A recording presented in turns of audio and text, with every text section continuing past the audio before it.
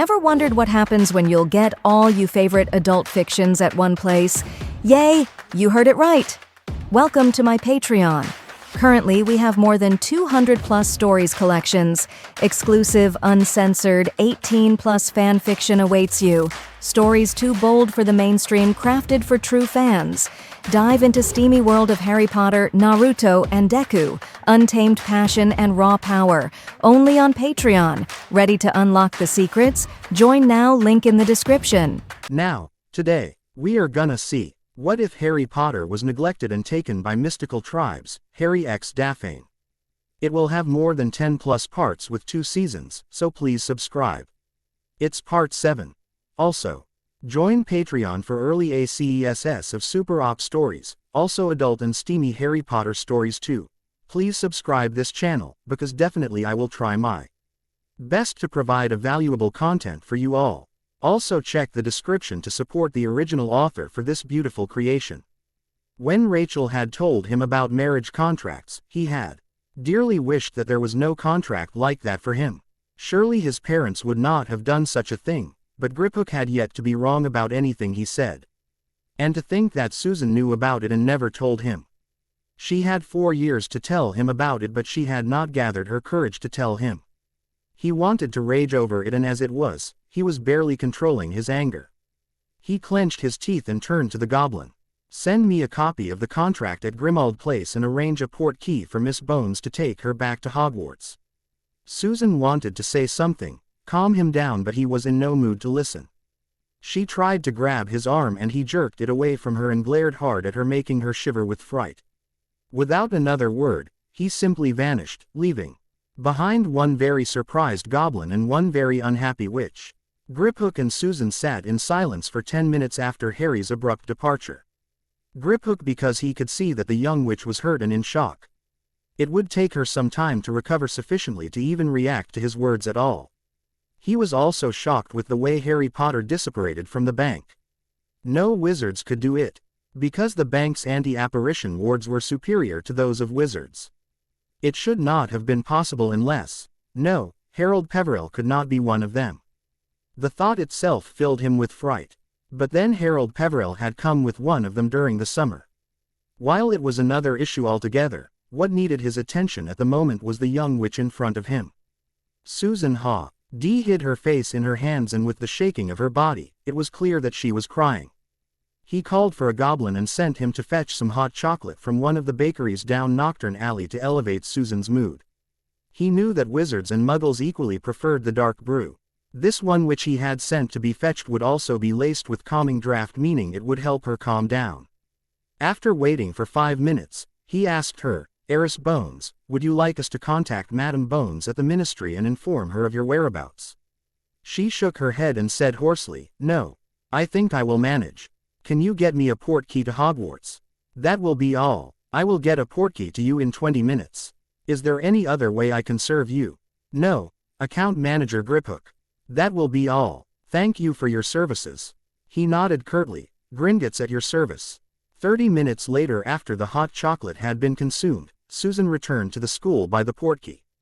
It was just about time for dinner and she walked towards the Great Hall to talk with Harry and to mend their differences.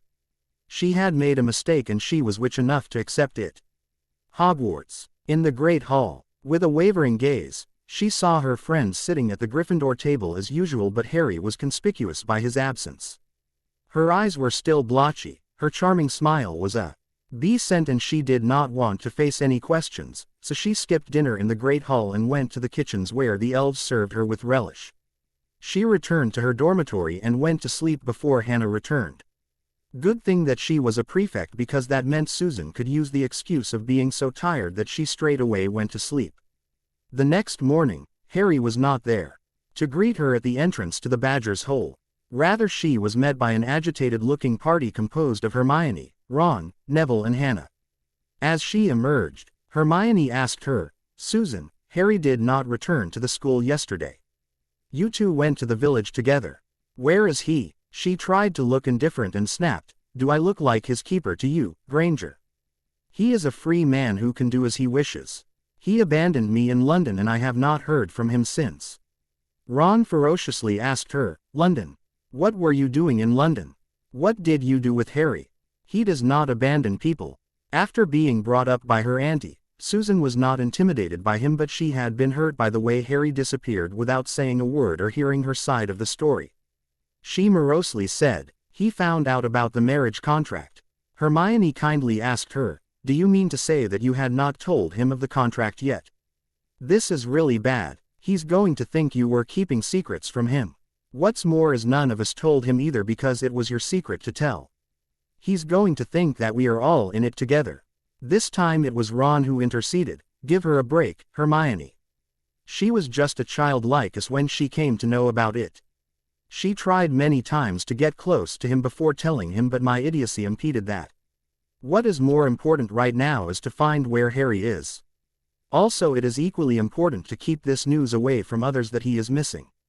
We will have to talk to the headmaster though. He should be able to come up with some suitable excuse. He must be informed anyway because he is the only one who can find him." The decision was made to go see the headmaster in his office right away, before breakfast, before the entire school noticed that Harry was missing.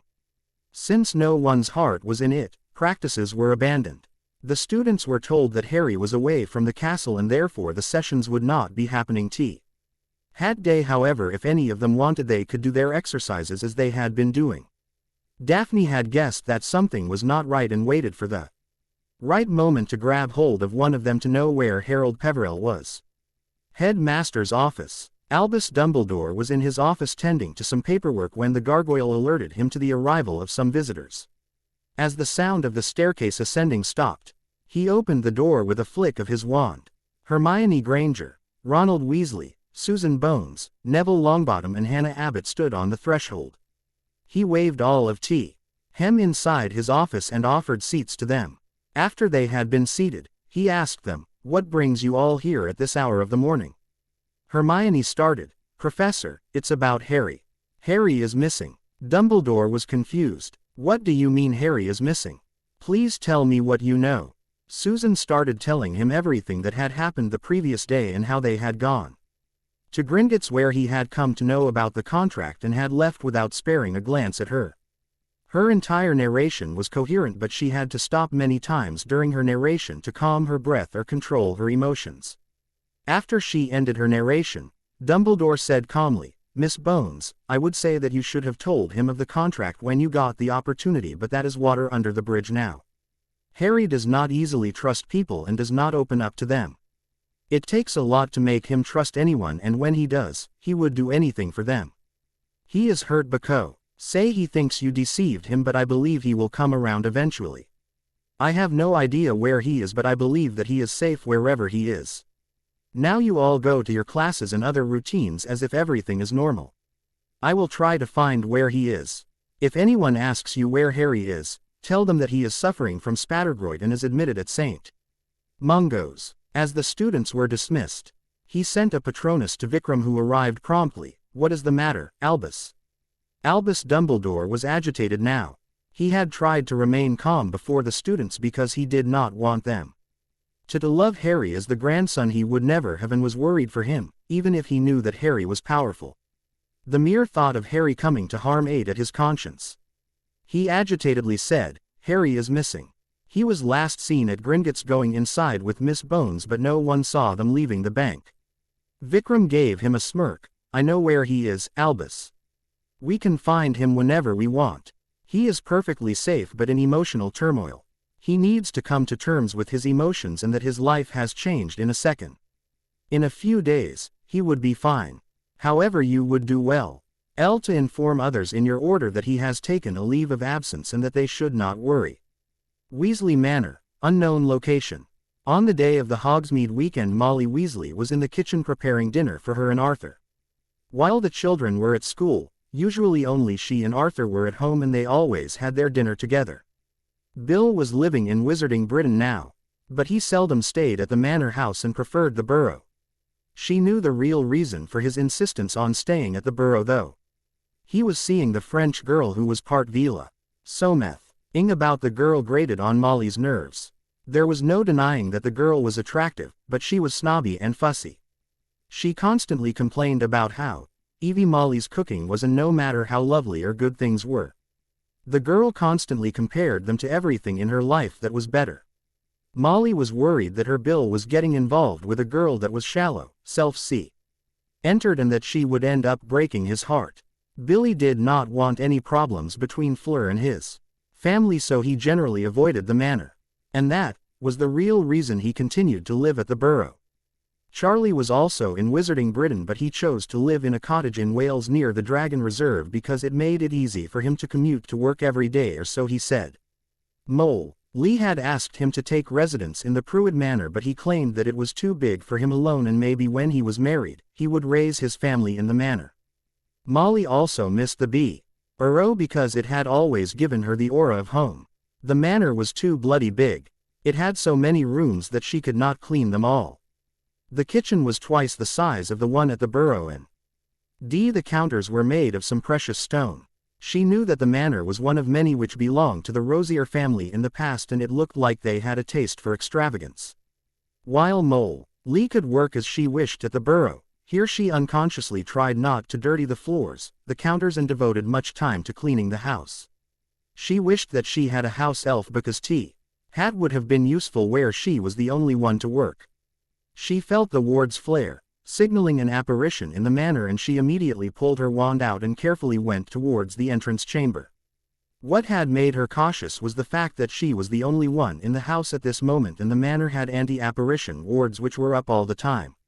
She stood in a dark corner facing the door of the entrance hall, and pointing her wand outwards she said, "Who are you? Identify yourself." The voice which answered her was one that she had heard many times, and the owner of the said voice was as dear as any of her sons. However, she knew of the duplicity and deception that the Death Eaters could resort to, and anyway Harry was supposed to be at the Hogwarts castle. She did not lower her wand and shouted, "How did Harry Potter arrive at my house in his first year of Hogwarts education?" Harry answered as if amused by the question, "It was not first year, Mrs. Weasley the summer before second year, and Ron, Fred and George had rescued me from the Dursleys in the flying car." Molly's fear vanished and she stepped in light and hugged the teen. "What are you doing here, Harry? How are you away from school like this?" She could see in his eyes that he had cried recently and was feeling hurt. Someone had hurt her boy, and she decided that she would make that person pay for it. No one messed with her son and escaped without consequences. Harry guessed her thoughts and mollified her. "I was out of the school because it is a Hogsmeade weekend today. No one has hurt me, Mrs. Weasley, but I feel like I have been deceived by someone who I thought was a good friend to me. They kept something from me for many years and acted as my friend." She kissed his forehead and asked him kindly, "What happened? Harry dear, please tell me." Harry started. "Since it was Hogsmeade weekend today, I was in Diagon Alley with Susan and we decided to go to Gringotts to see my account manager for some business, and..." Before he could finish his words, she asked him, "And you found that there was a marriage contract for both of you written by your parents?" He tensed. "You knew about it? Why did you not tell me?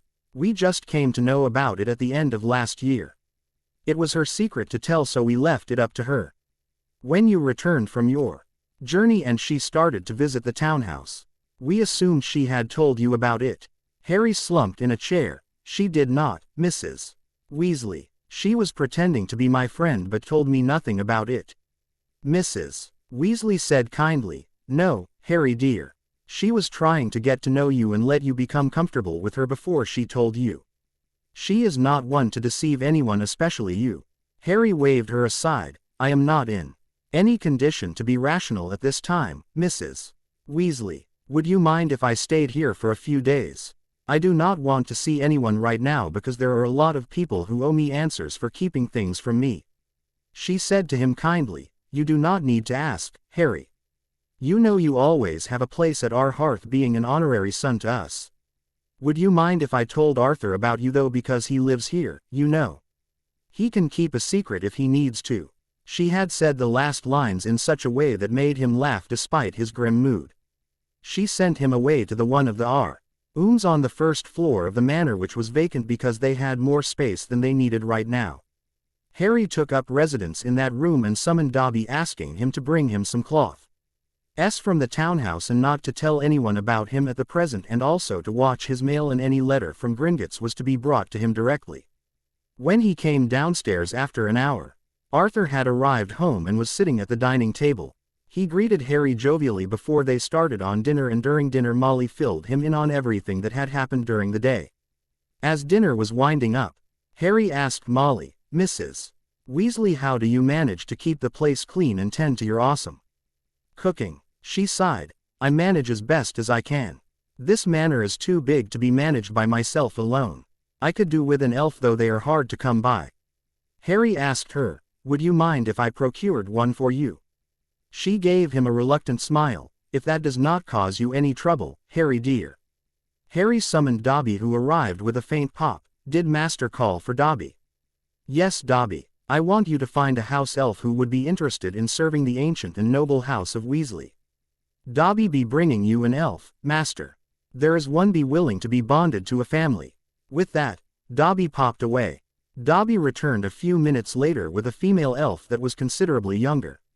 Had big brown eyes and her ears flapped back and forth as she spoke. "Eyes be Roxy. Will Master be wanting me as house elf?" Harry addressed her. "Roxy, Lord Weasley is in need of the services of a house elf to tend to his household and would happily bond you with his family. Do you agree to it?" She eagerly agreed. With that, Mr. Weasley bonded her to his house. Molly showed her to her quarters. The Rosiers had constructed living quarters for their elves. They were simply little rooms sufficient for them, complete with small them. Since she was the Chi-EF elf and the only elf to the Weasley family, she needed no instructions but knew of her duties by virtue of her position. A few days later. The last few days had been hard for Harry's friends. The morning sessions were not as intense and cheery as they were when Harry was around. The students still ran. Neville and Ronald cast at them, but the two of them were entirely predictable and the students could dodge them easily. They had been plagued with requests from other students to know where Harry was, but they kept their lips sealed. The only one who was not affected by the predicament was Luna. A day after his disappearance, Luna joined his friends at the Gryffindor table. Most of them were getting used to having Luna around, but this was the first time that she sat with them for dinner. Hay kept quiet and only answered when necessary, as many students inundated them with requests to know Harry's whereabouts. After the 30th student had asked about him and was turned away, Luna spoke up. "Do not worry. Harry is safe where he is. The current predicament came as a shock to him. When he is comfortable with it, he will be back. Just be honest with him and you will have his trust again. If you try to make excuses, you will lose him." Hermione asked her, "How do you know about it? You did not even know Harry before this year. How can you know him better than us?" Parvati, who was sitting nearby, snapped at her. "Leave her be, Hermione. She knows things about him which you do not, and I would not go poking a sleeping dragon, if I were you." That had shut her up and Luna had drifted away too. Serpent's Pit. Daphne was having a tough week. The other Slytherins kept on asking her about Harry. She got tired of coming up with answers that made it sound like she knew anything but wasn't telling.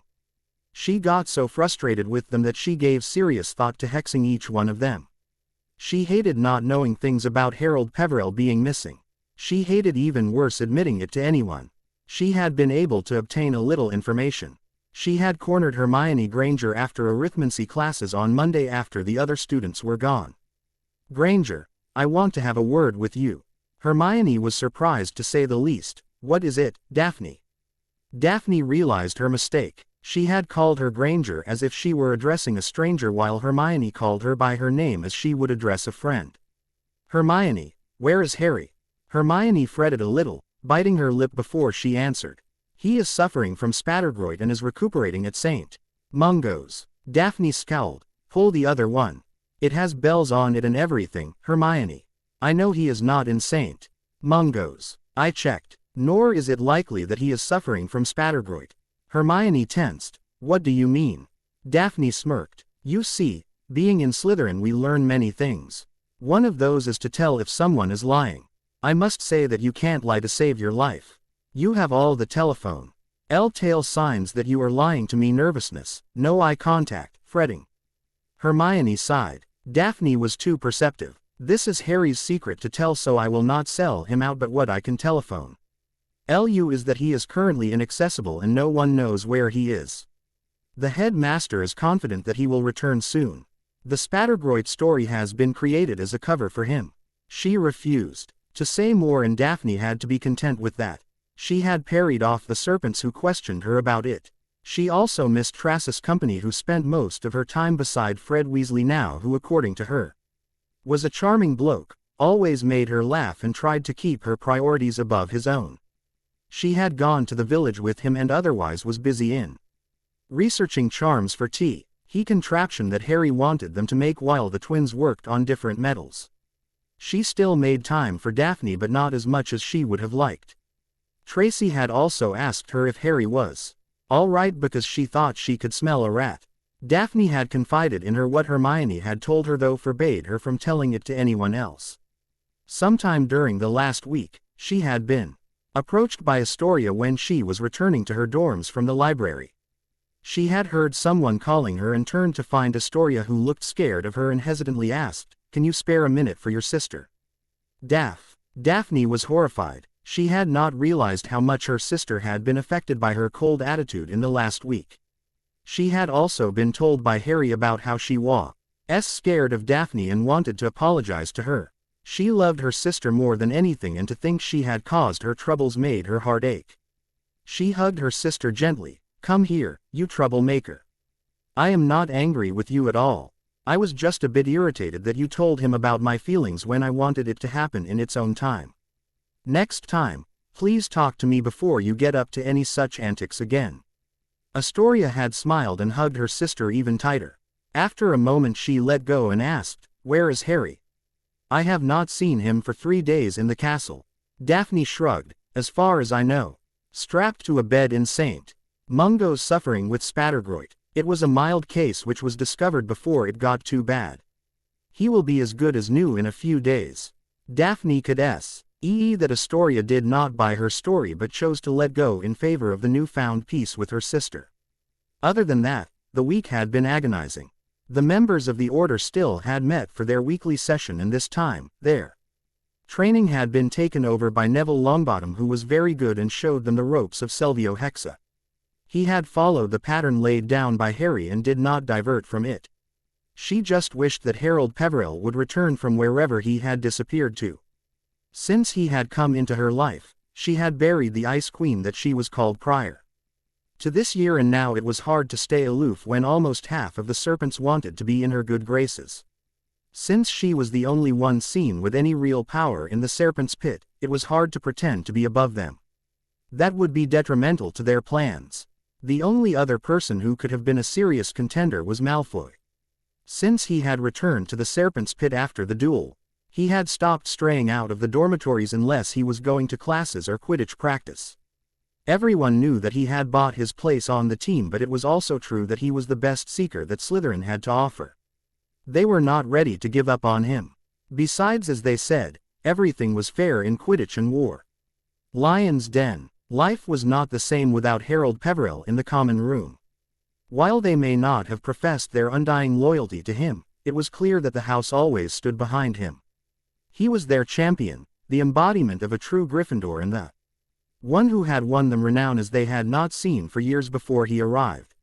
Sure, the house had produced its share of brilliant wizards and witches, but the limelight had shifted to Slytherin in the years following the war. Harold Peverell with his friends had changed all that by winning them the House Cup in his first year, and on the side had defeated Voldemort, repeated the feat in his second year with killing a basilisk. In third year he had won the Quidditch Cup from the Snakes and chased away 100 Dementors, and the last year he had won the tournament and escaped Voldemort again. This year, he was everywhere from the Wizengamot to the pages of magazines and newspapers, not to mention, he was reckoned by some as one of the moving forces in the wizarding world. Hermione was frustrated with not having answers. Since Harry had returned from wherever he had gone during the summer, he had turned elusive. He kept information away from her, and when he chose to answer, he would answer cryptically. Now he was missing and there was nothing that she could do to find him. She was also a bit angry with him. He obviously had foretold how Ronald had kept Susan away from approaching him these years, or that Susan stayed by him when no one else did.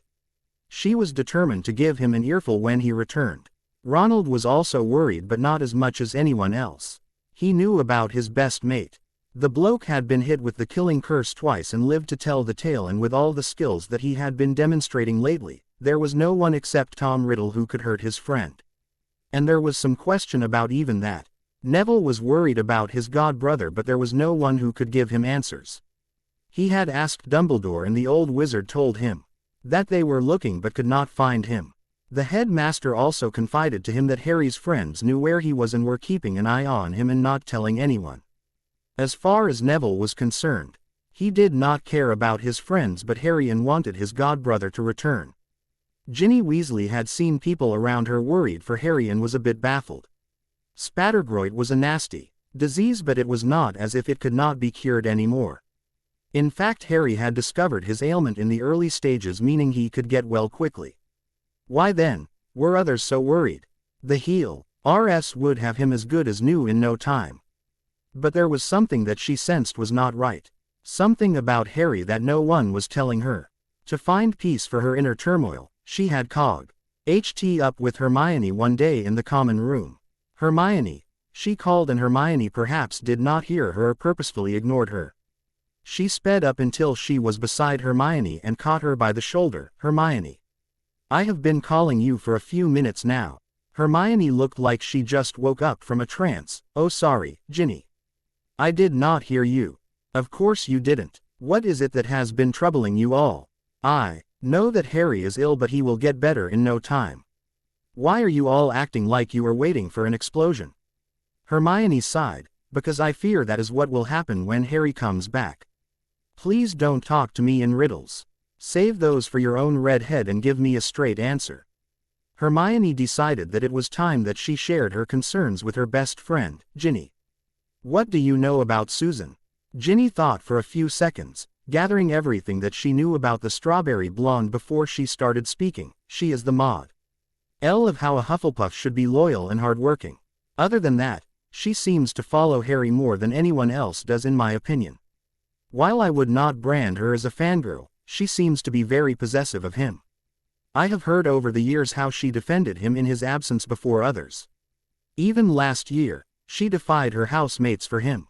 What I don't understand is why she would do so much for Harry, who before this year didn't even know that she existed. Hermione gave her a sad smile. What I am about to tell you can go no further.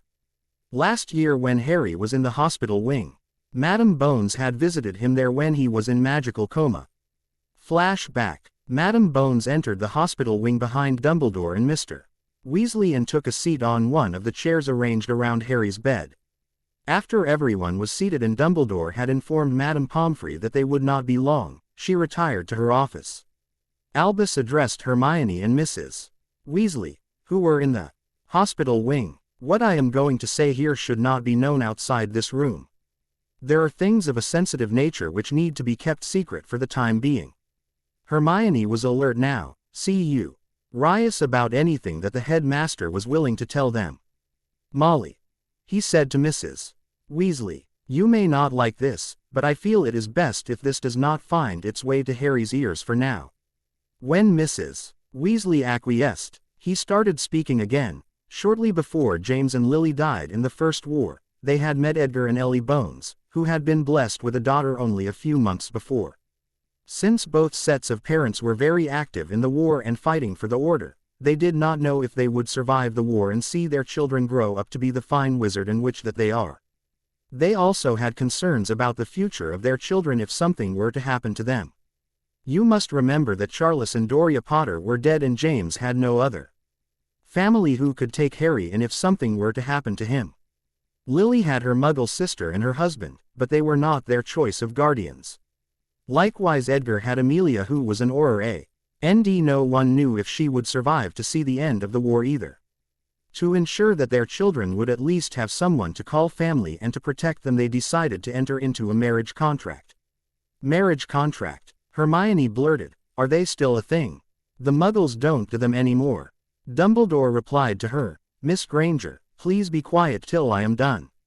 Just to answer your question. Marriage contracts have not been common practice in the wizarding world for over a century now, but they are still done under extraordinary circumstances. In place of the marriage contracts, they now do the pre-nuptial agreements mostly. Something which I think is also done by the Muggles. After Hermione was sufficiently chastised by his words, he started speaking again, soon after the marriage contract was written. Both sets of parents perished. Due to some unforeseen circumstances, copies of the agreements which existed outside of Gringotts were also destroyed. The only co.py which existed was the one with the Contracts and Agreements Department of the bank, which was also the original copy. I was not in the know about it, so I had no option other than to take Harry to tea. He Muggles after the Potters were killed. Madam Bones decided not to let him know about it before he and Susan could become good friends, but that has not been possible due to young Ronald's interference all these years. If you all could rein in young Ronald, it would be helpful to everyone. Flashback ends. Ginny was shocked and it took quite a long time before she started to speak. Do you mean to say he is betrothed to her? He is all hers, signed, sealed and delivered. Hermione snorted. You did not have to be so crude about it. But, yes, the crux is that he is hers. Until last Saturday, he just didn't know yet. And did you tell anyone about it after that day? Hermione shook her head. No, I didn't. Shortly before Ron and I started dating this summer, he told me this secret, saying he wanted to unload it to someone and I am the one he could trust. Your father had some tough words with him. He had chewed Ron out for making trouble for the family by interfering and stopping others from befriending Harry Potter. That is one of the reasons that Susan has been around him so much more this year. Ginny smiled ruefully. Oh, I never had a chance with him then. Hermione arched an eyebrow. Are you still interested in him? I thought you were over him by your own admission. Ginny smiled. Oh yes, I got over my teenage crush on him. I had realized that I could not stand to see him getting mortally injured so often when all my life I had thought that he was invulnerable. Once I was over my crush, I did some honest soul searching and I found that I was never after the boy Harry but the legend of the boy who lived. Hermione asked her, when did you get so wise? Ginny stuck out her tongue showing her maturity and asked, while I am sure I enjoyed this little secret, but Hat does not explain how this is connected to Harry's illness. You know how he went to the village with Susan last weekend? Yes, I saw them in the Three Broomsticks with Sirius and Emmeline. Why? Turns out that they got bored of Hogsmeade and flowed to Diagon Alley. One thing led to another and the two of them ended up visiting Gringotts together. His account manager assumed that Harry knew about the marriage contract and asked Harry if they had come to view a copy of it. The goblin also told him that for the last 4 years. Harry ordered the goblin to arrange a port key for Susan back to Hogwarts and disappeared. Nobody has seen him since. Badger's Den. Life was hard for Susan. She had sent a letter to Amelia, who had sympathized with her but had also chewed her out for going to Gringotts in the first place. She told her that Harry would eventually come around and she just had to be patient for a time. She told her niece that Harold Peverell was crazily in love with her and just didn't know it yet. Amelia had also failed to locate him.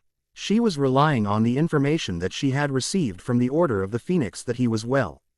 People asked her how Harry was or if she had visited him at the hospital, and she had given them the excuse of it being a contagious disease which shut them up. Hannah was also worried. She knew that there was a marriage contract between Susan and Harry. She also knew that Susan had not told him about it. She had hoped that the way Susan had stood by him all these years and defended him, going as far as to risk the wrath of her housemates, would say a lot about Susan's loyalty and her dedication to Harold Peverell, and he would think everything through. Since he had disappeared, Susan had lost her drive to do anything. She was monotonously following the daily routines like going to classes, or the practice sessions in the room of requirement, or sparring with Neville with a sword. It was like someone had taken her will away. She was also angry with Harry and wanted to give him a dressing down for his treatment of her friend. She had heard her friend crying in the dead of night when others were sleeping, and almost every day of the past week. She had seemed fatigued, as if she was not sleeping properly. She had tried to talk to her about it, but every time Susan just said that she should have told him about the contract sooner. It was not right for her to keep it to herself when he was going to be equally affected by it.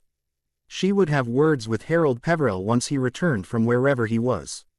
There was no way that he could hurt her friend and get away with it. Black Townhouse. Dumbledore was presiding over a meeting of the Order. In the last week, this was the second meeting that he had to hold. The Order members were worried for Harry and his safety, and he had assuaged their concerns as best as he could, but each time one of them would bring in some news which would have them clamoring for him to address those concerns again. The Marauders were inexplicably calm despite Harry's absence. Sure, they were worried, but they did not show it. Sirius still went about his job, and so did Remus, who had so many things on his hands that it was a wonder that he could find time for the Order meetings. Remus had already helped Dumbledore as much as he could with making 70 werewolves agree to stay neutral in the war and giving them respectable jobs. Remus might not have known it, but Dumbledore had gathered from his sources that there were at least 40 more werewolves who were working for other lords and ladies of the Wizengamot and making a decent living, all due to the fact that Harold Peveril had employed so many of them. Perhaps after this war, life would be better for the werewolves in general, with the hatred against them diminishing. That was, however, in the future, and for now, he wanted Harold Peveril back. Vikram Rana had also taken his leave a day after Harry had disappeared and had returned the next morning. When he had inquired as to where he had gone, Vikram told him that he had gone to meet one person whose advice could help Harry out of his broodiness. He had given a sealed letter to Albus to be delivered to Harry whenever his position was known, and said that it was important that Harry read this letter. Weasley Manor. Molly Weasley was worried. Harry had been living in the Manor for 3 days now, and she had seen very little of him. Since she had more time on her hands after the Weasley family had acquired an elf, Molly tried to spend every spare minute with Harry. She had been baffled when she could not get past the threshold of his room because Harry had put some wards on the door. However, after she had told him that he was not going to be attacked in this manner, he had stopped using them. As it was, he rarely came out of his room and almost spent the entire day in there. She knew that he was communicating with people, as she had seen Hedwig fly in and out of the manor, but she did not know with whom. He would come out of the room for an hour or so, take food with them, and then return to his room. He would sit by her, sometimes making small talk but talking nothing of significance. One evening she had stopped him and made him sit at the dining table. She asked him, "Harry, dear, you have had 3 days to think things over. I would like to know what you have decided." "I have not yet decided anything, Mrs. Weasley. I still cannot understand why she did not tell me about it.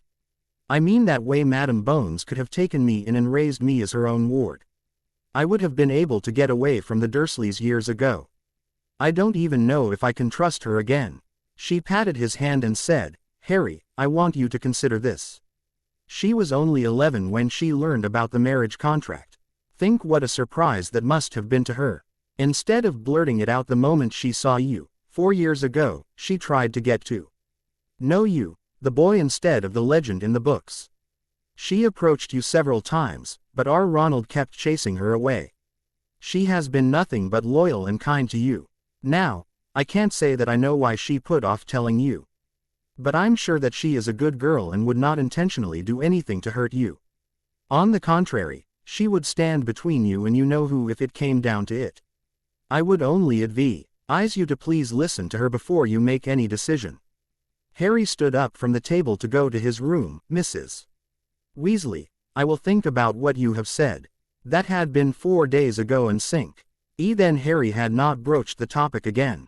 In fact, the most he did was to come to the dining table and then retire to his room again.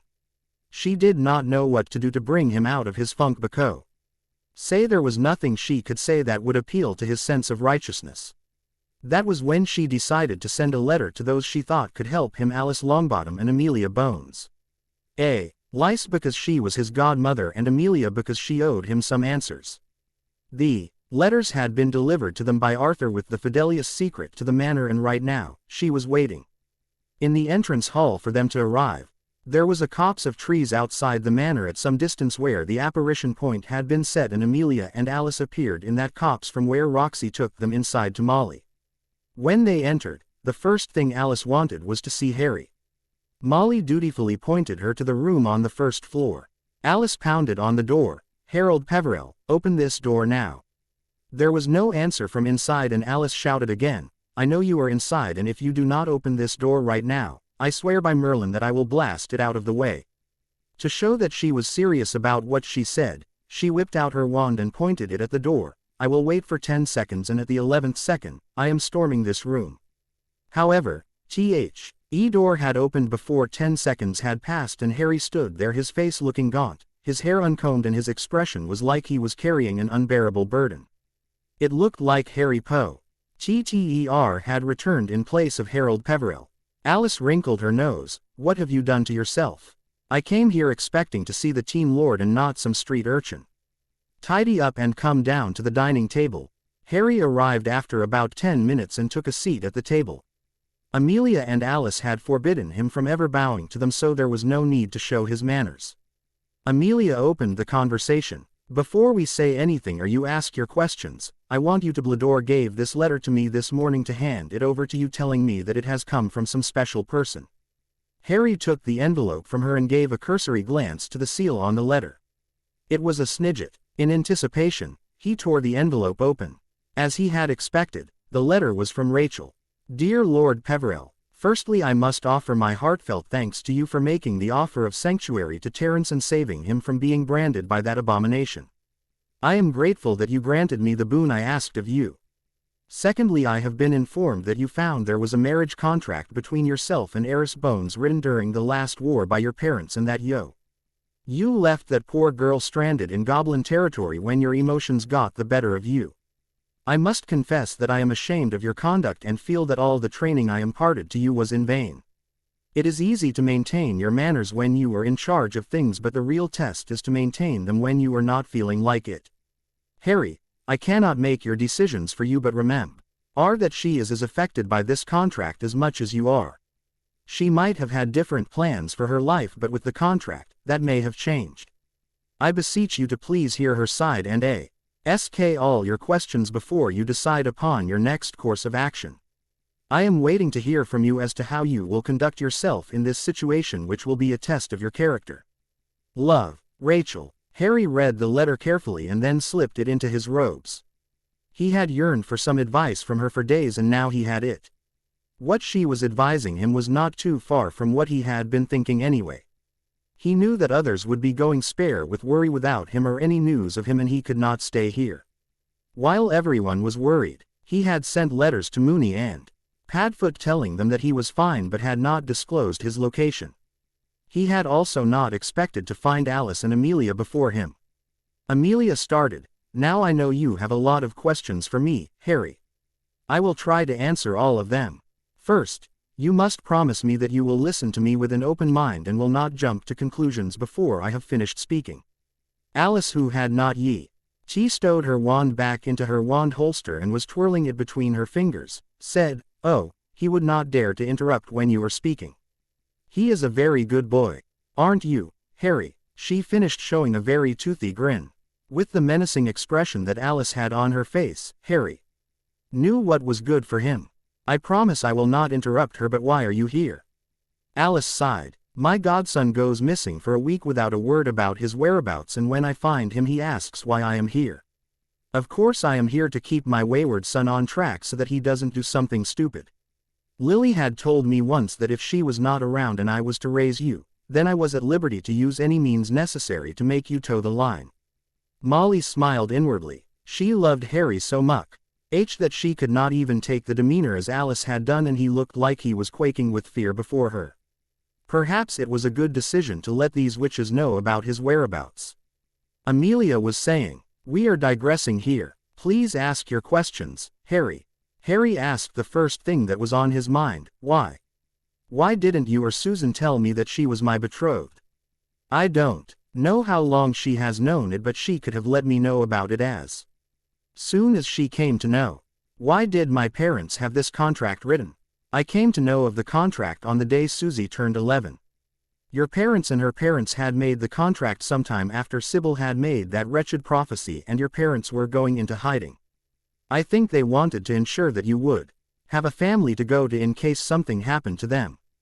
Before Susie's 11th birthday, I did not know about the existence of the contract because it was done a week before Edgar and Ellie were killed by Voldemort.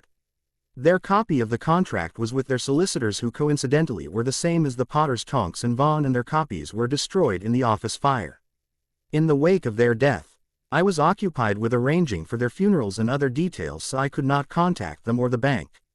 Your parents had gone into hiding to protect you, and James had briefly read to attend the funeral but had to leave so he was not caught by the Death Eaters. He perhaps assumed that I knew about the contract, and since I was alive, Susan was my ward, so there was no reason for him to say anything. In the next decade, I seldom visited my account manager. Most of my business with the bank was when I had to draw out some galleons. Not once did I take Susan to the bank with me. Since it concerned her, the goblins did not tell me without her being present. The day Susan turned 11, I took her to Gringotts to get her trust vault opened, which had been set up by Edgar before he died in the war. It was then that the goblins informed me that a marriage contract had been registered in their Contracts and Agreements department in the name of Susan Bones and Harry Potter. I did not know your whereabouts, and there was only one person who did, but I knew he would not let me take your guardianship so easily. Susie was a child then, and she did not understand the full implications of the contract, except that she was to marry you when you both had reached the age of 18. I knew that dropping the news on you like that would be catastrophic and may ruin any chance of a happy life that you both could have. So, I asked her to befriend you first. Your friend Ronald stopped her at every step and even made her cry a few times with his behavior. Your friends were overprotective of you and did not let anyone else near you. She stayed dedicated to you though. Every year she begged me to approach Dumbledore and make a move to make you my ward, but I hesitated, thinking it was too early to let you know about the contract. I had decided that if she failed to befriend you by your 5th year, I would take matters into my own hands and tell you myself. You know what happened afterwards. Harry was silent for a few moments before he started speaking again. Auntie, do you know how different my life could have been if you had taken my guardianship in my 1st year? I would not have been forced to return to the Muggles every year. They treated me worse than a house elf. I could have had happiness under your roof. I spent 12 years thinking that I was truly an orphan with no one to call my own, till Sirius Black escaped from Azkaban and Remus Lupin told me that they were my father's best mates. There were moments when I could have done with a guardian around, but there was no one. It was Alice who spoke this time. Harry, I know your complaints are just and valid, but is there any reason to cry over spilt milk? Things could have been different in many ways, but it cannot be changed. Now, if we could get something by brooding over missed opportunity, I would have brooded over the time that I had to spend away from Neville because I was stuck in my mindscape and had no way to return to consciousness. I know that you feel that people have let you down, but we are humans. We all make mistakes. I know that you are more miffed that your parents wrote a contract for you, thereby taking away your right to choose. But instead of telling you that, Susan chose to try and show you what an amazing person she is so that you could choose her for yourself. If it is any consolation to you, Frank and I had thought about writing a contract between Neville and Faye Dunbar, but Mother had convinced us otherwise, saying that we had sufficient people in our family to take care of I am if something were to happen to me and Frank. Would you estrange someone for making an honest mistake with no deceit or ill will in their heart? Can you look me in the eye and say that Susan is not someone you would like to spend your entire life with? He had grown up without knowing the love of his mother, and here were 3 witches, any one of which would have been proud to call him son and loved him as much as any mother could. The words of his godmother struck home. She was right, of course, Susan was an amazing person. He closed his mouth and began to pull himself together. When he thought about the time he had spent chasing Cho around, it felt like it wasn't even his own memories. This wasn't hard. He realized that he had been throwing a week-long tantrum and it was high time he grew up. If Rachel had seen him acting like this, she would have made him stand under the glacier melt off the entire night to smarten him up. She had been right in her letter that he had disappointed her. Also, he had felt that Susan was the kind of person he needed in his life to keep him grounded and to make him happy.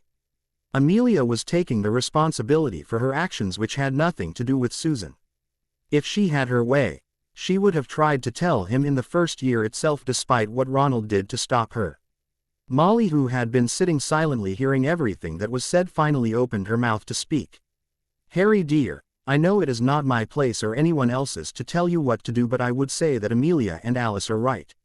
Maybe they should have told you sooner. That you were betrothed to Susan, but at the same time, maybe then you would have seen it as a burden and not tried at all to get to know Susan as you do now.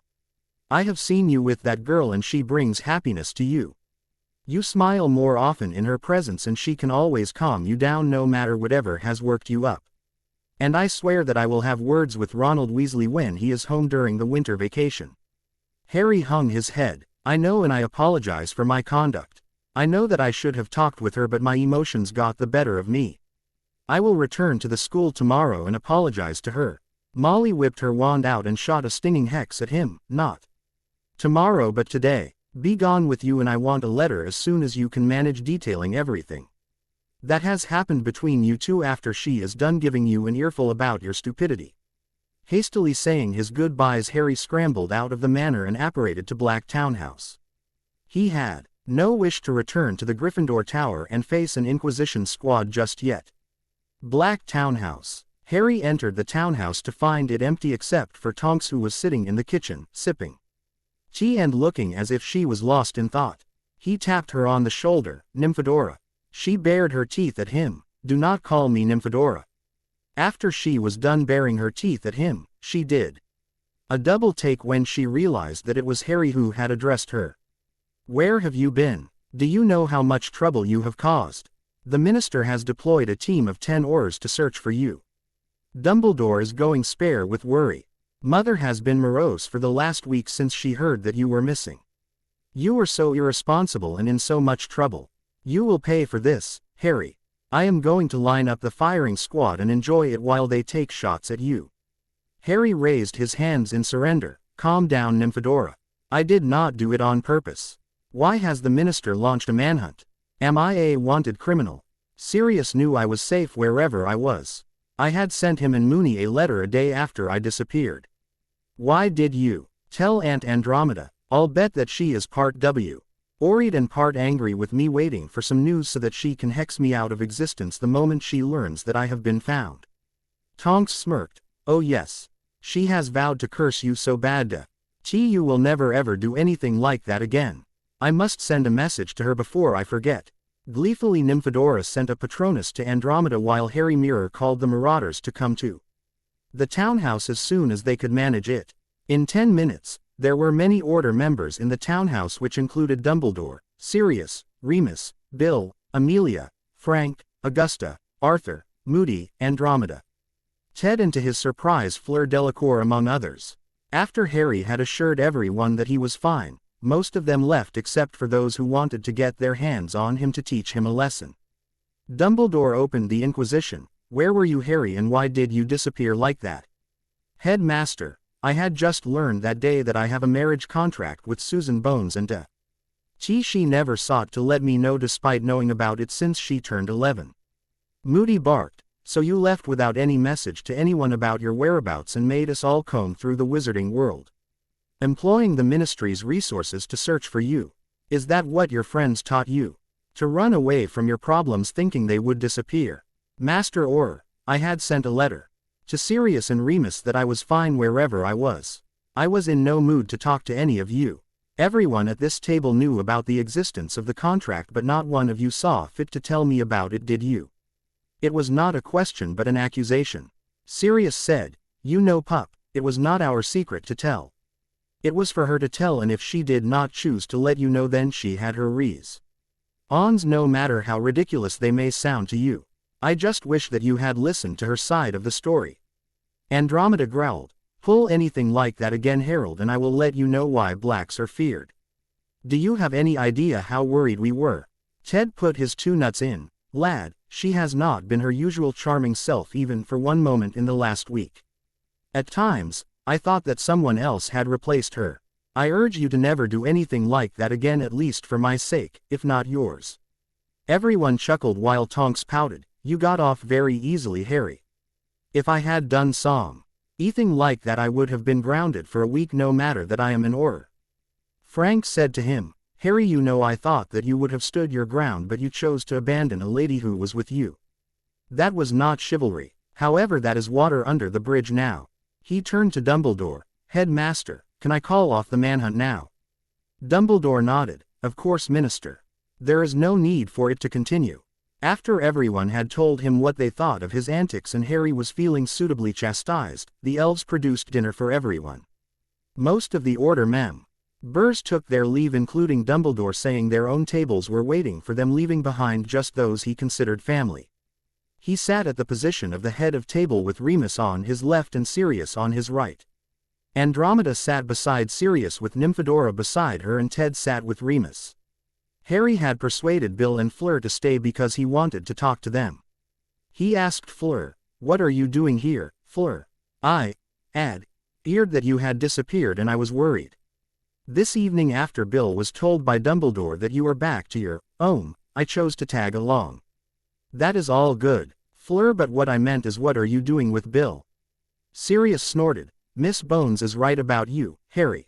You are dense. It is clear to everyone else in the room that these two are dating." Tonks, who was eyeing Remus, said, "Speaking of dense, Harry is not the only one." Harry asked her, "What do you mean?" She shook her head and refused to say anything more. Hogwarts. Harry arrived at the school through a portkey given by Dumbledore, which deposited him in the entrance hall. He tiptoed to the Gryffindor tower and crept into his dormitory to find it empty.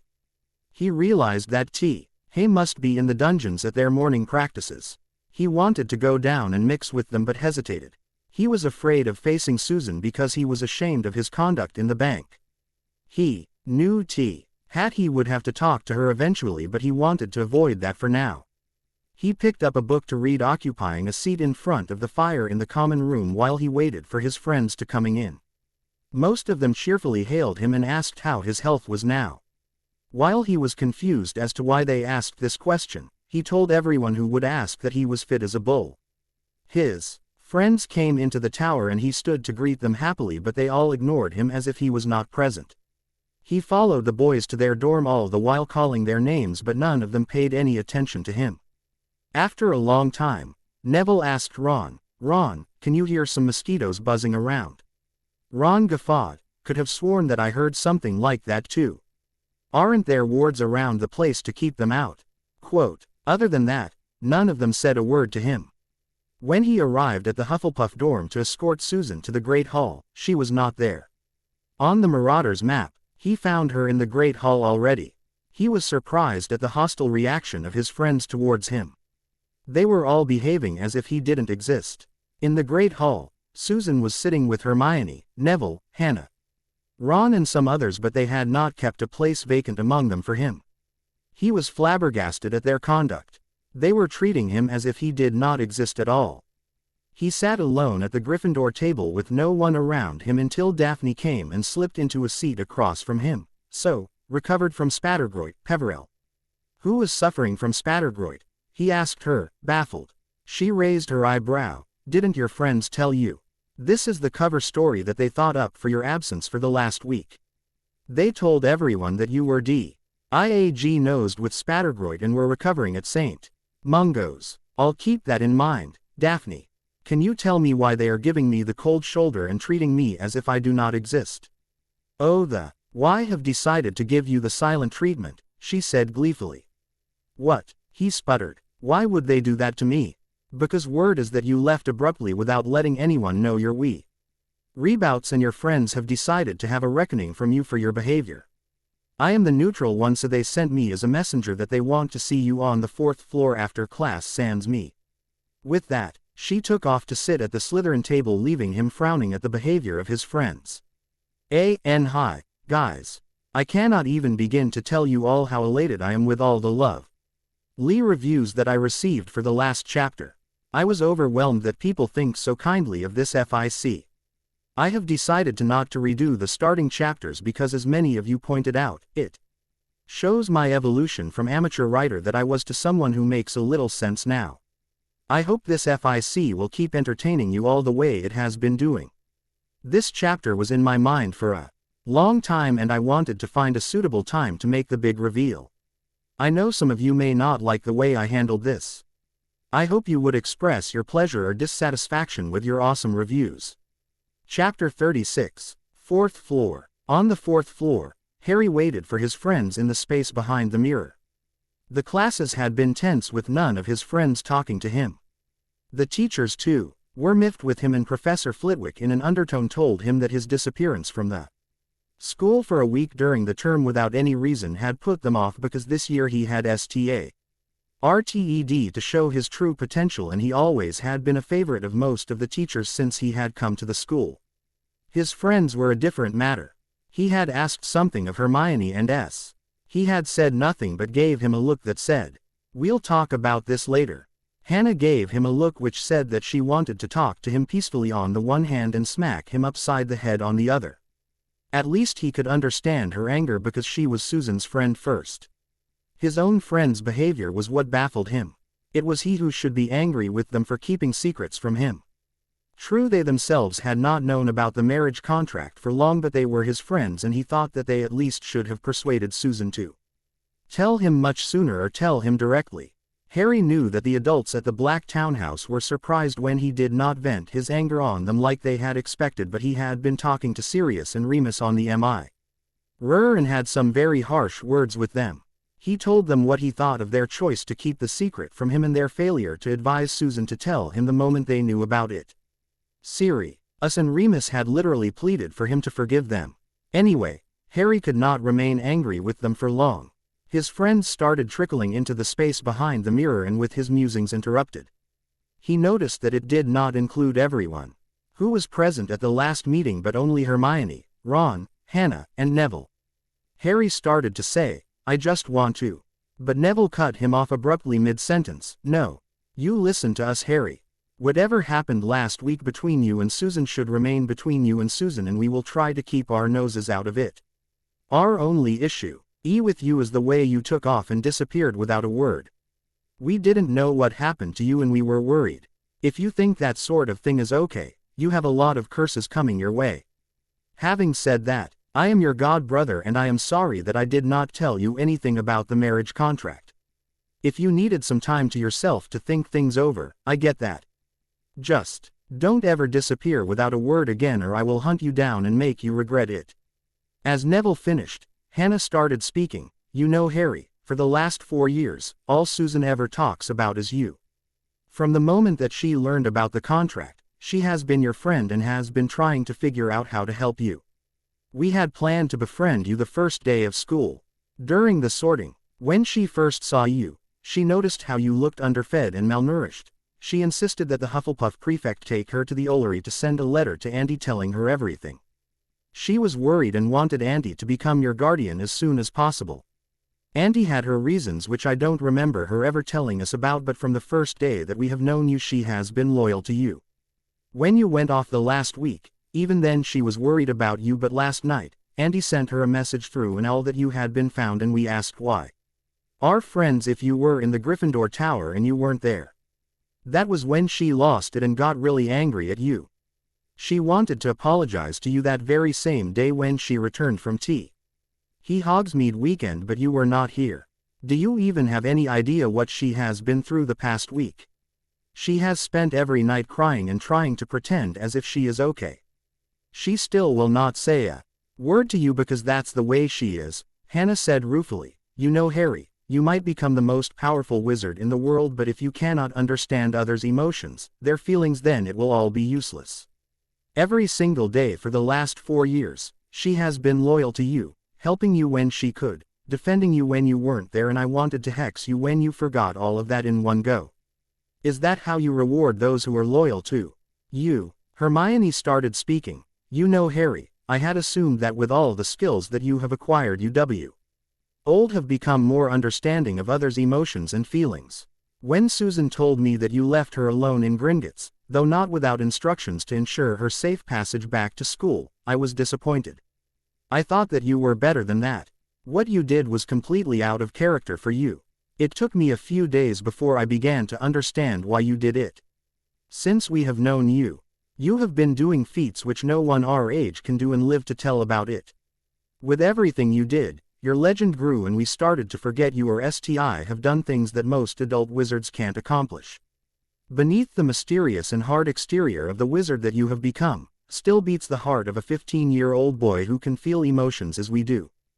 During the last week, we all wanted to find you to give you an earful, but someone asked us to reconsider, telling us that we should try to think about what we would have done in your place. To be fair, I have to say that I likely would have done worse. I am not ashamed to admit that we should have at least pestered Susan to let you know of the contract sooner. For what good it may do, I apologize for my part in keeping a secret from you. Since I have known Susan, she has been lively and cheerful. But this last week, she has not been the girl I spent the summer with. You know, Harry, that she defended you from Thayer Puffs during that fiasco with the heir of Slytherin rubbish during the second year. And you didn't even know she existed. Last year, it was her who gave Dobby the idea to steal gillyweed from Snape's personal stores and bring it to you. She is the reason that you had such an expansive repertoire of spells at the end of the last year. She joined the training program we took this summer because she would not stay behind even if Madam Bones tried to stop her. She was not trying to deceive you, she was only trying to give you a chance to know her and accept her before telling you about the contract. She did it because she wanted you to have a chance at a happy life with her instead of feeling chained by obligation and resenting her. Ronald put his 2 nuts in. Mate, I had thought that I was the one with the emotional range of a teaspoon, but what you did show was that you can act the same way sometimes, but it is normal, now that I think about it. As Hermione said, perhaps we would have acted the same way if it had been any of us. Besides, we don't have any reason to complain because, as everyone already said, we should have at least pestered her to tell about it sooner. But one thing that I will say is that it was not proper for you to leave her like that. Harry sighed. He had not realized that his friends had so many complaints against him. He took a few deep breaths before he started saying, I know for a fact that every one of you knew about the contract and you chose not to tell me. If anyone has cause to complain, I do. I was ready to rip your heads off, but you all have apologized for that, which is a good start. Don't ever keep secrets like that from me again and we'll be fine. I know that I should not have left Susan like that in Gringotts, but in that moment I could not think of what else to do. In one moment, not only had I learned about the marriage contract, I also learned that she knew about it for over 4 years and was deliberately hiding it from me. I felt surprised, shocked, betrayed, and angry. It was all too much for me and I needed to get away to think. During the last week, I have spoken with Sirius and Remus twice. I gave them both hell for their part in keeping things from me. They accepted that they should have said something, but they hadn't, partly because they wanted Susan to do the right thing on her own and more because they NTED is to be happy together rather than feeling forced to put up with each other. I asked them why my parents had written this contract, but they could not tell me. I also wanted to know how they LD do such a thing when they had married for love. I wished I could talk to them about it, but there is no way that I could talk to them and ask why they had done it. What I don't understand yet is why you are giving me the silent treatment. I mean that you have all accepted that you made a mistake. Then why would you do this to me when I am the injured party? Neville said, Mate, 2 nights ago, Luna said something to us which resonates in our consciences. We were ready to apologize to you the moment you showed up. Before Neville could finish his sentence, Harry asked curiously, what did she say? 2 nights ago, we were at the Hufflepuff table for dinner because Susan did not want to join us at the Gryffindor table. Luna shoved Ernie away, who had been sitting with us, and slipped into his seat. Flashback. What have you all decided to do when Harry returns? She asked them. Since talking to Luna made Hermione uncomfortable, Neville answered her, we all know what happened and we feel that he should have at least heard her out. It was not right for him to go off like that. We know we should apologize to him for keeping a secret from him. And we will apologize, but he is answerable for his conduct. No, he is not. Not to any of you, Luna said somewhat sternly. The blubbering Humdinger has told me that you cannot make him answerable. Why not? Hermione seethed. He is our friend and we are worried about him. We will apologize to him for keeping it from him, but he should apologize for his conduct. Because you are not the aggrieved party, Hermione. You are his best friend. You may have felt honor-bound to keep Susan's secret, but you could have insisted that Susan tell him herself and do it sooner. It is you who should apologize to him, and if you don't, you will end up losing your friend. They all sat for a moment in stunned silence while they considered her words. Blubbering Humdinger aside, they realized that they were all just thinking of themselves. And nobody was sparing a thought for how Harry might be feeling. Susan broke the silence. What you said makes sense, Luna. I will not allow anyone present here at the table to speak to him on my behalf. If you want, you can talk to him privately about apologizing to him for your part in it. But none of you are to interfere and ask him to apologize to me. This is a private affair and it will be resolved between me and him. I will apologize to him, when the time is right, for my part, because I owe it to him. Flashback ends. What happened then? Harry asked, bringing Neville out of his reverie. She made it clear that we are not to intercede on her behalf and she was ready to apologize to you. Then we received a message from Madam Bones yesterday that you had been found and you were on your way back to the castle. Well, mate, that was yesterday and you still didn't show up. After dinner, she was miserable at first and then she decided that if you don't want to do anything with her and we're going to ignore her, then she would do the same to you. She has hardly talked to any of us since then, even when she is sitting with us. What we are angry with you about is that you did not return to the tower yesterday and you knew how worried we were about you. Harry took some time to reply. I understand your reasons and I know why you are behaving this way towards me. I will talk with Susan and mend my differences with her. Hannah grumbled. That will not be easy. She is set upon not talking to you at all. Neville said, as you heard everything we had to say, we again apologize to you for keeping it from you. We do not want to be drawn into this conflict on one side or the other. So, until you and Susan make up, we won't be talking to either of you. You both need to move on from everything that has happened and mend your differences. It is no fun at all to see you both grumpy. Harry kept looking at his friends in wonder while they all filed out. Wow, Harry thought. He had never imagined that all of his friends would do anything like that to him. They all had their part in this. None of them saw fit to tell him about the marriage contract because it was not our secret to share, but they could have at least convinced her to tell him sooner, and Ron had been a much bigger git for far less reason, but they never treated him like that. He, however, was content that they had accepted their mistake and apologized to him. They were all children and could not expect anything better than that. He waited a while to make sure that they all had a chance to get well clear of the corridor before he made his exit. The Chamber of Secrets. Harry decided to put in a hard session of practice rather than taking Hissy's friends and hexing them out of existence. He had been iterating practice dummies for over an hour with high-powered versions of every hex and jinx he knew. The smoldering ruins of more than 100 practice dummies and the thick cloud of dust and smoke testified to his efforts. He had resorted to using the bubble head charm so that he didn't choke on the flying dust, smoke and debris. The sweat, smoke and dust clung to him everywhere and he was only just beginning to feel fatigue. Destroying the dummies was making him tired, but it wasn't bringing him any peace. His friend's joint decision to not talk with him altogether was grating on him. He had not expected them to do something like that to him. More than that, Susan's silence was unbearable. He had tried to stop her at dinner but she had ignored him and walked away. She had even threatened Ned to hex him if he tried to talk to her. Looks like something has irked you too much, Harry. Vikram's voice jolted him out of his musings. The defense professor had entered sometime during his process and Harry had not noticed him coming. What happened, Harry? Why are you troubled? He asked. You have destroyed 50 dummies in an hour. Harry used both wands to clear and purify the air before he began, considerably more than 50. Professor, what you see is the remains of the ones that left any trace. I'm glad you are here. My friends are not speaking to me and I need to unload. Harry turned to the table and asked Vikram to take a seat while he summoned Dobby to bring refreshments. A few minutes later, Harry had told the mystic all about what had happened over the last week and a half. Vikram nodded gravely. So the main problem is that you don't know what to do. Harry nodded. I like Susan but I am not sure if I am in love with her. I don't even know what love is like. The mystic smiled. Harry, the way Sirius Black escaped Azkaban just because he thought your life was in danger at Hogwarts, that is love.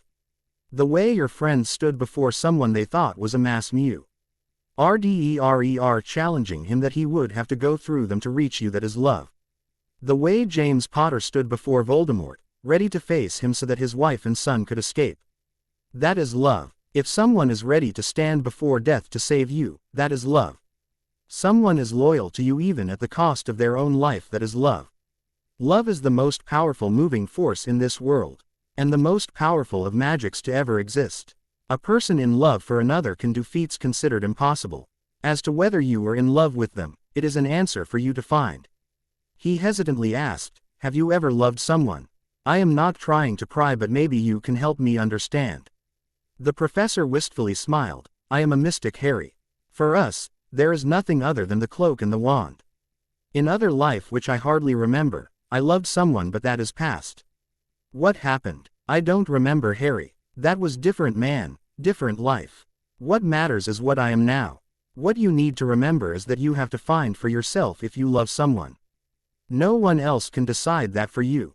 Rachel told me to convey to you that she is angry that you lost control when it mattered most. She feels like you have let her down. She also asked me to ensure that you are doing everything that you can to mend your differences with Miss Bones." After Vikram left, Harry pulled out a pouch from the inner pocket of his robes. He emptied the pouch into his hand and the resurrection stone tumbled out. It was still cracked in the middle from the blow of Gryffindor's sword, and Harry was longingly caressing the stone. He had once thought about using the stone in Weasley Manor to summon his parents' spirits to talk to him, but there was something that Harsh had said about the stone and the way that it worked which had stopped his hand. Flashback. It was the day when he had told Harry that Dumbledore had the stone and the wand, and Harry could not contain his curiosity and asked hopefully, "Guruji, does this stone bring people back from the dead?" Harsh shook his head. "No, Harry. This stone cannot bring back the dead. In fact, dead does not live second chance. No mag I see except the darkest of them can do so, and you have seen what it can do to a person. The stone actually summons the spirit of the dead and let you communicate with them.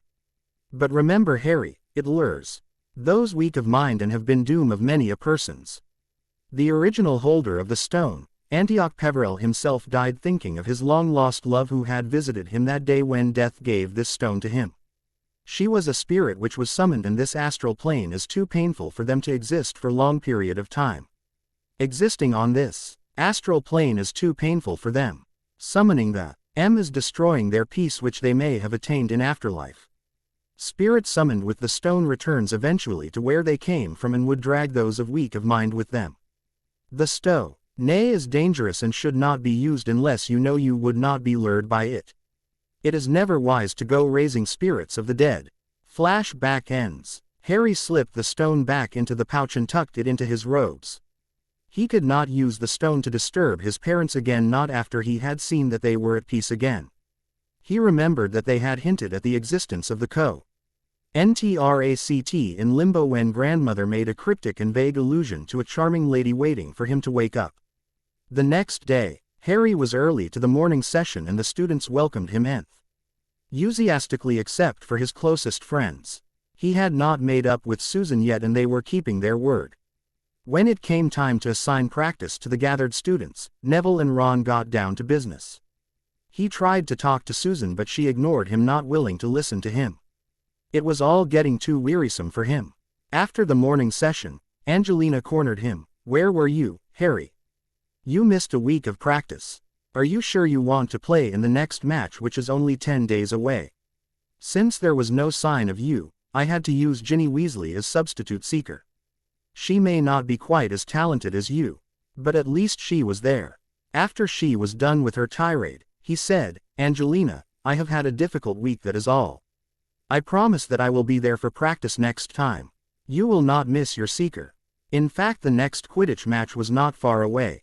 October had already blown past midway and their first match would be the first Saturday of November against Slytherin. There were less than 2 weeks left until that match. The drills and formations during practices had been going well. Harry knew that the rest of the team was more definitely on form than they had ever been. He also knew that with his improved eyesight and reflexes that he could find and capture the golden snitch any time he wanted to. They should be able to secure a Gryffindor victory in their next match. However, there were moves he wanted to try at the match and he had not practiced them yet. Perhaps tonight, he would try a few of them. During breakfast, he again was dutifully standing outside the Hufflepuff common room waiting for Susan to emerge. When she did, she ignored him and went to the Great Hall pretending to be oblivious to his presence. Harry was angry at her, while at the same time he could not vent his anger on her. A little part of him felt that he deserved it. Breakfast that day was an irritating affair. As he was exiting the Great Hall, he ran into Zacharias, who sneered. "Watch where you're going, Peverell. You clumsy git." Harry glared at the Puff, who glared in return. Normally, Harry would have brushed him off. But, today, he was ready to trade hexes with him. He felt angry, irritated, and Zacharias was the perfect target for him to vent his frustration. "Move, Peverell, why are you blocking the way?" Zacharias attempted to shove him out of the way. But Harry had adopted the immovable stance, and it was like trying to push a stone wall. Harry's magic and enveloping him, ready to strike down anyone who dared to defy him. Harry saw red and swung his arm towards the other boy, who was mortified and had frozen in fear. However, at the last moment, a solid block of stone materialized between the boy and Harry's fist. With a resounding crack, the stone shattered, but it saved Zacharias Smith from getting his face broken. Harry turned to find Vikram with wand drawn, his eyes fierce and his tone authoritative. "Mr. Peverell, control your emotions." Harry clamped down hard on his occlumency shield to rein in on his anger and turned to Vikram. "As you say, Professor." Vikram checked Harry's hand, which was bloodied from the impact with the stone, and with a wave of his wand, the wound mended itself and the pain vanished. Vikram took him by his shoulder. "Come with me, Mr. Peverell. We need to talk." "Not before Peverell is punished for this act." McGonagall's voice came from the entrance of the Great Hall. "Mr. Peverell behaved like a savage and engaged in a fight for which I take 10 points off Gryffindor in detention this evening in my office, 8 o'clock. "The same for you, Mr. Smith," said Professor Sprout, who had followed McGonagall out of the Great Hall. "You must remember that you are representing your house through our conduct, and you should be punished for any act which besmirches the reputation of your house." "Mr. Peverell, let's go. I have to talk to you," said Vikram, and steered Harry out of the castle and out to the grounds. They took a leisurely stroll around the grounds. Vikram started saying, "I know you might be thinking why I saved him from you, but there is very good reason for that. Did you see how hostile your magic was at that moment? Ordinarily, person like you would not be able to crack a block into pieces with a blow of his fist, but your magic was assisting you, and if your fist had connected with his face, what do you think would have happened?" Harry shuddered, thinking he might have killed the other boy without meaning to. While Smith was no friend to him, he was just a student. He did not want to kill anyone who was innocent. If he killed anyone innocent, there would be no difference between him and Voldemort. Vikram dismissed him to go to classes for the day. As it turned out, it was a really bad day for Harry. The first class that day was potions, something he had started to love, but this morning, his mind was conflicted. His emotions were getting the better of him, and he did not give his full attention to what he was doing as he sat to brew the potions set by Snape. Today's assignment was to brew the Invigoration Draft. The draft was used to energize the drinker and was an excellent cure for fatigue. Harry had not experimented with this potion, nor, apparently, had Snape. This time, it was straight out of the book. Harry was only brewing one potion, and it should have been easy. But his thoughts were stuck on Susan. Unfortunately, thoughts of how to get a pretty, strawberry blonde girl, who is furious with you, to talk to you in the exact art of potion brewing don't mix. Harry was absent-mindedly working on his potion while Snape was hovering nearby watching him. When he made a mistake, Snape's lips curled in a sneer, but he did not immediately comment upon it. He had also realized that Harry was lost in thought and only absent-mindedly working on brewing his potion. The Invigoration Draft required 3 hours to brew, and he waited for things to play out. It had been a long time since he had got to embarrass Peverell in his class. Today would be the perfect opportunity for payback. When finally the brewing time was over, Harry was frowning over his potion. He could not understand why his potion was not the orange color that it was supposed to be. Before he could think of something to save his potion, Snape descended upon him. "What have you got for me, Peverell?" Harry dully showed him the cauldron, where the potion was looking slightly reddish in color. He sneered, "What is this supposed to be?" "The Invigoration Draft, Professor." Tell me, Potter, did I say that the potion would be reddish in appearance? I clearly said it would be orange in color. Looks like all the luck you had with potions has finally run out, Many Slytherin snickered. Where did you go wrong? By now, Harry had mentally recalled every step of the potion brewing that he had taken. I forgot to crush the nettles before adding them. Snape pulled his wand out and vanished his potion, sneering. That will be 0 for this lesson in detention tomorrow evening at 8 o'clock, my office. Harry shrugged. He had not expected any better from the dungeon bat if he made a mistake. At least he did not deduct any points from Gryffindor this time. As he left the class, Daphne said, that was unfair of him to give you detention like that. It was one mistake and not that grave.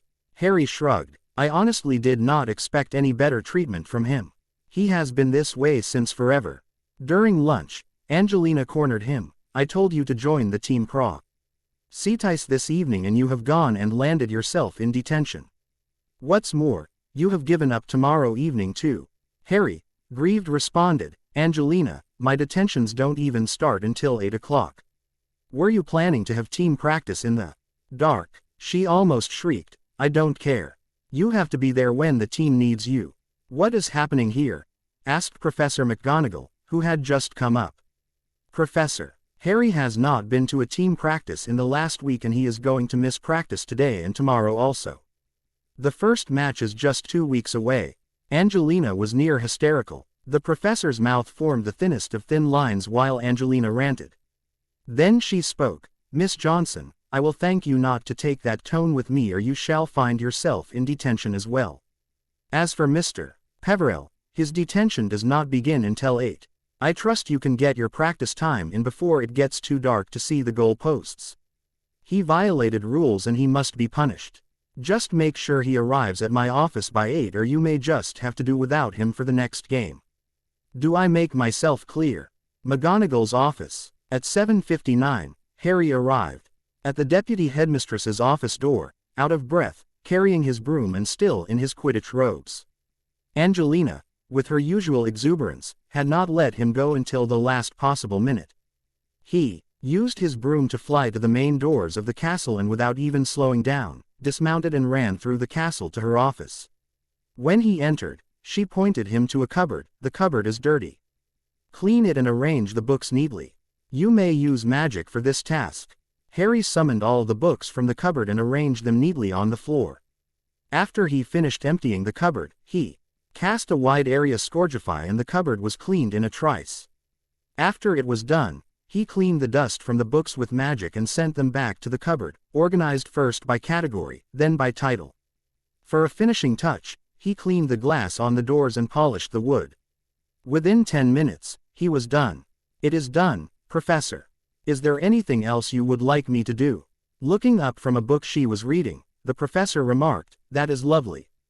Then gesturing at a seat to one side of her desk she said, have a seat, Potter. As he took a seat, she proffered him a tartan tin and said, have a biscuit, Potter. To be polite, Harry took one and began to nibble on it. She started again, Harry, this is no detention at all. I wanted you here to talk with you. I have noticed how your friends have been avoiding you and how Miss Bones is giving you the cold shoulder. You two have been inseparable since you returned from your voyage. Is there trouble between you? He thought about lying to her at first but then realized that lying would get him nowhere. Yes, Professor. This year, I had started to get to know Susan. I mean, she was my friend and we were having a great time when we were together. She has the ability to make me SMCAN and she is the one who can boss me around better than anyone. She also can make me see reason when I can't do it. Oh. And my own, McGonagall was trying to suppress her smile at his rant. But last week, I discovered that not only is there a marriage contract between me and her but that she has also known about it for over 4 years and never told me. Telling me right away may not have been the best thing to do, but it would have at least been honest. I was angry with her for keeping secrets, assuming that she mean to deceive me, and I took the last week to think things over. The thing is that I met Madam Bones and Godmother Alice the other day. They made me see reason while answering my questions. I came back here, ready to apologize to Susan. But she has been ignoring me since I came back. To make matters worse, My closest friends have decided that they won't talk to either of us until we mend our differences. I feel awful. Now that she is not talking to me, I realize how much I enjoy being with her and how much she really means to me." McGonagall's lips started to curl upwards in a smile, but she again suppressed it. "You remind me of another lion who was hopelessly in love with a girl. While the boy was head over heels crazy for her and would often show off for her, she never paid him any heed. He would do everything that he could think of so that she would agree to go on a date with him, but she refused all his advances. She thought very little of him because of his reputation for rule-breaking, pranking, and someone who thought he was above all reproach.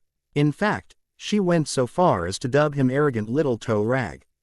You are talking about my parents, aren't you? Yes, your father was one of my favorite students apart from being my godson. He would often come to me asking how he could impress Lily, and I would tell him to be honest with her and not to show off when she was around. But he often made a fool of himself trying to do exactly that. It was only in his 6th year, when he started to grow up, that she started paying attention to him. He had a complete change of personality. Why, in his 7th year, when he became the head boy, he was still a miscreant and often engaged in pranking, but he was more serious about the war which was brewing outside the walls of the castle. He often said that he would join the Aurors to bring down you-know-who, and true to his word, he and Sirius joined the Aurors as soon as they graduated. Sometimes, I do miss them. Thank you for the story, Professor Esser, but I don't understand how it would help me." She smirked. "You are the son of James Potter, an adopted son of Sirius Black.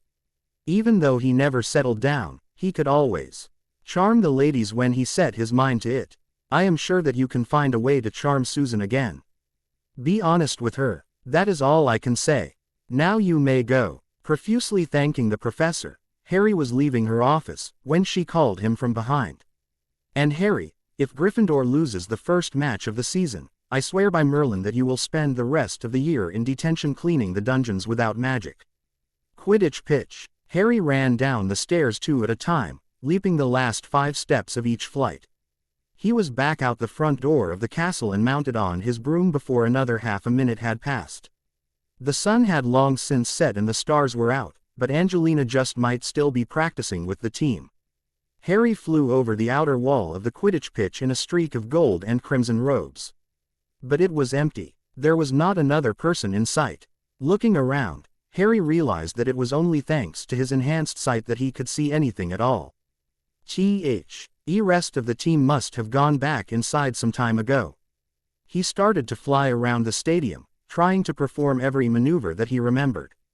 For now his concern was to ensure that his speed and agility were the same as they had been at the end of the 3rd year. For the next hour, he accelerated around the pitch, performing everything he knew of. He was determined to win the first match of the season at any cost. He could not afford a mistake. After he had pulled the Wronski feint perfectly for the 3rd time in a row, pulling out just in time for his feet to brush the grass at a terrible speed, he thought that would do for tonight. Flying always made him feel better, and he grinned at the thought of what was going to happen to Malfoy when he tried this maneuver at their next match. The next day was the same, more or less. Classes had been normal and he made small talk with those who talked with him. Daphne had made small talk with him, but not like she talked with him often. Fred and George were talking to him though. Although they had quite the reputation as pranksters, they seemed to be very good listeners when it came to Harry's present troubles with Susan. Harry figured there was little that would faze the two of them. That evening, Harry knew better than to arrive at Snape's office flustered, out of breath, and still wearing his Quidditch robes. He left the pitch a good 15 minutes early to put his broom away and change out of his Quidditch robes before descending to the dungeons. At 8 o'clock sharp, Harry rapped on the professor's door. He was prepared with his dragon hide gloves, quills, ink, parchment and wand, although he had little hope that he would be allowed to use dragon hide gloves or magic of any sort. His experience with detente-ions with Snape had always been unpleasant. As he entered the Dungeon Bat's office, the door swung shut behind him with an awful finality. Then Professor Snape pointed him to a chair. As Harry sat, the professor asked, "What is bothering you? I could not help but notice that you have not been yourself since you returned from wherever you were. If there is something that I can help with, please tell me." I wanted to talk to you, so I had to use this ruse of detention, or word would have made its way to the Dark Lord. If that happened, it would have been catastrophic. Also, it has been the first me this year that you bungled brewing a potion. What is it that has been troubling you? Harry could not believe it. He was having a heart-to-heart conversation with the dungeon bat of all people. He thought there was no reason that he could not talk to him. Professor, what do you know about me and Susan? It looked like Snape was trying to give a small smile. Harry thought he was going mad. Yes. I have noticed how often she is latched to your arm. I was surprised because I hardly ever saw you with her before this year. But I must say that you have been more cheerful when she is with you. I also know that she has been loyal to you through the last 4 years without having any apparent reason. I must say that she is a person who would be good for you. She makes you happy. Have things soured between you and her? Harry decided to say as little as he could. We had some disagreement and I left her alone outside the school. Since then she has not talked to me. Snape sobered up. You know, Harry, when I was a student your mother was my best friend. She was the one who often saved me from the marauders and their pranks.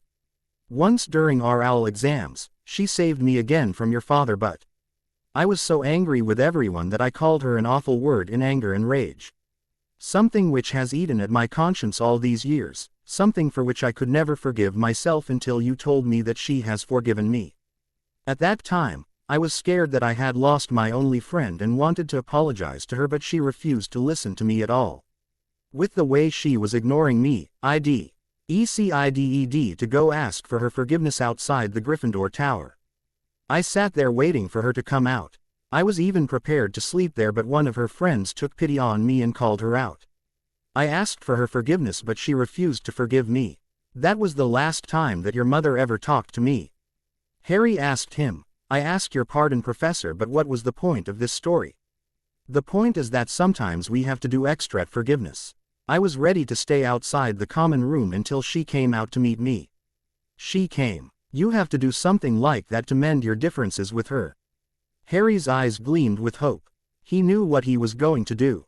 Badger's Hole. Harry had stopped Sally Ann Perks as she was going in. Sally, do you have a moment? Only a few witches in this castle would be foolish enough to say no to making a few moments for you, though I would think they would like more than a moment, more like hours, she said to him suggestively. Anyway, how can I help you, Harry? Would you please let Susan know that I want to talk to her and I am waiting for her out here? She immediately refused. Harry, what you are asking is rather hard for me. She is generally as sweet as the sweetest honeydews candy, but furious when her anger is aroused. Right now she doesn't even want to see your face. Sally, please, it is important for me to talk to her. Just let her know that I want to talk to her, and if she refuses to come out, then I will sleep outside here. She snorted. When Filch finds you out after curfew, he will gleefully put you in detention. All right, I will convey your words to her, but that is all I am doing. Don't expect me to plead on your behalf. 10 minutes later, Hannah came out with Susan in tow. Hannah asked him, Harry, she is very angry with you. She was not going to come out. When Sally told us that you were planning to sleep here if she did not come out, I had to drag her out here.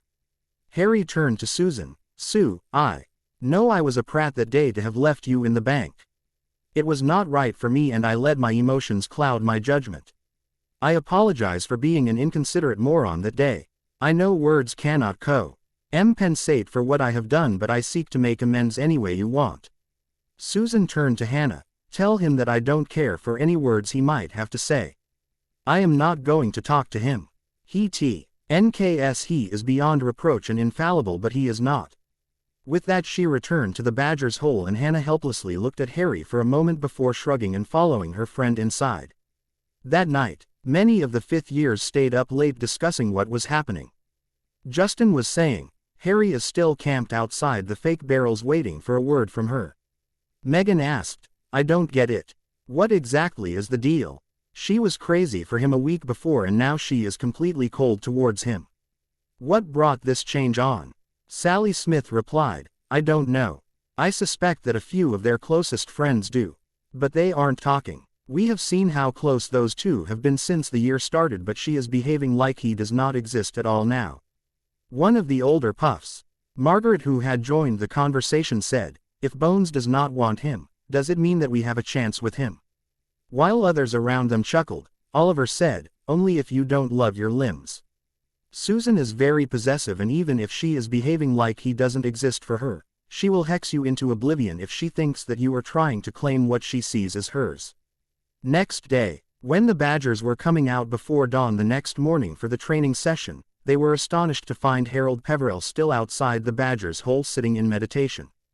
By the looks of it, he had been there all night outside the entrance.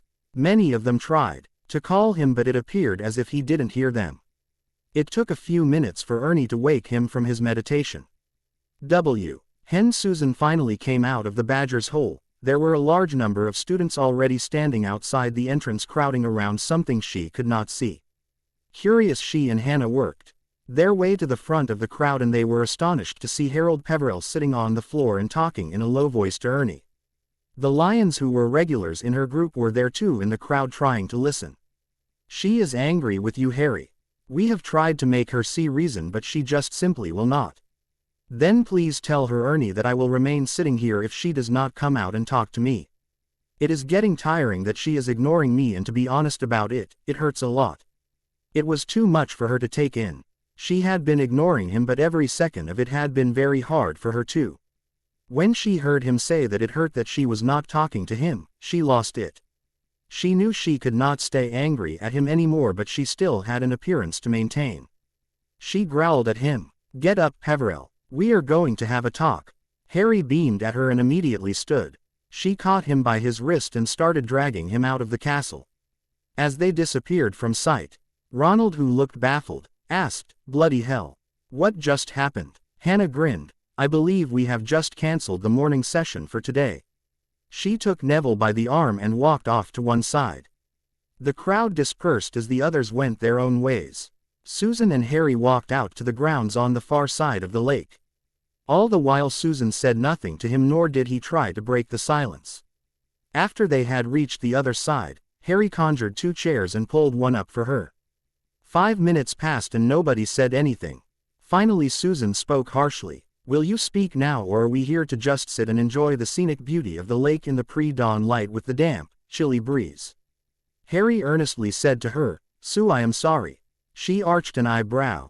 And what are you sorry about? For everything that happened in the last 2 weeks. For leaving you alone in Gringotts with Griphook. For not giving you a chance to speak in your defense. For not trying to understand that you might not have wanted me to be betrothed to you, but you tried to make the best of the situation. For being a git and acting like I was the only one affected by this. Would you please forgive me?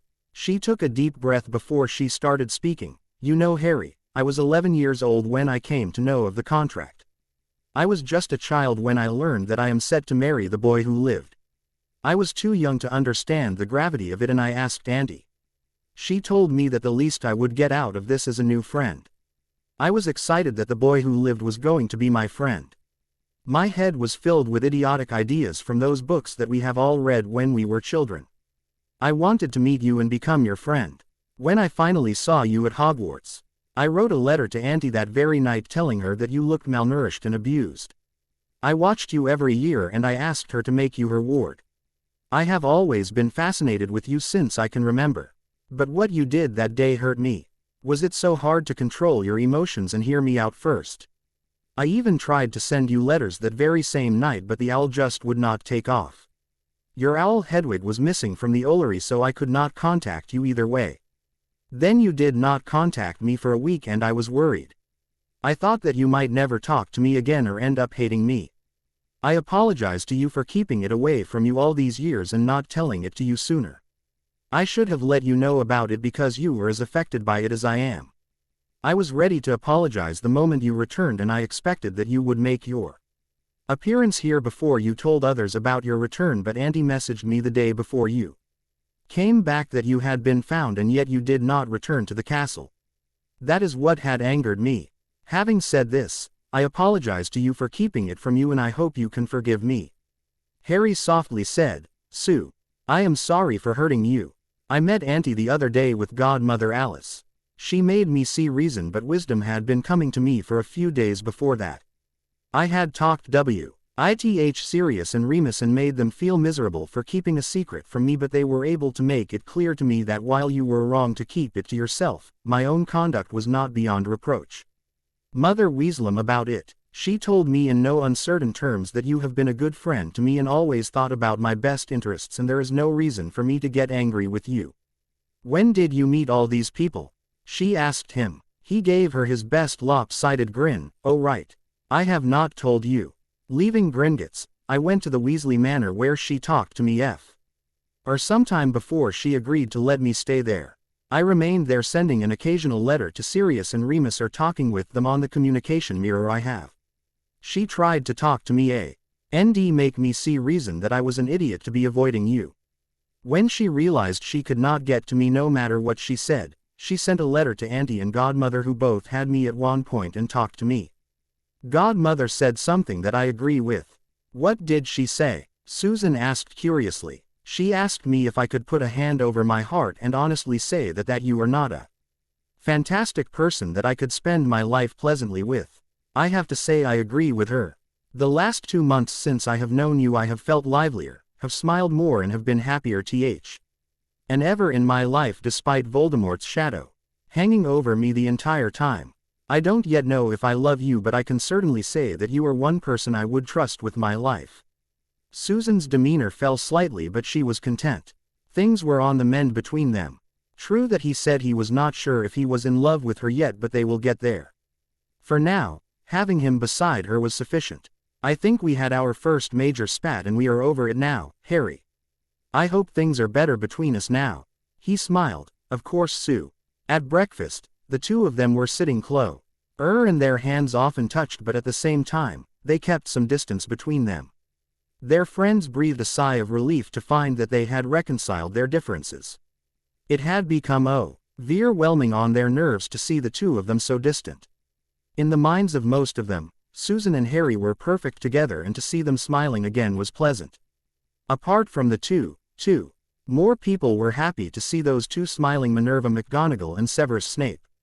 After all, they had given those detentions to Harry for this.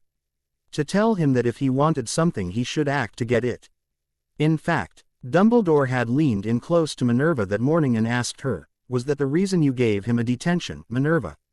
She smirked. "Oh no, the real reason was that I wanted to win the betting pool, which is running quite high now. Last I checked, the Weasley twins were offering 10-to-1 odds for anyone that was willing to bet that Harry and Susan would mend their differences by lunch today, and I am one of those who have won. With the 20G I put in, I am now at 200, rather a nice sum for a betting pool. I made 100 galleons myself," said Professor Sprout from far end of the table, and Albus asked Severus, "My boy, what about you? Did you also make a bet?" Snape tried to grin, something nobody had yet seen him do. "Indeed, headmaster. I won 50 galleons and a couple of fake wands." Everyone chuckled at his proclamation. It was so out of character for Severus Snape. Flitwick grumbled from her other side, "I don't think that's fair, Minerva. Due to your intervention, I lost this pool." A week later. The last week had been eventful and brought October nearly to its end. The final trials for the new werewolf potion would be starting in a couple of days. The first match of the Quidditch season, Hufflepuff vs. Ravenclaw, was in a week, and the anticipation was building. The Ravenclaw team's practice had gone up a notch more than usual.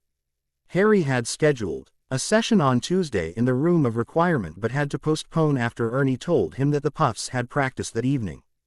Harry was happy to reschedule it despite some grumblings from his friends in general and Hermione in particular that not all of them were members of the Hufflepuff Quidditch team.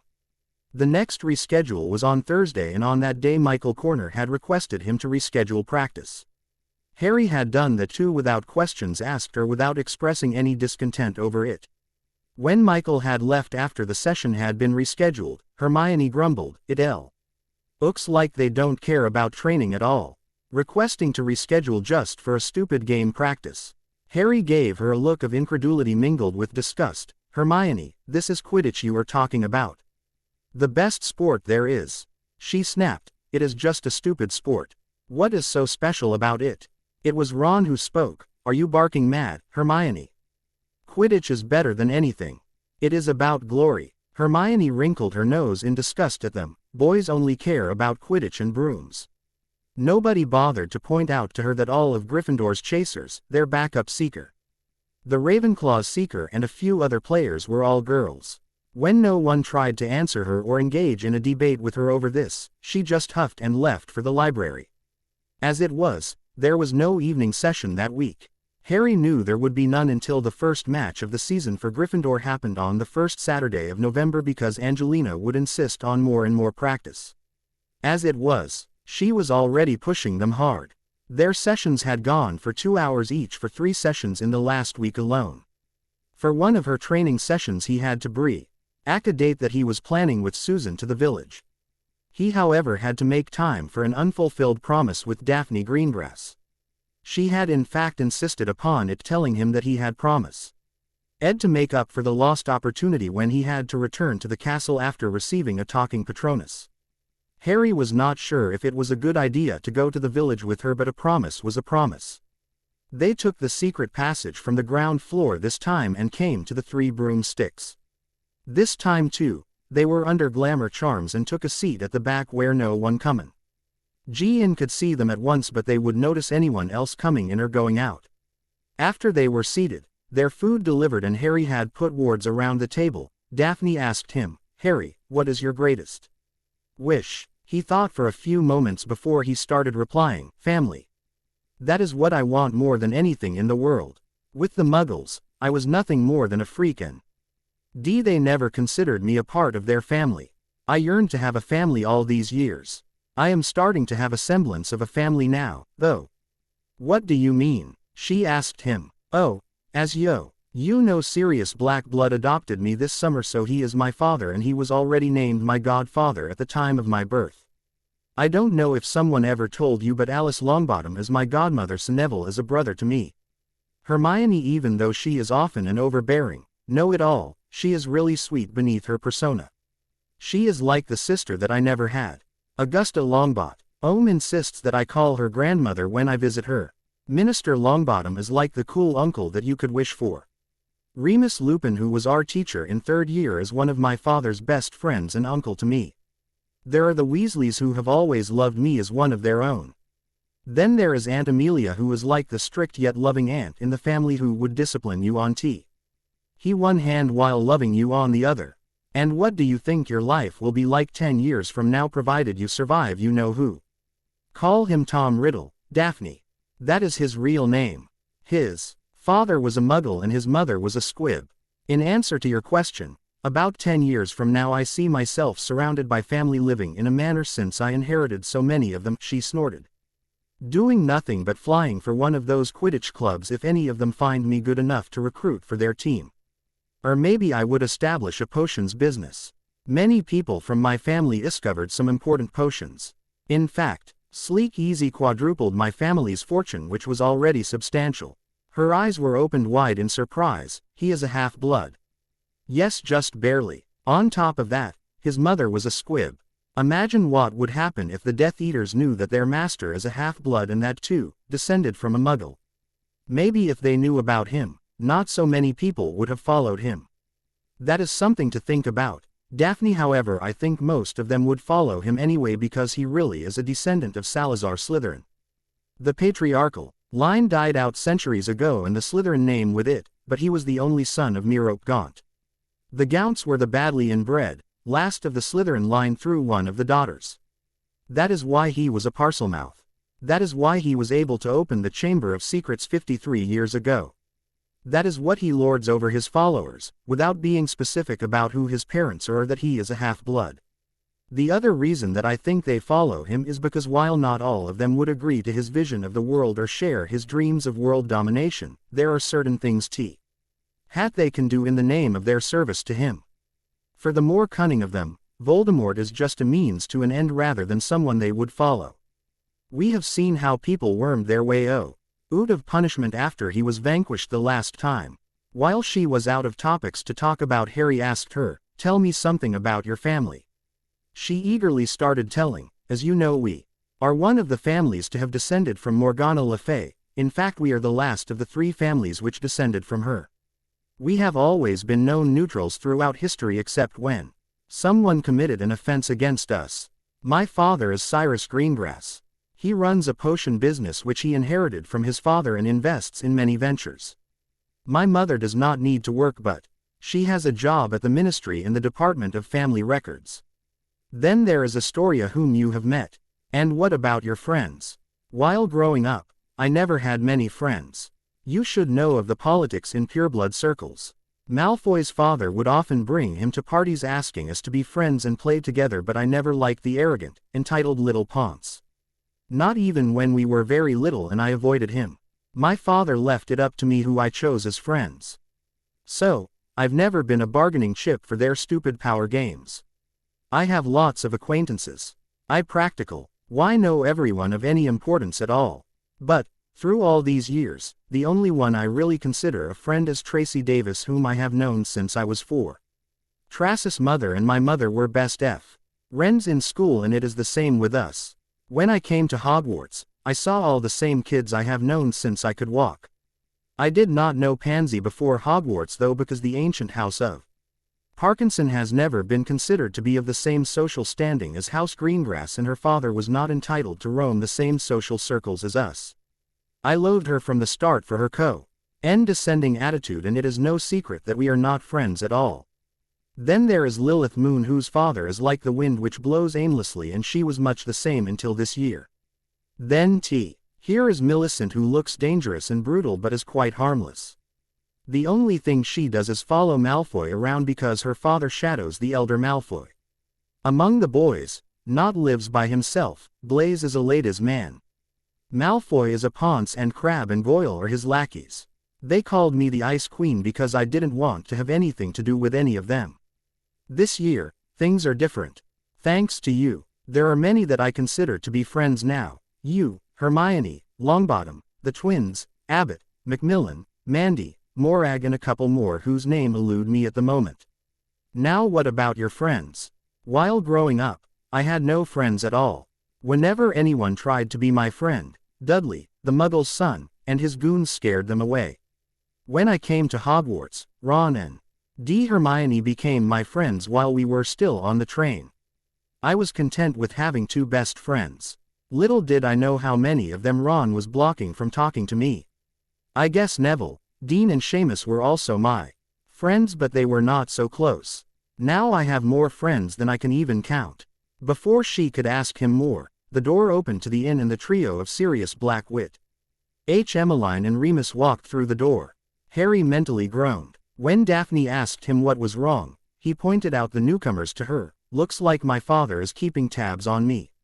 We will have to go now. He was able to escape the inn unnoticed, and when they were at a sufficient distance from the inn, he asked her, "So Miss Greengrass, I am sorry that we had to leave the inn on such shore notice, but may I consider us square now? Nothing owed any more, I hope." She looked at him with incredulity. Are you abandoning a lady on her own? No, dropping her at her doorstep. Is that the vaunted Gryffindor chivalry? Harry looked horrified. Of course I will escort you to the school. What mode of transportation would you prefer? Broom, secret passage, or hippogriff? She thought for a second. Brooms have become overrated and dangerous, especially if it's you who is flying them. Secret passages are dark and musty and not to my liking. Also, word is that you have a beautiful hippogriff, the likes of which are a rare sight to see. Care to offer me a ride? Harry willingly agreed, however a small part of him wondered if he was doing the right thing by agreeing to Daphne's demands. Wasn't that equivalent to encouraging her in her pursuit? Now that he knew Susan was his betrothed, all other girls were practically out of bounds for him. Would she tolerate it if he was seen getting close with another girl? Perhaps not, and for good reason. Harry mentally resolved to maintain some distance between him and Daphne, to gently nudge her away from him. She was a wonderful witch who deserved a wizard who would be worthy of her. While he had been mulling over everything, he had been unconsciously tugging at his familiar connection with the hippogriff because the beast came flying to him a minute later. He gave Blackstorm a bow, then introduced the beast to Daphne. Daphne, this is Blackstorm, my familiar, and many consider him a king of his kind. Daphne was looking at the hippogriff in awe. He is magnificent, Harry. I have seen my fair share of hippogriffs, but none so regal looking. Harry helped her mount up without tack. He did not think he needed it for such a short flight and climbed up behind her, holding her in his arms. While he wanted to keep some distance between them, there was not that much space on the hippogriff's back. For Daphne, it was like a dream come true. She was no wallflower and rarely dreamt of things like most other girls did, but a small part of her had wished for something like this. She was happy to feel his arms around her, ensconcing her in her heart was beating at twice the normal speed. Due to lack of space, they were sitting close together and she could feel his breath on her neck making her squirm. As the hippogriff took to the skies, he was lost in the feeling of being airborne. Harry had clutched her protectively as if she would fall off if he let go, and she had to smile. He was nothing if not thoughtful. She was content with the pace of things for now, but she was getting a little frustrated. She had hoped things would escalate, even if just a little. Perhaps she could try what Tracy had always suggested and drag him to a broom cupboard. Maybe then things would get easier between them. Things were better in classes though. With his demeanor returning to normal, Harry was again performing to the best of his abilities. The teachers were content. They all had been miffed when his performance had fallen in the last week. Even though he was far ahead of the others in practical, they could not on his assignment, especially those who had an eye for detail. History of magic was one of the most interesting subjects, and Martha Hughes rewarded those who answered her questions correctly while punishing those who created a ruckus in her classes. She often encouraged them to read ahead, and when she asked questions, she expected every student to be ready, willing and able to answer her. Defense was easy because practical training was more exciting and gratifying for the students, but the lack of emphasis on theory put off some of the students like Hermione, who adhered to the books more and prided themselves on sound theoretical knowledge. His homework often meant a lot of research, and he did not suggest any particular text to them. As a result, almost every student had to look for books by themselves to find the answers. He was above giving detention to students except those who copied assignments from others. He graded everyone's work, and if he found that someone had cheated or borrowed an idea from someone else, he had started to give detention to them. He had once given a thorough lecture to the students about the importance of being original. He often said that he expected the same level of commitment as he was showing to them. Snape was more bearable for students now. While he still maintained a condescending demeanor towards Harry and his group of friends, he behaved more friendly to others and often would correct students rather than reproaching them. Rumors were that if he gave detention to a student, then he was teaching them to brew correctly rather than making them do meaningless chores without magic. While the rumors were unconfirmed, this certainly made people see the dungeon bat in a new light. Hermione had even thought that maybe people would stop calling him a dungeon bat. Now that he had changed his ways, but the twins dismissed the idea, saying that the name had been around for so long that it was not likely that others would forget it. Serpent's Pit. Daphne had been in a sort of trance when she returned from her date. She was so lost in her thoughts that she had not even noticed Tracy and Astoria sitting on her bed waiting for her. Tracy whispered to Astoria, "See there, Astoria." She did not even react to our presence. In fact, I can bet all the galleons in my trust vault that she hasn't even noticed us at all. I tell you that Harold Peverell has made her bereft of her senses. She does not behave like the Ice Queen anymore, and at times, I have even seen her smiling to herself. Daphne had taken a seat but still had not heard them. Tracy shook her head and, leaning right up to Daphne's ear, shouted, "Snap out of it, Daph. You were daydreaming." Daphne's eyes came into focus to notice her friend and her sister. "Why did you have to shout, Tracy? I am not hard of hearing." Tracy smirked. "No, you are not, but you are losing yourself in the emerald orbs of the raven-haired lion." Daphne scowled. "You're the one to talk when you spend all your time with Weasley, who, by the admission of his own friends and twin, is a stupid red-headed git." Tracy mock scowled. "He makes me laugh, and we have been out a number of times enjoying the village and each other's company. Can you say the same for yourself?" Daphne gave them a victorious smirk. "Well, I would not go so far as to say that he makes me laugh much, but he sure has ways to thrill me. Like hippogriff riding, for instance." Tracy leaned forward. "Hippogriff ride? When did you? You were keeping secrets from your best mate, Daph. Please tell me more." She gave Daphne the big eyes. Daphne laughed. "Won't work on me, Davis. I know how cunning you are." Astoria piped up. You would not tell me either. I'm your little sister, Daph. Especially not you. Not after your last fiasco, Tori. I don't want you running to him again. Both the girls tried hard to make Daphne reveal her secrets, but she did not budge. Headmaster's office. Vikram was sitting in the headmaster's office looking grave. Albus, have you found where the last abomination can be? No. I have tried many times, but I don't even know what it is. I have been looking through pages of history to find what other artifacts can be out there. I have noticed that Tom had a fascination with the Founder's artifacts. The recovery of Hufflepuff's cup and Slytherin's locket prove that. In addition to that, there are things which I don't know if they exist anymore or not. Gryffindor's staff and gauntlet, for instance. I have read accounts of them but never found them or met anyone who can claim to know their whereabouts. Similarly, there is Ravenclaw's diadem, which I know existed but was lost hundreds of years ago. If Tom somehow found it, he might have made it into one of his Horcruxes, but we are in the dark about its existence. Rowena Ravenclaw never explained about what might have happened to it. Of the things that you mentioned, I have heard of Gryffindor's staff and the gauntlet. The staff was broken in a battle by another wizard with He killing curse when he was in the dusk of his life. The gauntlet was gifted by him to a disciple of his who took it for safekeeping outside of Avalon, and since then, apparently nobody knows about it. However, it was delivered to the ICW about 300 years ago and they have kept it in the archives of Alexandria ever since. It is supposed to contain powerful magics and they don't want another Grindelwald to arise. Archives of Alexandria, you say? Dumbledore said eagerly. Maybe I can persuade them to return it to Wizarding Britain after this war is over. It should be here where it belongs. No, Albus. It was given with the promise that it would never return to Wizarding Britain. Godric never wanted that to happen. Besides, can you imagine the chaos if such an artifact were to ever surface again after being absent for so long? I understand, my friend. I was carried away by emotions, that is all, Albus said wistfully. Then he focused on the mystic. Nevertheless, just in case, could you arrange for one of your associates to check it and make sure that Tom has not corrupted it? Vikram thought for a moment before replying. I am thinking that it is most unlikely that Tom has ever been able to lay hands on it. Never mind corrupting it, but for a matter of such importance, we can have it checked. Dumbledore nodded. That leaves only the diadem. The Mermaid's Sanctuary. Neville W. as waiting for the headmaster in the Mermaid's Sanctuary on the 3rd floor.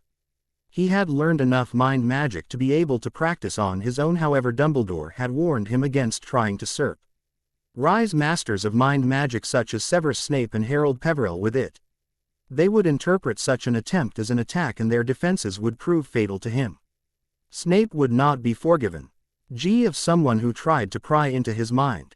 His mental defenses were solid and short of an open confrontation and a show of power, there was no way that one could win a battle of wills with him. Rai was vicious towards anyone who tried to enter his mind. The outer defenses of his mind were carefully crafted to lure people in and trap them. If someone got past the outer defenses, his mindscape was scary enough. If enraged, Harry could also destroy someone's mind. In other words, one who tried mind magic against him would be a fool. Dumbledore also warned him against trying it on a werewolf. If he did, the wolf within would likely tear him to shreds before he could withdraw. Today, Dumbledore had promised to teach him dueling. Neville was of course excited. The way he had been making progress under the headmaster's tutelage was enough to boost his self-esteem, and the respect that other students showed him when he was conducting the session in the room of requirement in Harry's absence only added to his reputation. Neville, my boy, Dumbledore's voice cut into his thoughts, are you ready? Neville nodded. Yes, headmaster. Dumbledore raised his wand. Then let us begin. Dumbledore started with a disarming hex. By now, Neville had enough experience to know the tricks that people get up to if he tossed his wand, nay used a disarming hex on him. He sent his wand into the wand holster on his arm. His reflexes had become better for this sort of thing, or his wand would have been flying to Dumbledore at that moment. As the disarming hex passed through him, he jumped aside to avoid the stunner coming at him and summoned his wand to his hand. He started firing bone breakers, bone crushers, reductors, blasting hexes at the headmaster, who had no trouble with batting aside his curses. At times, He would raise a shield rather than dodging. Neville was casting at his top speed and Dumbledore did not counter-attack him but kept defending as if he was testing Neville's endurance. With the tricks that Croaker had taught him, Neville could go for a long time without tiring himself out, but he wanted to see what the end game of the headmaster was. He feigned a lull in his casting. And Dumbledore seized that moment to start moving his wand in a baton-like motion, creating a symphony of curses and hexes so vivid that Neville was hard-pressed to keep himself safe. He conjured the sturdiest shield he could and hid behind it, taking the battering from Dumbledore. Dumbledore sent almost every curse at him that he knew, and Neville was thoroughly tired from the beating that he took. At last, when he started to waver on his feet, Dumbledore stopped casting. "Are you all right, Neville? Did I overdo it?" "No, Headmaster. You just showed me what I need to do if I am to stand against better-trained wizards." "No, my boy. Most of the wizards that you would meet are not as powerful as I am, and they would not fight with you the way I am doing. Their strategy would be to kill you and be gone, so things would be decided in a matter of moments under those conditions." "What are my instructions, Headmaster? Do you know about a mage shield?" Neville grinned widely. Mage shield W. As something that Croaker refused to teach him, saying that he could not conjure one and maintain it for long periods of time, so he would have to persuade Dumbledore to teach him about it. Great Hall. Students were very chipper this morning and the chatter was great. The morning practice session had been cancelled today because it was the day for the first Quidditch match of the season, Hufflepuff versus Ravenclaw. The students did not even have to ask Harry to cancel the session. He himself had sent a message to all of them through the wand holsters telling them that there would be no practice this morning. The anticipation in the air was high and everyone was eagerly waiting for the match to start. The weather had started to turn and it was getting colder outside. So much so that Y had decided to not take them on runs around the lake. Snowfall was expected to begin in a few days and the weather would be getting colder. This morning, surprisingly, there was no intermingling among students. Students of each house sat at their own house tables. Even couples which had started to form were keeping their distance from each other. There was tension in the air so thick that one could cut it with a knife. Even Susan had abandoned Harry this morning in favor of her teammates and was sitting at the Hufflepuff table. Hermione had declared it to be insane that friends were behaving like strangers and rivals for the sake of a game, but nobody was listening to her. There had been a general consensus in the Lion's Den by now that Hermione Granger knew nothing when it came to Quidditch or the feelings associated with it. The teams entered to the general applause of the Great Hall and almost the entire school was divided. It was not that they were divided by house but students were individually cheering for one team or another. Luna came skipping up to their table and slipped into a seat beside Harry. "You know, Harold, your friend will come back today." "My friend? Who are you talking about?" Luna did not answer him. Instead she turned to Hermione and Ron. Moaning Myrtle was heard telling people that the two of you snuck into the broom cupboard near her bathroom. The spoon that was in Hermione's hand clattered to her plate and Ron choked on the roasted potato he was eating. Harry patted his back soothingly while being thankful that he had raised privacy wards around him and his friends. Luna skipped away after that while Hermione did not say a word but ate her food with such speed that it gave him vertigo just to watch her eating. As she shoveled the last morsel into her mouth, she left the table avoiding everyone's eye. As they were leaving for the match, Susan came to him. "I hope that you are supporting Hufflepuff today, Harry, or there will be trouble between us." "Of course, dear," Harry said sweetly, as if he could have said anything else. Just to emphasize her point, she tied a Hufflepuff scarf around his neck and said to him, "There. It will remind you that you are rooting for Badgers." And the last chapter was something that I knew would evoke most reactions from people and I was not disappointed. So, thank you all. I love you all. Now to personal reviews. God of All and Anarian, thank you for your review. Hypergym, thank you for the review. It was good. Pooh Bear, I won't go hard on anyone without reason and I will not be cruel to one who do not deserve it. Malfoy *. Fritter, nobody can be perfect all the time, can they? Stacy, thanks for the review. I know he was right in his place and hope this chapter cleared the air. I hope you will keep liking it. Raymond J, thanks for the review. The chapter was written longer than this but I had to divide it into two so people won't get bored reading it. I hope this chapter made up for the lameness of the last one. Bill Brink, many thanks for the review. I hope you will keep enjoying the story as it is going on. Obsessed with HP fanfic, many thanks for review. Hope the present chapter makes up for the last one. Guest, thanks for the review. Hope the present chapter makes up for the last one. H. Cook, many thanks for the review. Hope the present chapter makes up for the last one. Looking forward to more reviews from you in future. William, what made you think I have made him a bully? By the way, thanks for your review. I always love a new perspective. Chapter 37, Hogwarts. The anticipation for the first match had been building to a fever pitch all week. Game time was almost here as the students and staff made their way into the stadium. The seats to one side of the pitch filled with the blue and bronze of Ravenclaw, while the seats opposite them filled with the canary yellow and black of Hufflepuff. Everywhere else in the stadium, the house colors of Ravenclaw and Hufflepuff were mixed. Together as individual students and teachers cheered for their favorite team. The support for each team was fairly even, unlike the matches between Slytherin and Gryffindor, where 1/4 of the school was green and silver while everyone else showed scarlet and gold. Harry and most of his friends were for the Badgers. As was the norm, Lee Jordan was on the mic. Welcome to the Quidditch Inter-House competition. The teams have been practicing hard and I have never seen them more fit or on form than they are this season. For the first match of the year, please welcome, in blue and bronze, Ravenclaw. A mighty cheer erupted from the throats of all the students sporting the team colors and most of the other students as well. Distinct, even with all the other cheering, could be heard the cry of an eagle coming from the animated life-sized eagle on Luna's hat. Lee continued after the cheering began to die down, and wearing yellow and black, please give it up for Hufflepuff. The crowd went wild as the yellow and black-clad players pumped their fists in the air. When the cheering began to settle down again, Madam Hooch, with the ball crate sitting next to her, gave a blast on her whistle for quiet and began to address the players. All right folks. You know the rules, but I'm going to go over a few of them. A double blast on the whistle means that play is stopped. A single blast to resume play. Failure to heed the whistle will result in a suspension. There will be no direct physicators. That is a foul and will result in a penalty shot. Arguing with the referee will get you ejected from the game, as will. She glared at the beaters, using those bats on anything other than the bludgers. Are there any questions? She looked at each of the 14 players in turn.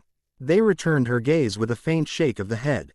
Very well then. Captains, shake hands. The two captains stepped forward and grinned fiercely as they pumped each other's hands twice and let go. Madam Hooch roared out, "Mount your brooms." The crowd went wild as 14 broomsticks rose into the air and the players took up their positions.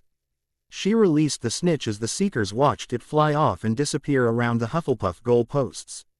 A moment later, she released the bludgers, then rising into the air on her own broom, she gave a blast on her whistle and threw the quaffle into the air at center field. Lee began his commentary. Davies and Smith dive for the quaffle. And it's Davies for Ravenclaw leading the charge. He dodges the bludger. Good try, McManus. He's small, but he's fast. Davies takes his shot. Amazing. Caldwell comes up with the ball. Now it's Smith for Hufflepuff, charging right up the middle. Ouch. That's got to hurt. He fails to dodge a bludger from Summers. Chambers comes up with the quaffle. And it's Chambers flanked by Corner and Bradley charging the Hufflepuff hoops. Bludger blocked by Corner. Pass to Bradley and Summerby didn't get a hold of that one. It's 10-0 for Ravenclaw. Madam Hooch gave a double blast on her whistle, then summoned the quaffle. She flew back out to center field. With a single blast, she threw the quaffle in the air and play resumed. Lee continued his commentary. Smith is with the quaffle flanked by Macmillan and Whitby. Macmillan misses the bludger. Sloth grip roll by Smith. Pass to Whitby. McManus gets a piece of that bludger and Chong is going to have to dodge it. Here comes Cadwallader up the outside. The pass is good. He takes his shot and Page makes the save. Passed back out to Chambers. It's Chambers for Ravenclaw. Char jing up the side with Smith in hot pursuit. Bludger well hit by McManus. Chambers passes to Davies, but interception by Smith and Hufflepuff has the quaffle. Wow, a reverse Immelman and Smith has the Ravenclaw goal all to himself. He takes his shot and beats Page. It's all tied up at 10-all. Madam Hooch gave a double blast on her whistle and a bludger hit Smith in the back of the head. Lee commentated again, "Ouch. Late bludger. That came off the bat of Ravenclaw beater, Summers. Penalty shot to Hufflepuff. Don't worry about Smith, folks. His head is a lot harder than any bludger. He'll be taking the penalty shot for Hufflepuff. Smith has the quaffle. He feints to the left, dekes to the right and it's straight through the center hoop. 20-10 for Hufflepuff." A moment after play resumed, Cho dived through the center of the scrum. Lee commented, "It looks like Cho has spotted the snitch. Summerby is right behind her. They are pushing their Comet 260s to their limit. Chong is in the lead. Can Summerby catch her? And it's a Wronski feint. Summerby narrowly avoids getting plowed. Cho nearly fell off her broom laughing as she went off to circle the Hufflepuff goal posts. Summerby merely shook his fist at her as he made a lap of the pitch, trying to spot the snitch. The game heated up from there. When Cho spotted the snitch for real, McManus nearly knocked her off her B. Room with a well-aimed bludger, but Summerby lost sight of the snitch in the shuffle. As the game pressed on, it became clear that the bludger to the head that Smith took early on had affected him. He just wasn't as sharp as he ought to be. Ravenclaw outscored their chasers nearly 2-1. After nearly 2 hours, tempers were getting short and the beaters were really having a field day. Lee gave a great commentary. "It's Smith for Hufflepuff with the quaffle. He dodges Bradley. Pass to Cadwallader. Corner really smacked that bludger. Cadwallader passes, and it's an interception. Davies for Ravenclaw with the quaffle charging up the middle with Smith and Whitby on his tail. There's McManus with the bludger. Pass to Chambers and he beats Caldwell. It's 100-70 for Ravenclaw." As the play resumed, Cho made a dive from high over center field to the Hufflepuff goal posts at top speed. Lee picked up the commentary. "It looks like Chong has spotted the snitch. She's heading for the Hufflepuff end in a hurry. Summerby is on his way. She's making a dive for the goal posts. Summerby is right behind her. Is this another feint? No, she has seen the real thing. And Cho Chong for Ravenclaw comes up with the snitch. It's all over. Final score 250-70 for Ravenclaw." There was a double blast from Madam Hooch's whistle and the charge lead by Smith to the Ravenclaw goal came to an abrupt halt. The entire stadium erupted in an ear-splitting cheer and Luna's hat gave forth with a screech as the animated eagle stretched out its wings. The sea of blue and bronze left the stadium with Cho, Davies and Page carried on their shoulders. The whole team had performed well and they were heading off to the Great Hall to begin their celebrations. And celebrate they did, well into the night. Even the Hufflepuffs gave them warm congratulations on a game well played. It was, after all, Quidditch. With the first match of the season over, Harry knew it would be mere hours before tensions would start building up for the most anticipated match between Gryffindor and Slytherin. It was only a week away. He knew how much his team wanted it and he couldn't imagine that the Slytherins wanted it any less. He had seen Hufflepuff and Ravenclaw play today. They were good, better than he had ever seen them play, but he knew that Gryffindor would have the edge over them. The only question mark in his mind was, just how good? With their entire team outfitted with Nimbus 2001s, will the Slytherin team be? One thing for sure, in 1 week's time, Harry was going to find out.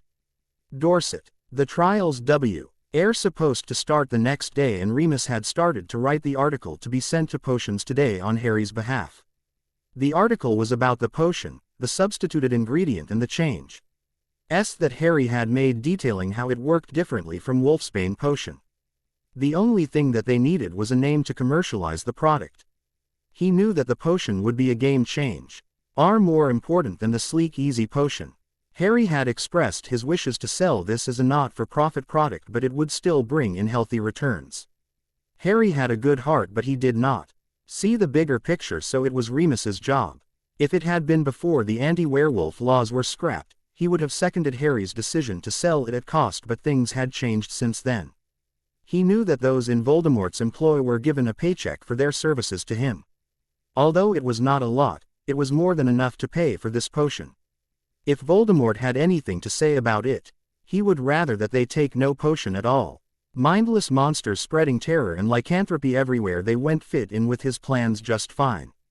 As for those werewolves who were In neutral or actively working on the side of light, they were able to get good-paying jobs now. Harry and Remus employed as many of them as they could. Many wizarding families were also beginning to employ them. Under the influence of the new potion and with the anti-werewolf legislation repealed, they turned out to be tireless workers and generally happy to have gainful employment. They were very difficult to harm with anything other than silver. They could see well in the dark and many of them were beginning to replace trolls in security work.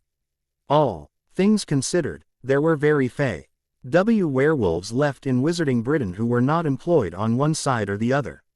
It took a bit of convincing, but Remus managed to talk Harry into selling the potion at a modest profit, using the argument that he could plow all the profits back into research therapy.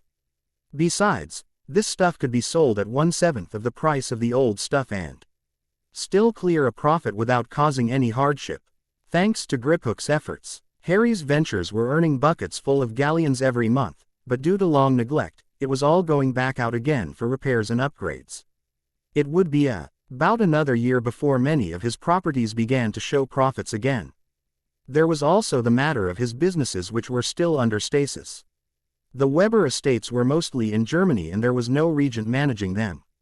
Of course, property under stasis earned nothing at all. He would have to visit Germany to determine what needed to be done and hire agents to manage things there. Griphook assured him that the Weber funds were well invested and growing, but the property would need more of a personal touch. In fact, Griphook had told him that they would be receiving a letter from the German Ministry of Magic soon.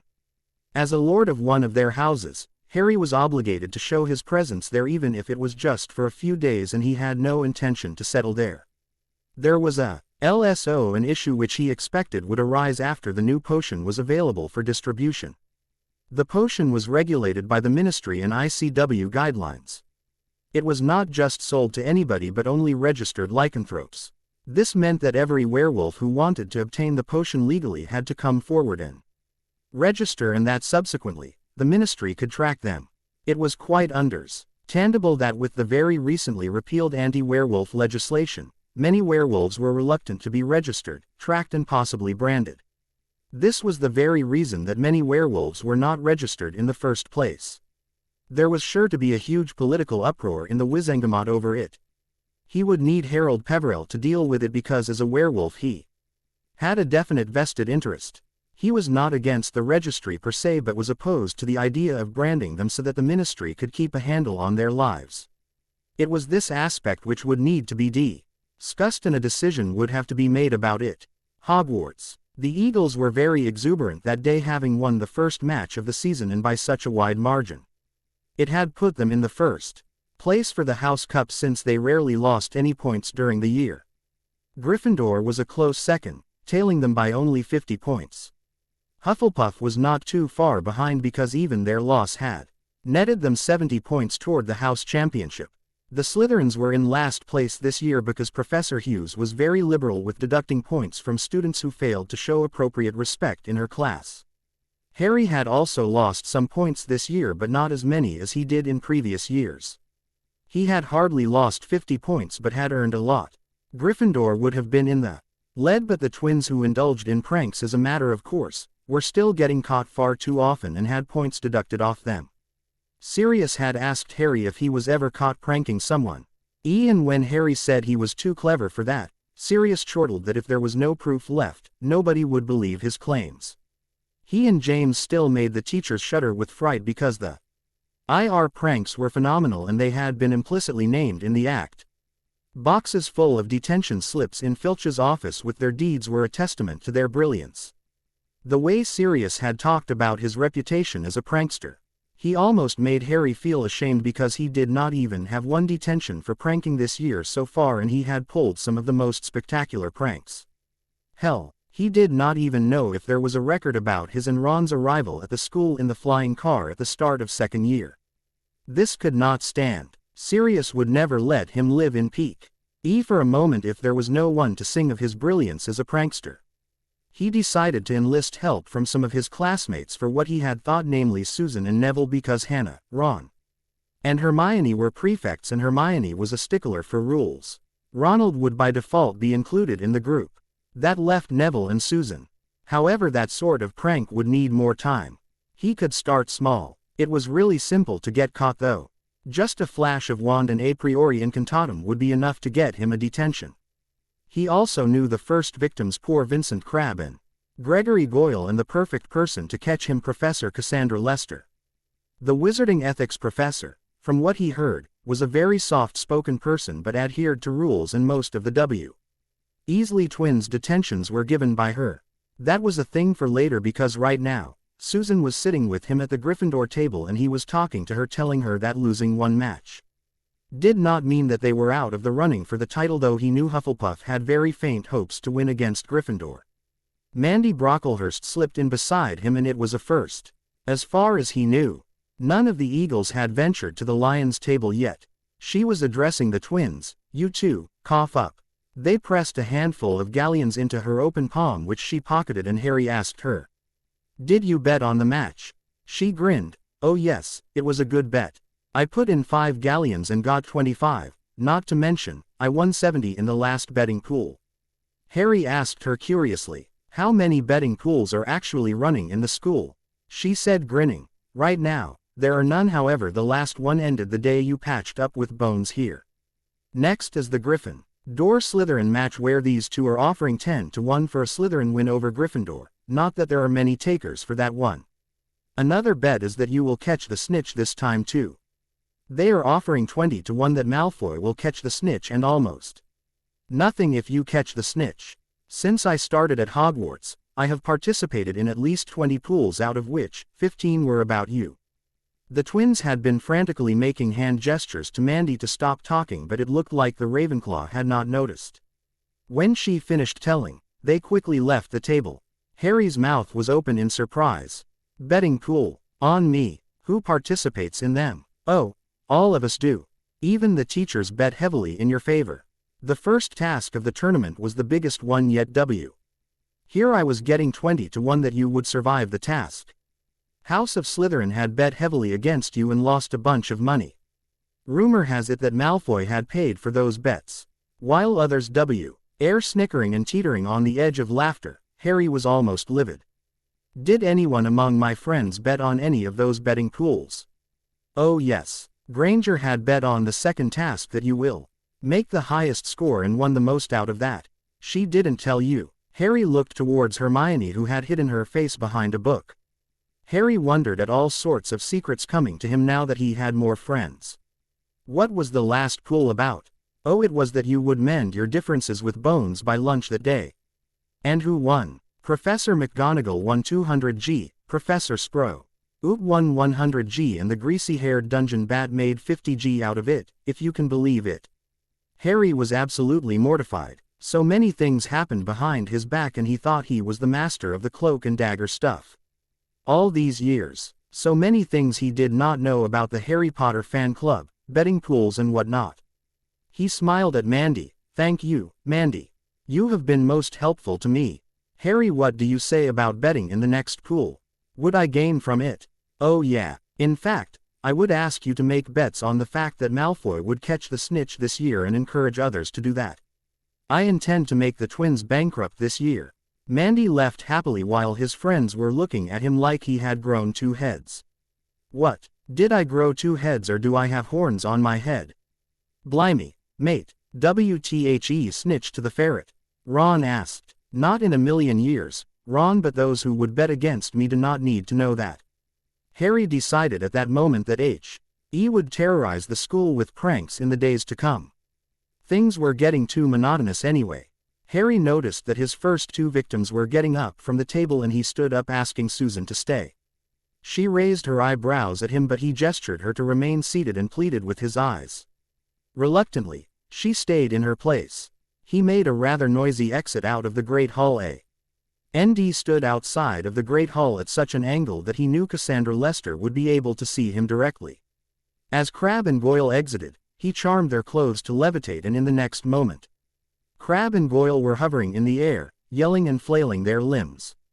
This got the attention of everyone in the Great Hall, and he was sure that Cassandra Lester noticed him stowing his W.and on the wand holster on his wrist after he had hit those 2 with the Arresto Momentum charm as they started to come down. Cassandra Lester was the first one to come running out of the Great Hall, followed by other teachers and students. Harry made a show of trying to walk towards the great staircase, but she stopped him. "Mr. Peverell, stop there." "Yes, Professor. Is something the matter?" "Mr. Peverell, may I have your wand, please?" Quote. With a show of great reluctance, Harry handed his wand to her, which she gave to Vikram. "Professor, if you would be so kind as to check the last spells cast by Mr. Peverell." Harry gave a cursory glance to the crowd around him and found that most of his friends were looking at him in confusion, perhaps wondering how he could get caught in a prank. So far, he had done some very brilliant pranks and none of them were pinned on him. Professor McGonagall was looking disappointed with her mouth stretched in a line so thin that it looked like she had no lips at all. Vikram, who was trying to suppress a smile, had cast the Priori Incantatem and turned to Cassandra. "The last two spells cast by this wand are the Arresto Momentum and Wingardium Leviosa."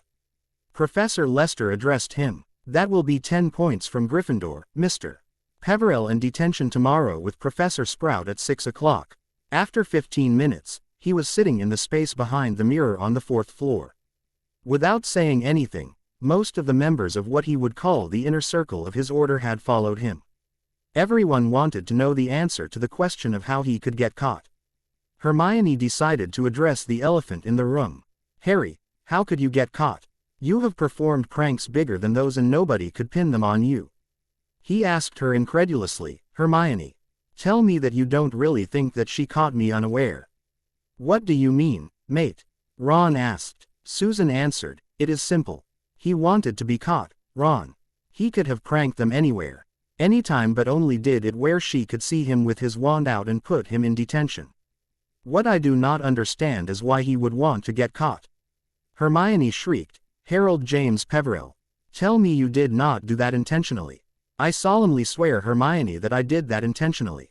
I wanted to be put into detention for pranks." Hannah asked, dumbfounded. "But why? Sirius is always going on about how he and my father have boxes full of detention slips for pranks. I want to break their record, of course." Hermione sighed. "Harry, you do know that if I catch you in rule breaking, then I will have to put you in detention, right? I would not expect anything less of you, Hermione, however I would love to see you try."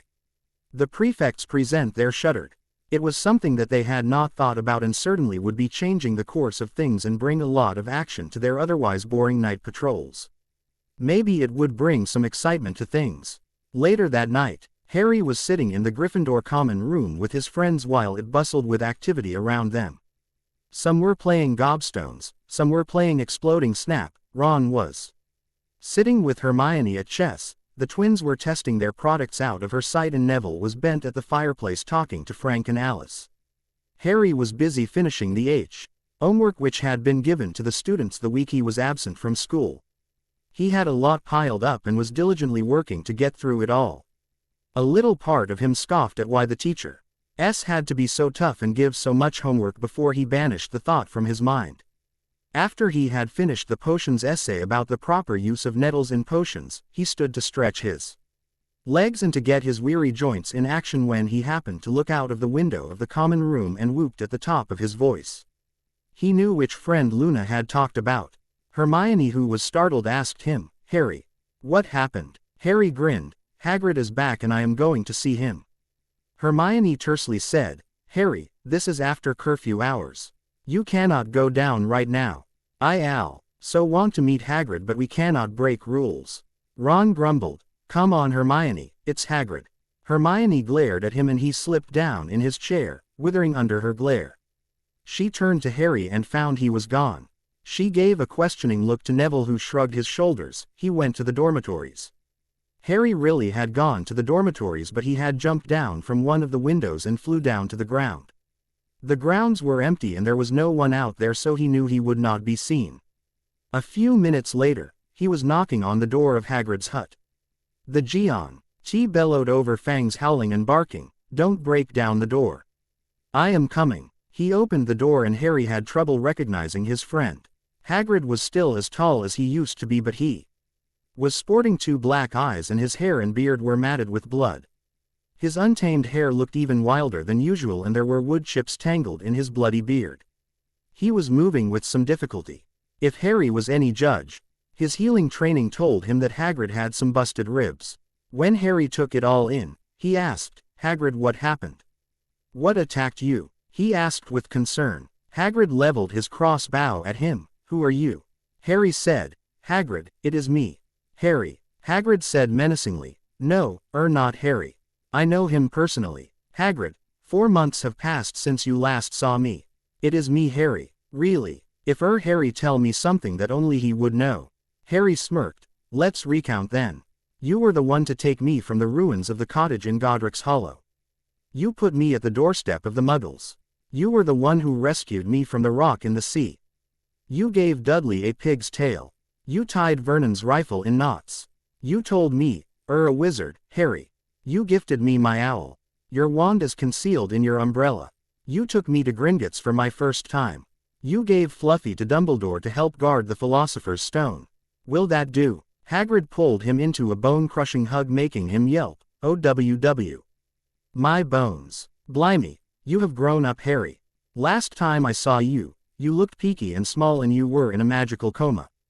Dumbledore had given me work to do, so I could not stay around to watch you." "What happened to you, Hagrid?" he asked. He waved his enormous hands. "Nothing. Had a little accident is all. You must see Madame Pomfrey, Hagrid. She can mend you in a trice." "No, Harry, it is no bother. I will be fine." After Harry gave up, knowing the half-giant would not cede to his demands, Hagrid called him in.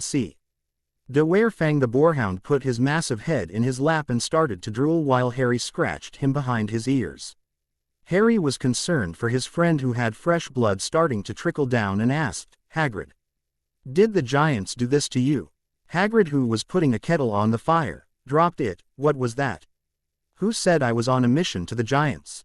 Harry grinned. "I know about it. Hannah agreed to come with you."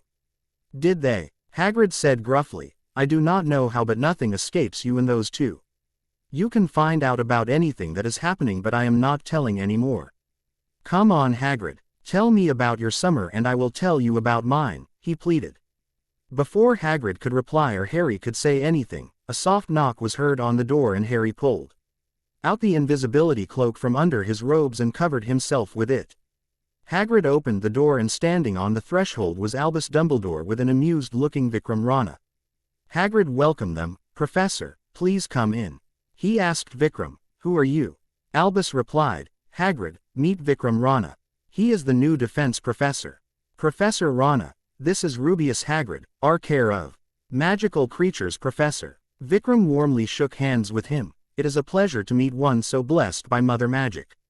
Harry was hiding under the cloak, not even daring to breathe, hoping that he would not be found when Dumbledore said to no one in particular, "Harry, come out from under the cloak please." Harry knew he could not fool Dumbledore anyway. When he emerged, Dumbledore looked at him with a scrutinizing gaze for some time while his eyes twinkled before he turned to Vikram. "He is yours, Professor. Take him back and make sure he is punished for being out after curfew." Hagrid looked on morosely while Harry left with Vikram.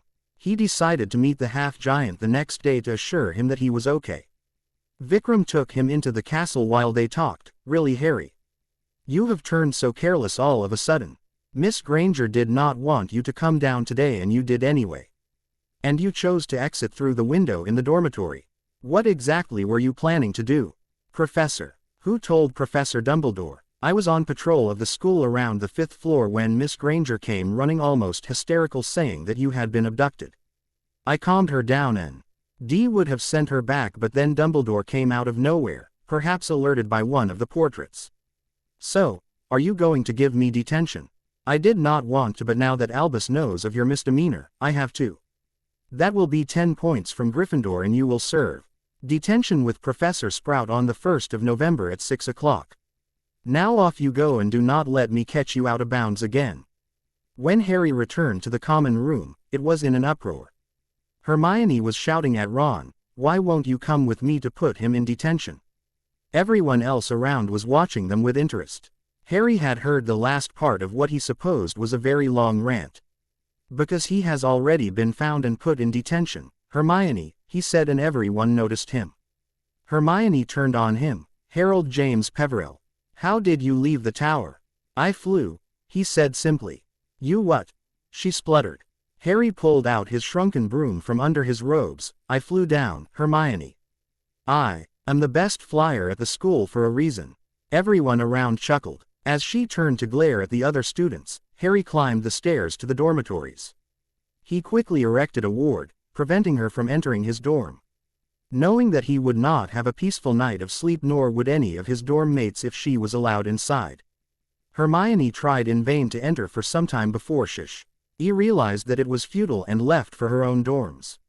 Neville asked him, "Mate, how did you get caught?" She ran into teachers just outside of the common room. Professor Dumbledore sent her back and found me at Hagrid's, hiding under the cloak. The next day, the first thing that Harry's friends noticed the next morning at breakfast was that Hagrid was back, and most of them hailed him. Hagrid responded with enthusiasm, but Harry also caught a few looks which said that they were not overjoyed to see the gamekeeper return. Harry supposed it was because many of them had started to like Grubbly Plank's lessons. However, Harry could not care less. His friend was back, and that was what he cared about. The first dark spot this morning had been Angelina, who was angry at him for obvious reasons. As she saw him, she almost shrieked.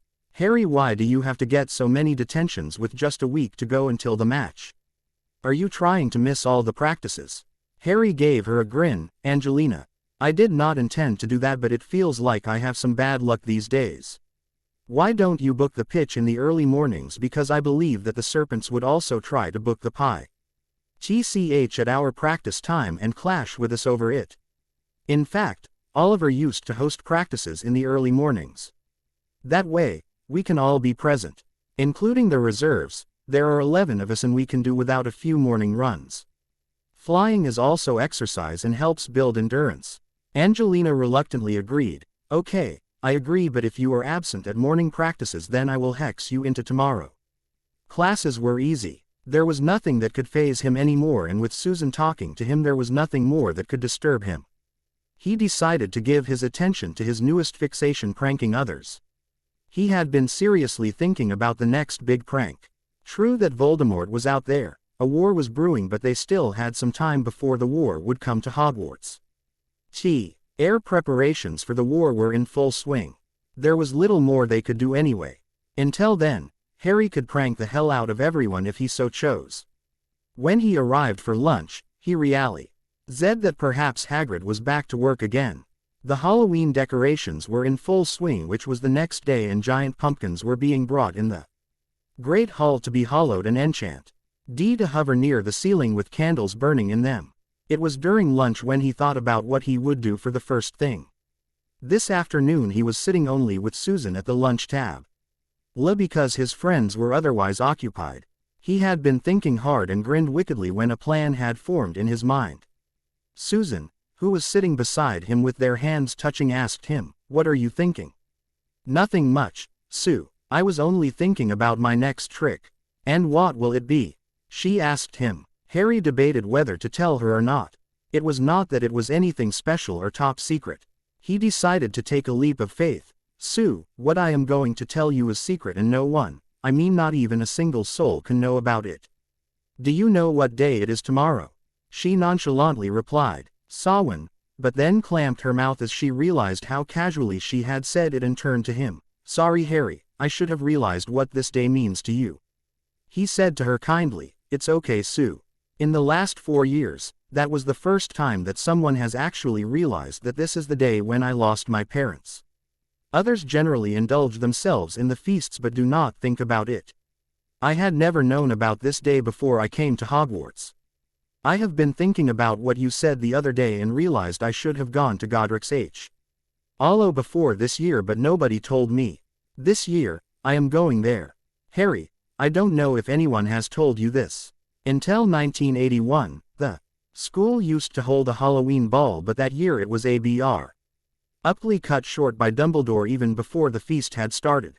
Since then the ball has not been held even once.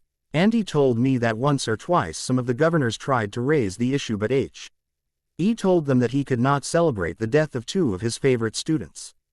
He attends the feast, which is the only thing he allowed to happen. I think that they should have told you sooner, Abo. Ooted and that you should go there but not alone, I am coming with you. No Sue, you cannot come with me. I will be skipping school and would be gone without letting anyone know. When they find me, they will give me detention for it. I do not want you to share the same fate. She fiercely said, no, I will not allow you to do that. Either I am coming or you are not going. Idlador and write a TTER to Neville's mother that you are going to act foolishly again. Harry sighed. He realized she was not about to let go unless he permitted her to come along. Okay, you can come along but I am not going to take any heat from Auntie when she punishes you for the stunt we are about to pull on everyone. She grinned. Don't worry Harry. I may not be a Gryffindor but I am brave enough to face the consequences for my actions. Now what is the plan? Harry started telling her and she started smirking. That evening Harry arrived for his detention with Professor Sprout. She beamed at him. Welcome Mr. Peverell. You will be collecting Bubo Tuber Pus for me. Harry winced. He knew how nasty Bubo Tuber Pus was but also how useful it was for a lot of potions. Putting on his dragon hide gloves, he RTED dutifully working on extracting pus from the Bubo tubers when Neville joined him in the detention midway. Hi Harry. He eyed him. What are you doing here, Neville? Serving a detention with you. What else do you think I am doing? That has to be some kind of record. Neville Longbottom in detention. You are the headmaster's apprentice, maiden not to mention you are dating a prefect. Who would put you in detention? Neville grinned. Dumbledore has made it clear to me that I should not expect special favors from him. What did you do by the way? Neville gave him a wicked smile. Oh, I actually cursed Cornfoot with the bad bogey hex. What did you do that for? Because he was putting the moves on Hannah. I figured I should let him know why the Longbottom name is feared. Harry snorted. Who put you into detention? Hannah. Neville said simply. Harry was immediately suspicious of the other boy. Hannah put you to detention. Your own girlfriend. Or did you purposefully get landed in detention, mate? The way Neville avoided answering him, Harry understood something was fishy. He could have tried to read the other boy's mind and find out what it was but he had an aver. Scion to using mind magic without any reason. He had already done it once on Smith and had not enjoyed doing so. That was essential to protect many of the students who were part of his little group. It could have been very bad if Smith had turned out to have sympathies towards the Death Eaters. As it turned out, the boy was just brainwashed to continue a long-standing family feud in which he had no real part. As for Neville, Harry had no doubts as to his loyalties but Harry decided to give him some grief for keeping secrets at sword practice later. The Room of Requirement. Harry had moved Sword P. Ractus to the Room of Requirement because he did not want Neville's secret to be known to everyone. This would have destroyed the purpose for which the room had been put under the Fidelius charm. He directed Hermione to parry with Ron and Susan alternatively while he engaged Neville directly. During the practice, he pummeled Neville to his heart's content. Their duel had started ordinarily with both circling each other when suddenly Harry had lunged to the other boy and Neville had tried to duck to avoid the blow. Harry however had anticipated this and swung his sword in an arc bringing it downwards and gave a hard blow to Neville making him yelp in pain. As Neville swung his sword, Harry somersaulted over him and landed on the other side. As soon as his feet touched the ground, he started striking at Neville with all the power behind his blows. Neville fended him off for some time before one extra powerful blow broke his sword in two. Harry stood back for the few seconds it took Levi to cast Reparo and place an unbreakable charm on his wooden sword before they continued. For the next 30 seconds, Harry showed Neville how useless a sword is when you can't move fast enough to block anything with it. Harry hit him at least another 10 times before he stood back again. Harry grinned. You are still too slow, mate. Harry had been hard on Neville because he had broken the code of brotherhood.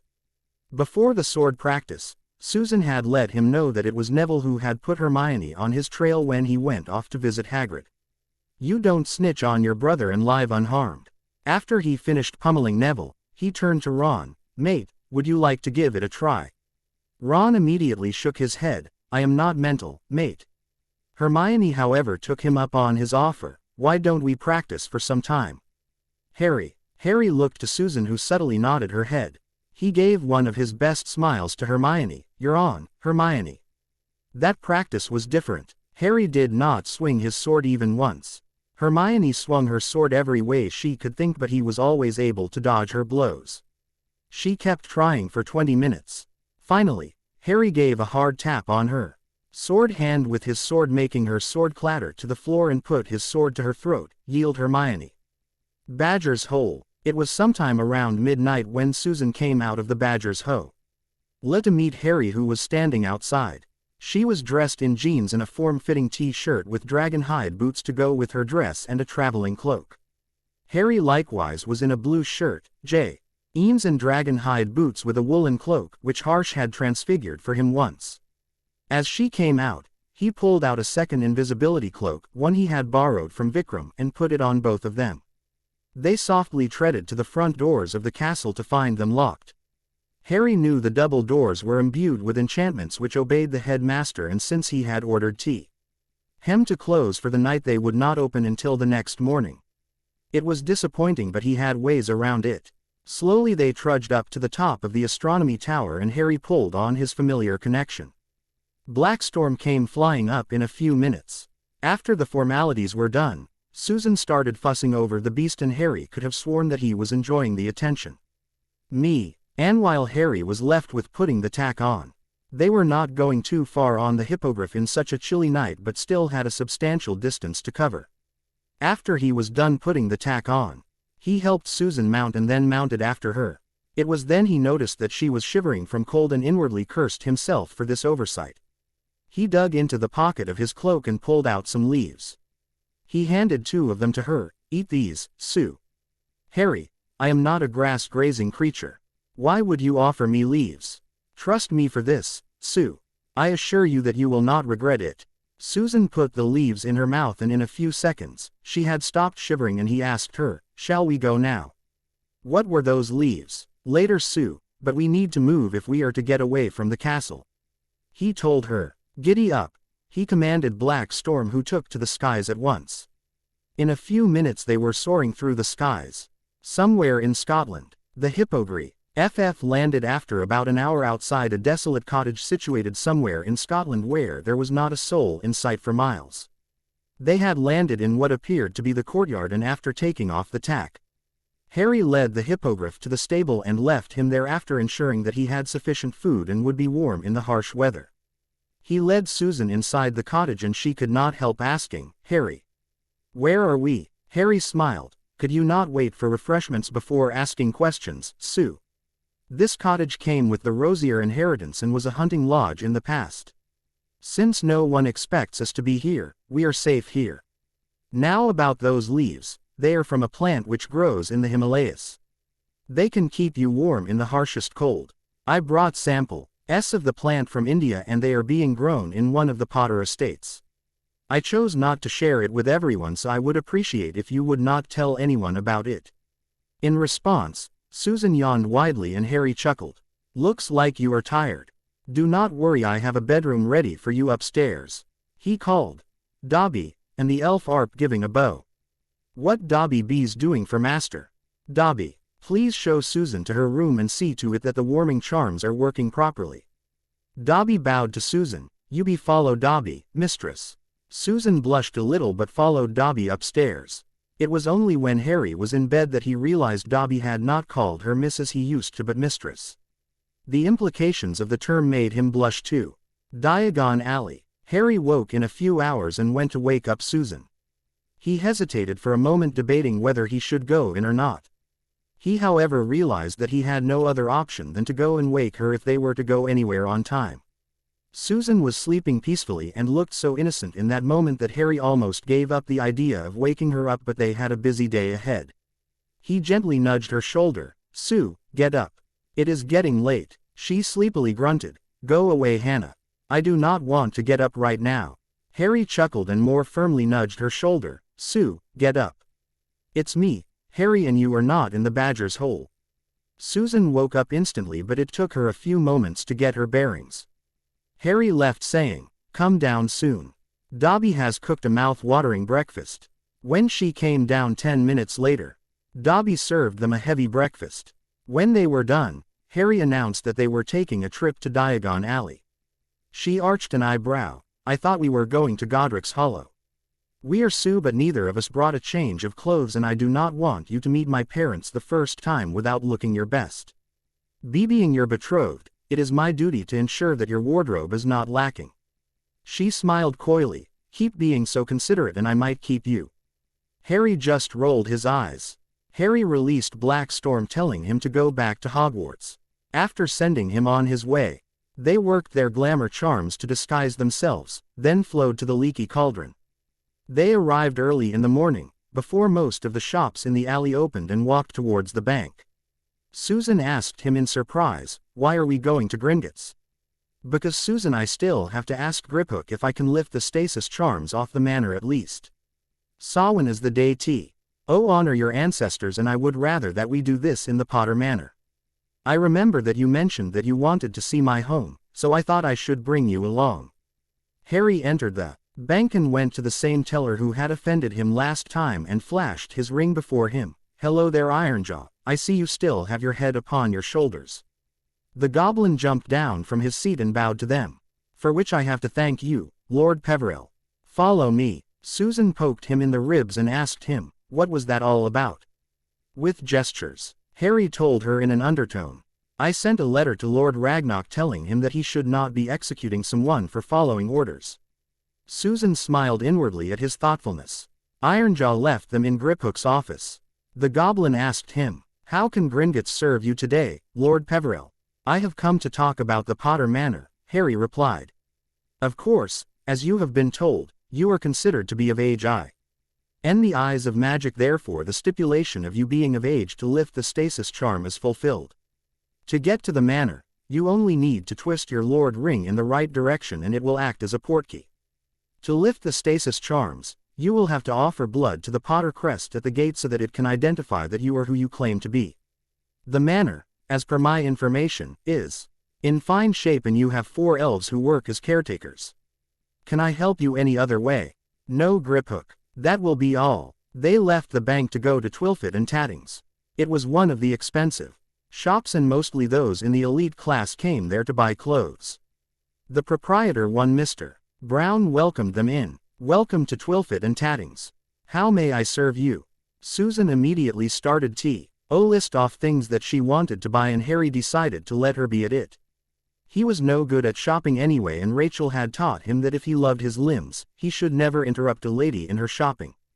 However, Susan did not leave him alone to his own devices, and for an hour, he was attacked by shears, pins, and needles and had tried at least a dozen robes.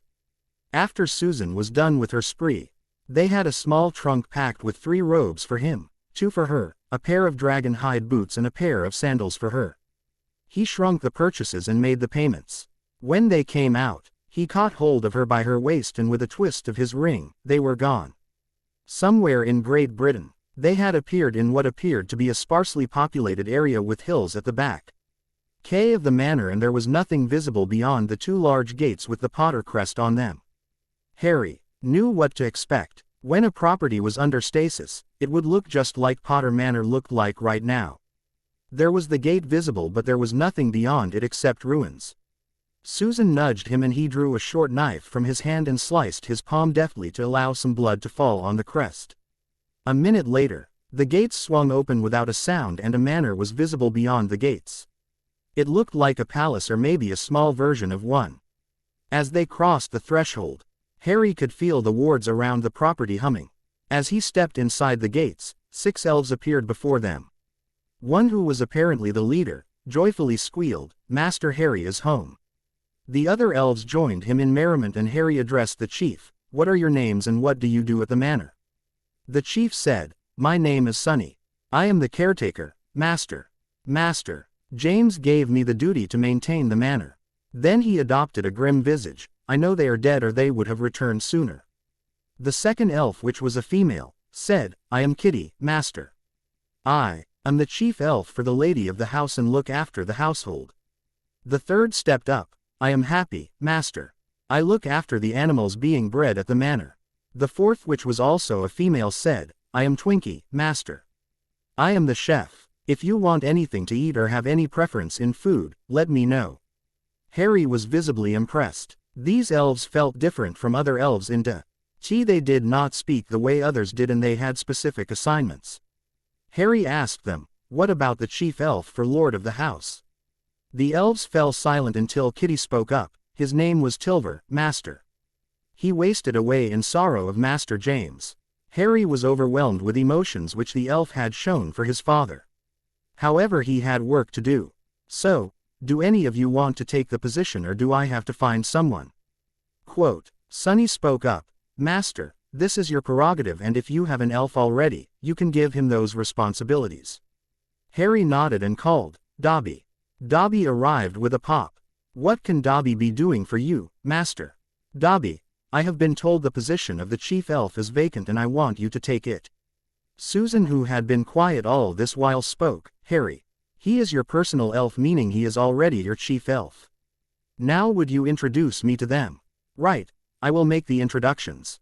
He gestured to the elves. "This is Susan Bones, my betrothed. Sue, these are my elves Sunny, Kitty, Happy and Twinkie. You have already met Dobby." Kitty hugged Susan, squealing, "Kitty has a mistress again." Harry did not know what to do in that situation, so he turned to Dobby.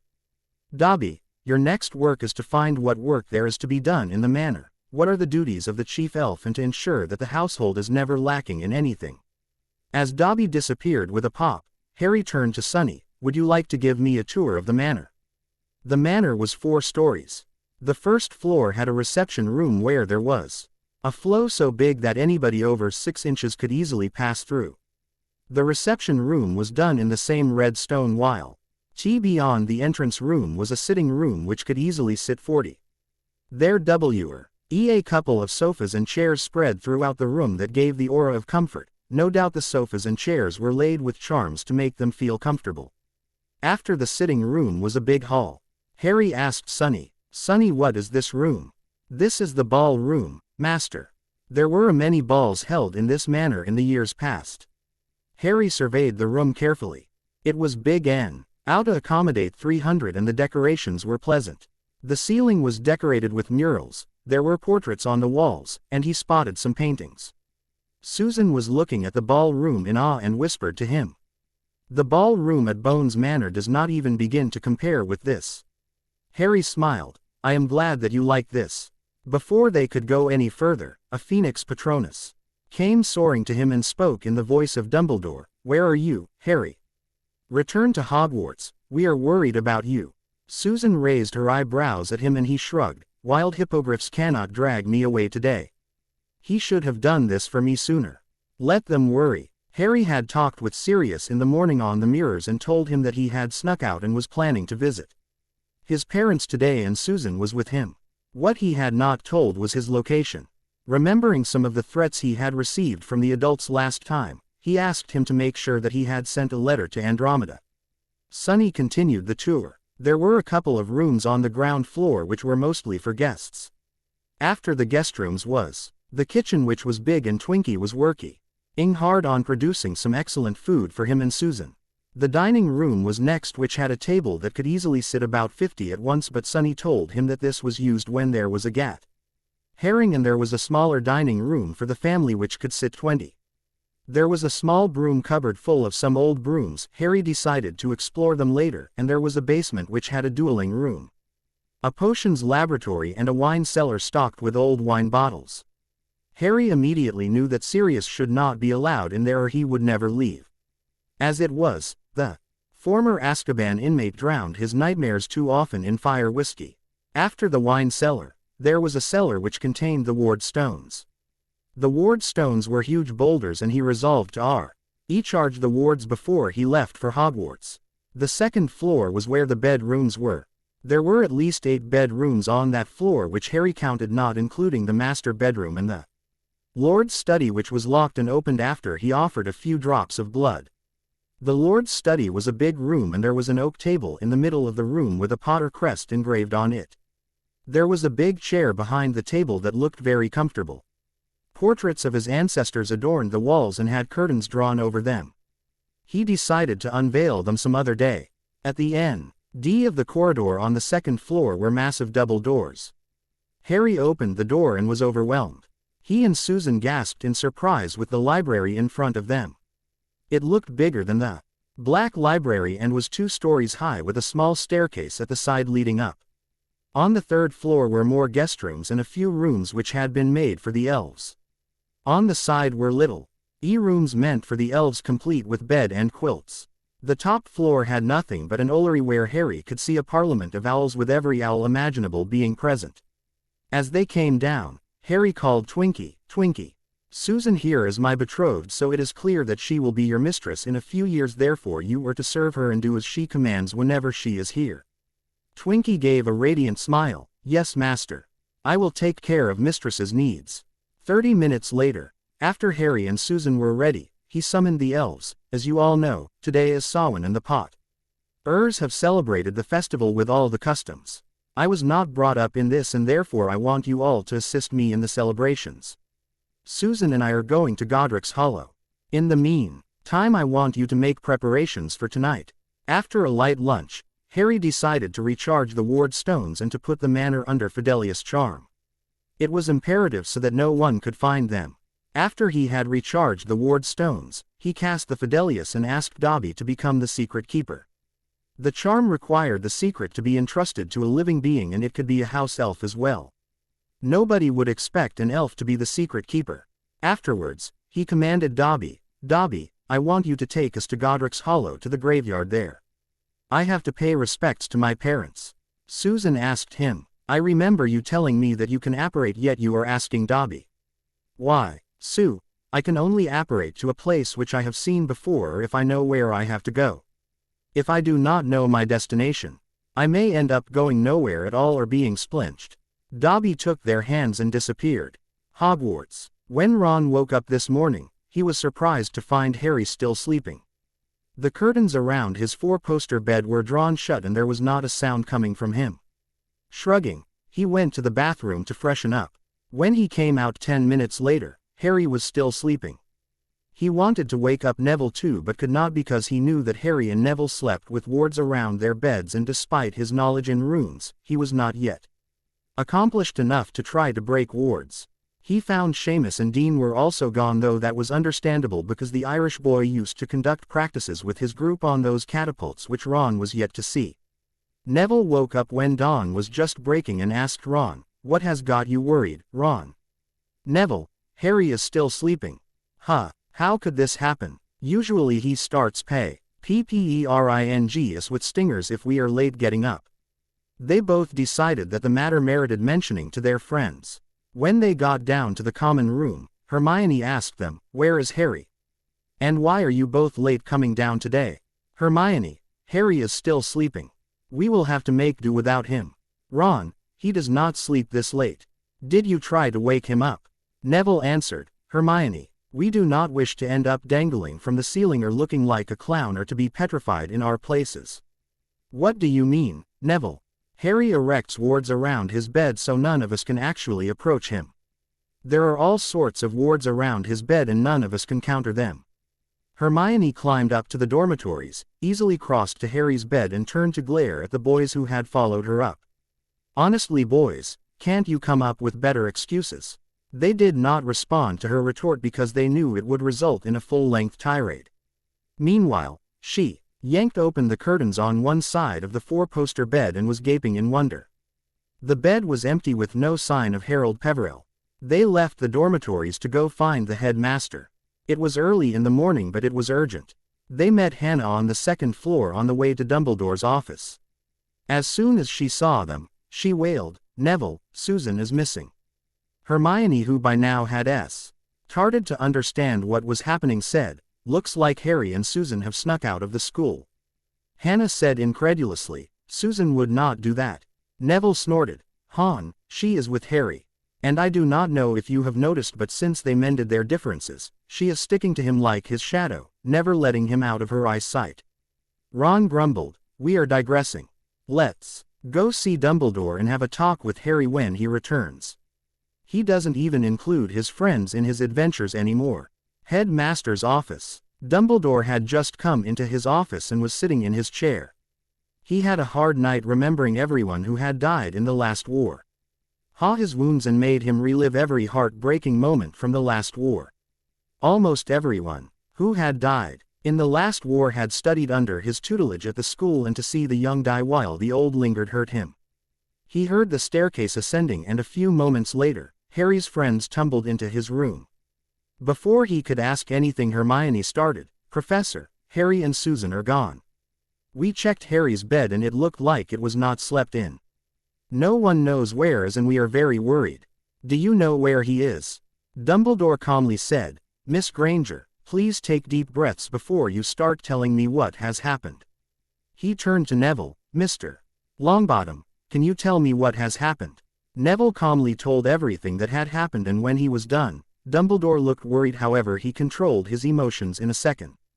"I will try to find out what I can. However, you would do well not to mention this to anyone else. I will inform the Order and the Ministry and ask them to find him, but there is little chance of success if he himself does not want to be found. You all go through your routines as usual and do not answer any questions about Harry. Since there are no classes today, we can think of a suitable excuse." After Dumbledore told them to go through their routines as usual, Neville and Hannah were dispatched to inform the students that there would be no sessions that day.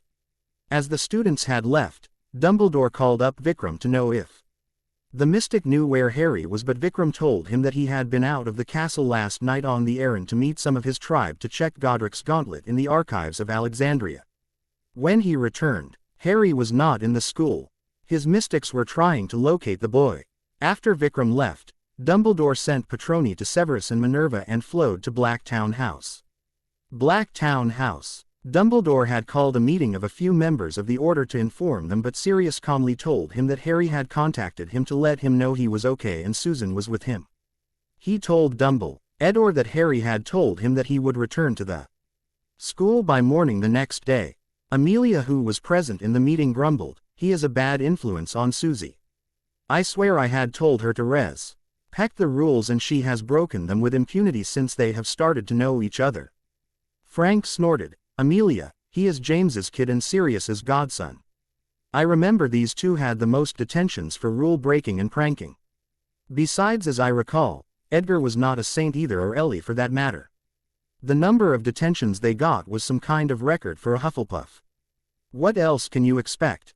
Alice added, "It is likely that they both snuck out together, you know. It may not entirely be Harry's fault. But I swear that when he returns to the school tomorrow, he and my wand are going to have a long talk." Alistair grumbled, "Good luck with that. That lad dodges bone breakers like he is dancing in front of them, stingers won't even touch him." Alice grumbled, "I won't exactly use stingers on him, will I?" Andromeda, who was present, was scowling. "I told him not to pull something like that again, and not a week has passed and he has done it again." Remus snorted, "So, you want to do what? Duel him, or chastise him, or plead with him not to do this again?" Dumbledore replied, "They will be put in detention, obviously. Maybe a week's worth of detentions with Severus will etch the message in their minds." Snape refused immediately, "Absolutely not. I can hardly handle the brat for a class a week, and a full week with him will be a bit too much. I have other obligations too, you know." His lips curled upwards in a sneer, "However, if we stop him from playing the first match." McGonagall, who had come to this meeting, spoke before he finished his words, "You want to keep him out of the match, Severus? I will not let that happen. Besides, once the students know, there will be a riot on our hands. My dear Minerva, how do you think we can curtail his brashness then?" Alice piped up, "Why don't we take away their Hogsmeade privileges?" Everyone at the table laughed. When she scowled, Sirius said, "Alice, he knows 7 ways out of Hogwarts and he knows his way around the grounds. He also has the world's fastest broom and he flies on it like a bird in the air." Alice stamped her feet in anger. "Would you all stop tearing holes in everyone's logic? If there is no way we can keep him in the castle, then what sort of punishment would be sufficient for him?" At last, it was decided that Harry and Susan would not be allowed to go on any Hogsmeade weekends until the new year, and teachers will be in the village on the remaining weekends to ensure that he had not come despite being banned. Sirius and Remus were requested to aid in the effort because they knew about the ways out of Hogwarts. The Marauders were more than happy to oblige. Godric's Hollow. Harry and Susan arrived in a deserted alley in the village. The graveyard was not very far from there. Under glamour charms, They walked up to the graveyard, which did not look eerie in the daylight. However, it had a feeling to it which made them shudder despite nothing being there.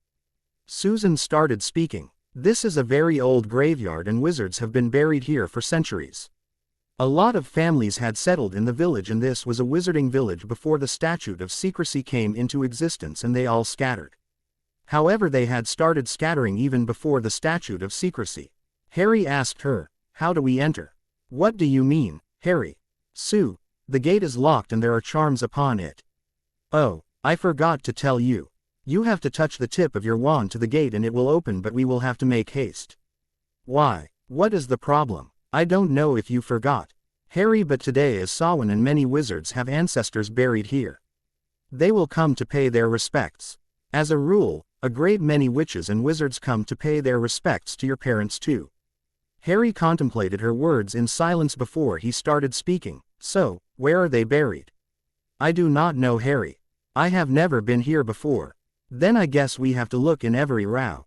They started with the oldest of graves, and Harry was amazed when he came upon a grave which looked very ancient with a black headstone. The name had mostly faded, but from what remained, they could make out, "I notice Peverell." "Blimey, I hadn't expected to find him buried here."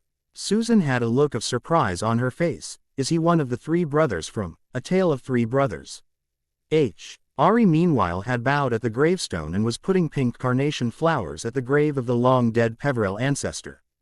He had to find why the last Lord of Peverell's was buried here and not interred in the crypts in the Peverell Castle. After spending some time by the graves, he and Susan resumed their search. Soon they came upon two graves with headstones of white marble. The names stop, head them short, Kendra Dumbledore, and Ariana Dumbledore. He turned to Susan. "Are they Dumbledore's relatives? Did you know that they are buried here?" "I think they may have been related to him, and no, I did not know about them." "I suppose not many people know about it. However, it is the headmaster's personal matter." They kept looking for the Potters and came across many other graves with names like Abbots, Stevens, Ainsworth and many more. Finally, in the last row, there was a grave with a single gravestone which was marked, "In loving memory of James Potter, Lily Potter, born 27th March, H. 1959, born the 30th of January 1959, date of death the 31st of October 1981.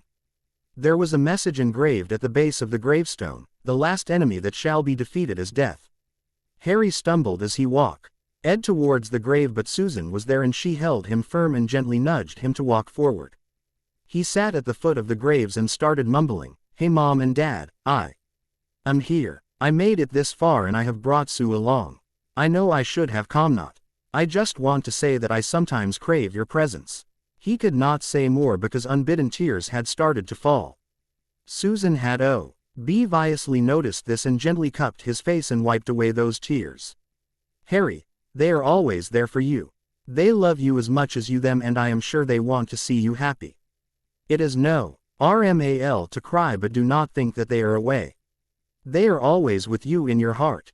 It was quite some time before he controlled the tears and conjured a bouquet of oriental lilies, gladioli, red tulip and orchids and laid it on the graves. He left when Susan pointed out to him that it was afternoon already and soon people will start coming in. He left promising his parents that he will visit them again when he had vanquished Voldemort for good. They also briefly discussed about visiting the cottage before Harry changed his mind and told her that the cottage could wait for another day. He had exhausted his energy for the day. When they were exiting the graveyard, Harry was lost in grief and Susan was busy consoling him, so neither of them noticed the finite, which dispelled their glamours. It was only when Susan noticed that Harry's hair had turned to raven black again, she gasped, "Harry, your hair." Harry had his wand out in a second and they found the marauders before them. Sirius was grinning. "It sure feels great to get the drop on you, son." Susan asked him, "How did you find us? Have you told Auntie? Are you going to take us back?" Harry had no intention to duel with he marauders just then, and he knew without glamour, it was just a matter of time before people would start to notice him. They had to get away and do it fast. He embraced Susan in a hug from behind, and was holding her tenderly while he had clasped his hands together with her in the embrace. Sirius was saying, "Harry told me this morning that you would be here, so I had Creature watch this place. He alerted me when you came and here we are. I would have interrupted you both a while ago if you both were not looking so cute together when you were consoling him. We have not yet told Amelia. And sorry Susan, but we are to take you both back. Dumbledore's orders, you know. Remus grinned and concurred. As Padfoot said, you two are looking so cute holding each other, but sorry, we have to break it up. Harry grinned. Not a chance. Father and uncle. While he said this, he twisted his lord ring to the right and the portkey activated. When Harry hugged Susan, he had been getting his hands in position to be able to use the portkey in his lord ring. Before the Marauders could understand what was happening, Susan and Harry disappeared. Remus grumbled, curse you, Padfoot. I told you that we should use stunners on them and not finite. Sirius responded dourly, they were looking too cute together, Moony. Besides, I do not really want to take him back to Dumbledore. He should have done this for him years ago. What's done is done. Let's go and pay our respects to James and Lily. They both knew that the day was going to be hard on them, with it being their first time since that Halloween night to visit the grave of their friends. And so, I received a lot of reviews for the last chapter. Some of them were very good and I loved them, while some of them were full of critique. As always, I love the reviews. Nothing gives me higher pleasure than to know that people are reading this fanfic. Thank you everyone for the lovely reviews as always. I also wanted to discuss a trifle matter with you all. I have noticed in other fics that they have modest-sized chapters, hardly of 7k words maximum, but I consciously try to keep it up to 10k words a chapter. While it helps me to write more and in detail, I wish to know if you people would prefer short chapters. Another little request: suggest a name for the new Wolfsbane potion, for I am bad at naming things. This chapter has been reviewed by Hypergem. Chapter 38, Potter Manor. When Harry and Susan returned to Potter Manor, the elves had finished preparations for the Samhain celebration. Samhain for wizards was the day when the veil between the astral planes was so thin that the dead could walk on this plane among the living. This was a day when they celebrated the dead. Dobby reported to Harry, Master, the altar be set in the woods and the bonfire is be made there. There are stones stacked beside the fire and kindling to go into it. Thank you, Dobby. Harry took Susan by her hand and they walked to the woods on the estate. Here was an ancient altar in the woods which was a heap of stones, suffused with ambient magic. The elves had hung up lamps filled with bluebell flames with the traditional decorations of skeletons and ghosts around the bonfire, giving it otherworldly appearance. It was believed that those who departed visit their descendants on this day, and the decorations were mainly done to help them to blend in. When Harry arrived, he found some incense sticks by the altar which Dobby had found somewhere and lit them. This was not part of the traditional wizarding celebrations, but Rachel had taught him that the incense was welcoming to the spirits of those who had left us but never truly left. They remained in our hearts even after having been gone from this world. Susan followed his cue even if she had no idea what he was doing. After he lit the incense, he sat on his knees, feeling the magic in the air seeping into his bones. After some time, they stood up and walked around the edges of the woods until they found the bonfire which Dobby had gathered. He lit it with an incendio, and when the fire was roaring, they went by the stack of stones which had been set. Dobby had laid down some mats for them to sit on. Harry took out a couple of pens which were used for carving runes and handed one of them to Susan. She of course knew this part, and picking one of the stones, she wrote a name on it: Edgar Bones. The name on the second stone was Ellie Bones. A few more names went on different stones. Harry meanwhile had written names of James, Lily, Charles, Doria and a few more whose names he learned from the family tree, including Vincent Rosier and Amelia Weber. He might not have known them, but they were his family. After they were done writing, they carried the stones and dropped them into the fire.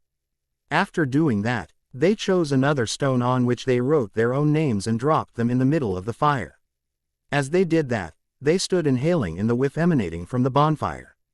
After about a minute, they resumed sitting near the bonfire and watched it burn. While they were keeping vigil over the fire, fairies came drifting to the fire and danced around it in merriment which was very picturesque. Harry kept watching them and suddenly, he started crying. Perhaps it was his yearning for family or the fairies' dance or dropping his name in the fire, but he cried for 5 minutes without restraint. When he stopped crying he felt lighter than he had in a long time. Susan was no different from him and had been crying hard too. Her eyes were blotchy and she made no move to wipe her tears. After the vigil was over and the fire was dying, Dobby popped in to tell them that food was ready and Harry asked him to serve them. Here, in the woods. He wanted to watch the last ember of the fire die out. After they had dinner and were sitting comfortably, Susan said, "Harry, thank you for this. I have not celebrated Samhain for a long time since Auntie never had much time away from work. I never felt more alive than I do in this moment, sitting in this clearing with you and feeling at ease with the rest of the world. I do not have any memories of my parents. I never really realized what their loss meant to me. Auntie never let me feel that I am not her own and I was content, but today, as I tossed those stones into the fire, I realized that I missed them my whole life but I never felt it. It was a burden which remained with me and I stopped feeling it. I have not felt more carefree in all these years than I do now." Harry smiled lightly. "Sue, I know the feeling. I feel the same way acutely and have been burdened with it all these years. Now I feel liberated. I wish that I had been brought up in our traditions since I was a child. However, as the Muggles say, better late than never, so I am glad that I know of our traditions now. What do you say about fishing the stones with our names out of the fire?" She nodded and he just summoned those stones with the slightest movement of his wand and tossed her stone to her while he looked upon his. His was scorched in the center but lightly burnt around the edges. Harry knew the stones were supposed to tell how the coming year would go for him, but he could not make heads or tails of it. He needed a seer for that. As they rose, Susan asked him to take a walk with her around the manor. The manor was silent, but it was not an eerie silence. When they left, the fairies were still dancing in the clearing. Sometime during the walk, Susan laced her fingers with him and they walked around hand in hand without saying anything. Sometimes silence can be more comfortable than a whole bunch of words, and they were doing just that. Keeping silence and not making a sound. They were content to walk around Manor for a long time until it was nearing midnight. Harry escorted her to the room which she had chosen for herself, and as she entered her room, she stood on tiptoe, gave him a peck on his cheek and whispered, "Good night, Harry," and was gone before Harry could say anything. Hogwarts. While Harry had a good day with Susan, his friends did not. After sending away the students, Hermione had done what she knew best. She dragged Ron to the library to study, however it was clear that her mind was not on it. Some students had asked her where Harry was and she told them that he was called to Lond on last night on some house business, which was the best excuse that they could find. Professor Cassandra Lester had announced over breakfast that the school was hosting Samhain celebrations that night, and those who felt like attending them were welcome. Most of the students cheered at her declaration, and surprisingly it was not only purebloods but Muggle-borns and half-bloods as well. In the previous years, Samhain celebrations were more like private celebrations for the students who liked to honor their traditions, but this year, things were changing. Most of the students understood why Dumbledore had started wizarding etiquette classes at Hogwarts this year. It was to teach the Muggle-borns the ways of wizards and to prepare them to be able to integrate themselves into wizarding society. The wizarding world would not survive without the Muggle-borns. As it was, very few Muggle-borns stayed away from her classes, for they wanted to learn more about the wizarding world. Daphne had asked Hermione about Harry and was given the same answer with the hope that she would not pry further. Daphne knew a lie when she heard one. It was how she had been trained, and Hermione was a terrible liar. Ronald made it worse by saying that she should not be concerned with where Harry was. Daphne had a good idea that none of them knew where he was, and she had also not seen Bones this morning. This made her stomach churn even at the thought of them being together, but as she saw it, there was no other plausible explanation for their absence at the same time. They were together. She had asked Tracy for help during breakfast, which for a change they had at the Slytherin table. Last night, Slytherin Captain Montague had requested that the housemates stay away from Gryffindor students till the next match, and argued that if students were too friendly with each other, the element of rivalry will be absent, and that would mean that the match would be boring. She had also heard some rumors from rumor mill that Harry had said that he would let Malfoy catch the snitch this time, something which people did not want to believe, but a lot of students had put their bets on Malfoy. Daphne knew She was the inner Slytherin of Harold Peverell at work. She had asked Tracy, "Trace, can you ask your redhead and tell me where Harry is?" Tracy shook her head. "He told me this morning that we are not talking until the match is over. He wants to pummel Slytherin in the upcoming match without thinking about how I would be affected. Besides, I do not think he really cares what happens in the castle. Unless someone wants to keep him in the loop. He already has his hands full with the contraption that Harry wants to be made in the joke shop they are planning to open well before the next school year starts." Daphne snorted. "Joke shop?" Tracy asked her indignantly, "And just what is wrong with a joke shop?" "There is nothing wrong with a joke shop, Trace. What I meant is that they are obviously very gifted at magic and could make it big in the ministry. Why would they want to open a joke shop? I asked him and he said it is their biggest ambition. They have been developing products for ages. Last summer, they found a financer. They have even got premises in a prime location in Diagon Alley." Daphne shrugged. "Well, looks like they devoted a lot of time and energy to it, and I have no doubt that they will make it big."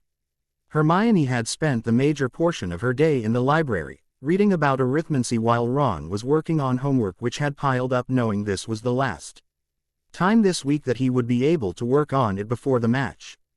Hermione, however, had left the library after about 3 hours because she could not concentrate enough. Ronald had dutifully followed her and they had opted for a walk around the lake. They sat under a tree taking in the scene when Hermione asked him, "Where do you think he is, Ron? I did not think that he would just take off like this.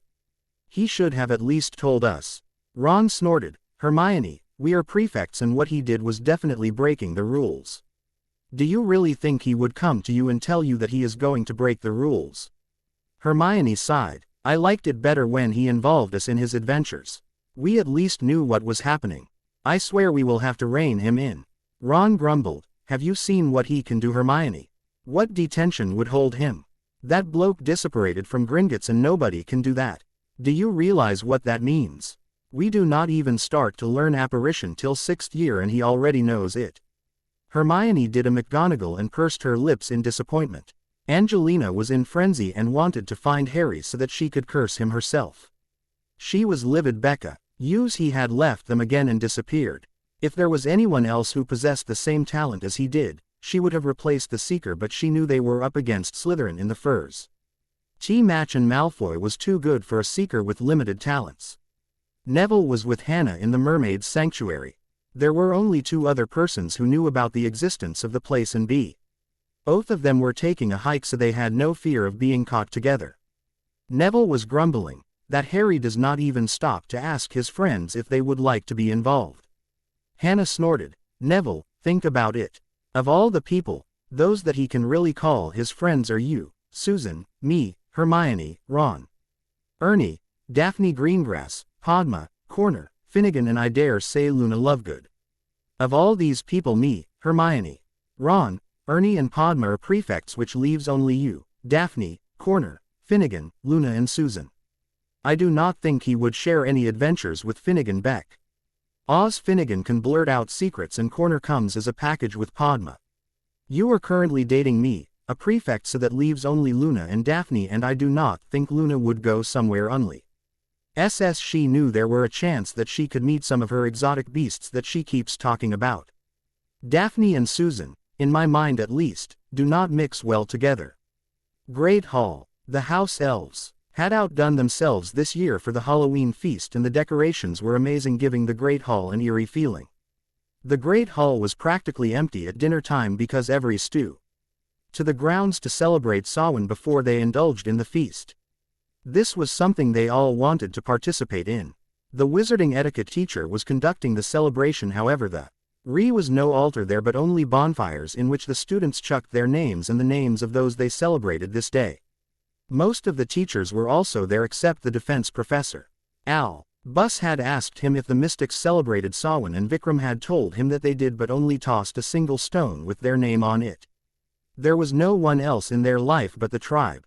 Students had seen Snape too, tossing a couple of stones into the fire. The headmaster himself had chucked a handful of stones in the fire. Samhain had not been celebrated in the traditional sense of the road for many years in the castle, but Dumbledore had always participated in a celebration in any of the magical households where he was welcome to share their fire. The bonfire at Hogwarts was different from the fire at Potter Manor. There were no fairies dancing around the bonfire, nor were there decorations of ghosts and skeletons. All the Hogwarts ghosts, though, had attended the bonfire and participated in the celebration. There was nothing better for the celebration than to have real ghosts present there. After the fire died down and the stones were collected, the feast began. Most of the students had been seen with red puffy eyes and smiles on their faces. The next day, Harry knew that the next day would be hard for both of them because surely there would be consequences for their vanishing act. He rose early in the morning and did his workout without bothering to wake up Susan. There was no need to wake her up just yet. After he finished his exercises, he sent Kitty to wake up Susan. She arrived sleepy-eyed and grumbling. Harry was seated at the table. She pecked him on the cheek before taking a seat to his left at the dining table. "What is the plan for today, Harry?" she asked, trying to fight her yawn. "Yes, Sue, my brilliant plan. As soon as we are ready, we are going to flow to the cottage on the hill and then fly to Hogwarts to face the firing squad, which I am sure has already lined up to take their shots. I can gleefully face all of them and live to tell the tale, except Auntie. You will have to handle her yourself." She gave him a look of mock incredulity. "This was your idea, Harry." "Why would I have to face her?" "Because she will go easy on you, but I do not know what she would do to me." She rolled her eyes and muttered under her breath, "Coward." Harry puffed up his chest with mock indignation. "I will have you know, Miss Bones, that I am Gryffindor through and through, but I draw the line where scary witches are concerned." After an hour, they were ready to go back to the school. Harry summoned Dobby. "Dobby, we are leaving for the school. In my absence, you are to stay here and supervise the other elves. I will shortly send my steward to manage this place and to give more instructions to you." Dobby bobbed his head in agreement and Harry flowed to the cottage on the hill right after Susan. As they emerged out of the flow, Harry asked her, "My lady, what would you prefer, a broom or hippogriff?" She grinned. "Do you even have to ask? Of course I prefer Blackstorm. Hogwarts." The hippogriff landed near Hagrid's hut and startled the groundskeeper who was working on his garden. He turned around to find a hippogriff landing and ran to it. As the hippogriff came to stand still, he uncertainly asked, "Harry?" Harry grinned. "Hi, Hagrid. Do you like my familiar?" When Harry got a good look at Hagrid, he noticed that the half-giant was looking worse. His one eye was swollen shut and there were more injuries on his person. He said, "Hagrid, please go to Madame Pomfrey. She will fix you up in no time." Hagrid waved aside his concern, and was eyeing the hippogriff with interest. He had bred a lot of them and was proud of his herd, but this one was better than any he had seen. It was taller and stronger than most of his own and exuded an aura which was entirely unfamiliar to Hagrid. Hagrid bowed to the hippogriff before he approached it and started petting it. As Susan and Harry descended, he started to check the beast from the wingspan of its wings to its hoofs. The beast was magnificent and Hagrid felt that it was certainly a king of its kind and just about to enter adulthood, meaning it was going to want to mate soon. That could be a problem if it challenged the dominant stallion for mating rights. He asked Harry, "What have you named him, Harry?" "His name is Blackstorm." "Has he got a mate?" Harry thought for a moment. "Not really. When I tamed him, he was leading a herd, but I do not think he had a mate." "Why?" Hagrid said wistfully. "Do you know anything about mating?" "He is about the age of an adult and will be rutting soon. I can get him a mate, if you want." Harry smiled. "You know better than I do, Hagrid. By all means, do as you see fit." It was then that Hagrid remembered that Harry had been missing for the last day. He asked, "Where were you, Harry?" "Dumbledore was angry. Ron and Hermione also were angry with you." Harry waved bye to him. "Good thing then that I am going to the headmaster right away, See you later, Hagrid, and take care of Blackstorm." Great Hall. The students were in the Great Hall eating breakfast when the double doors opened without a sound and Harry entered with Susan on his arm, both of them grinning. All conversation in the Great Hall immediately went silent and everyone turned to look at them. They were dressed in their uniform robes and walking imperiously towards the Gryffindor table when Dumbledore said, "Mr. Peveril and Miss Bones, please report to my office immediately. The headmaster's eyes were twinkling and a smile was tugging at the corner of his lips, but most of the students thought they had imagined it because in the next moment, his expression was impassive and he looked stern. He turned to the teachers, Pomona and Minerva, since they are from your houses I want you both in my office as soon as breakfast is over. Harry and Susan obediently followed Dumbledore to his office, and when they entered, he locked the door to his office with a locking charm and pointed them to 2 seats on the other side of the table. As they sat, he turned to the portrait of Phineas Nigellus Black. Inform Sirius that Harold Peveril has been found and is in my office, and tell him to inform the order. He then made a flow call to Green Hughes in the office of the head of DMLE. Harry was getting nervous. Professor, what are you doing? Dumbledore gave him a grin. I am of course spreading the news that you have been found. I expect we will have company in a few minutes. Harry paled. You mean everyone you flow called will be here? No, Harry, not everyone, but I suppose Amelia will be here at least. Molly wanted to come but Arthur asked her not to. I suppose. Sirius and Remus knew about you though, so they will not make an appearance. Andromeda maybe will have words with you when you return home for winter holidays. As they were talking, Amelia stepped out of the flow and Susan gave a squeak and slid lower into her seat. Dumbledore chuckled. Amelia, I leave these 2 to you, however I am afraid that I cannot give you more than 10 minutes. Amelia growled through her gritted teeth. Oh, I won't need even 10 minutes, Albus, but thanks for being considerate. As Albus was leaving, he said to her, I would appreciate it if you would leave my office the way it is. It is bothersome to try to restore it after someone appends the tomes, destroys the furniture and damages the portraits. As the door closed behind Dumbledore, Amelia took a seat and turned to Susan. Explain. Harry tried to say something but she cut him off. You will get your chance to speak, Harry. Right now I want answers from her.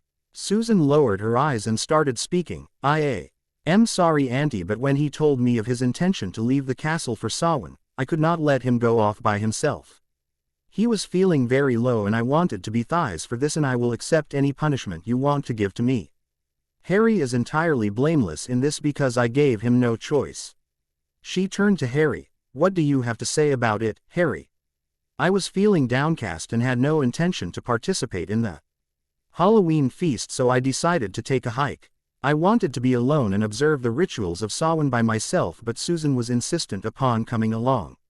I should have refused or put her in a body bind if she did not agree, but a little part of me wanted her to come, so I allowed her to. If anyone is responsible for it, it is me. Amelia gave a small smile. I see that the 2 of you make a good team, but both of you are responsible and both of you will be punished. I am furious that neither of you have any regard for rules. However, where have you both been that no one could find you? Harry replied, as you probably already know, we visited my parents' grave in Godric's Hollow. We were going to visit the cottage too, but Remus and Sirius caught up to us there. We spent the rest of the time at one of my properties. Exactly where, I cannot tell you. She mock glared at Harry. I hope you have treated her well, but if you have not, then I swear. She could not finish her words because Susan said hastily, he was the perfect gentleman, Auntie. You do not need to worry about it. She was walking towards the floor and said above her shoulder, well then I will take your leave. For now, I will let the school deal with you as they see fit for being out of bounds without leave. I will deal personally with the both of you when you are home for the holidays. And Harry, Alice asked me to tell you that soon you and her wand are going to have a talk. Harry cringed at that. Susan asked him, what's wrong?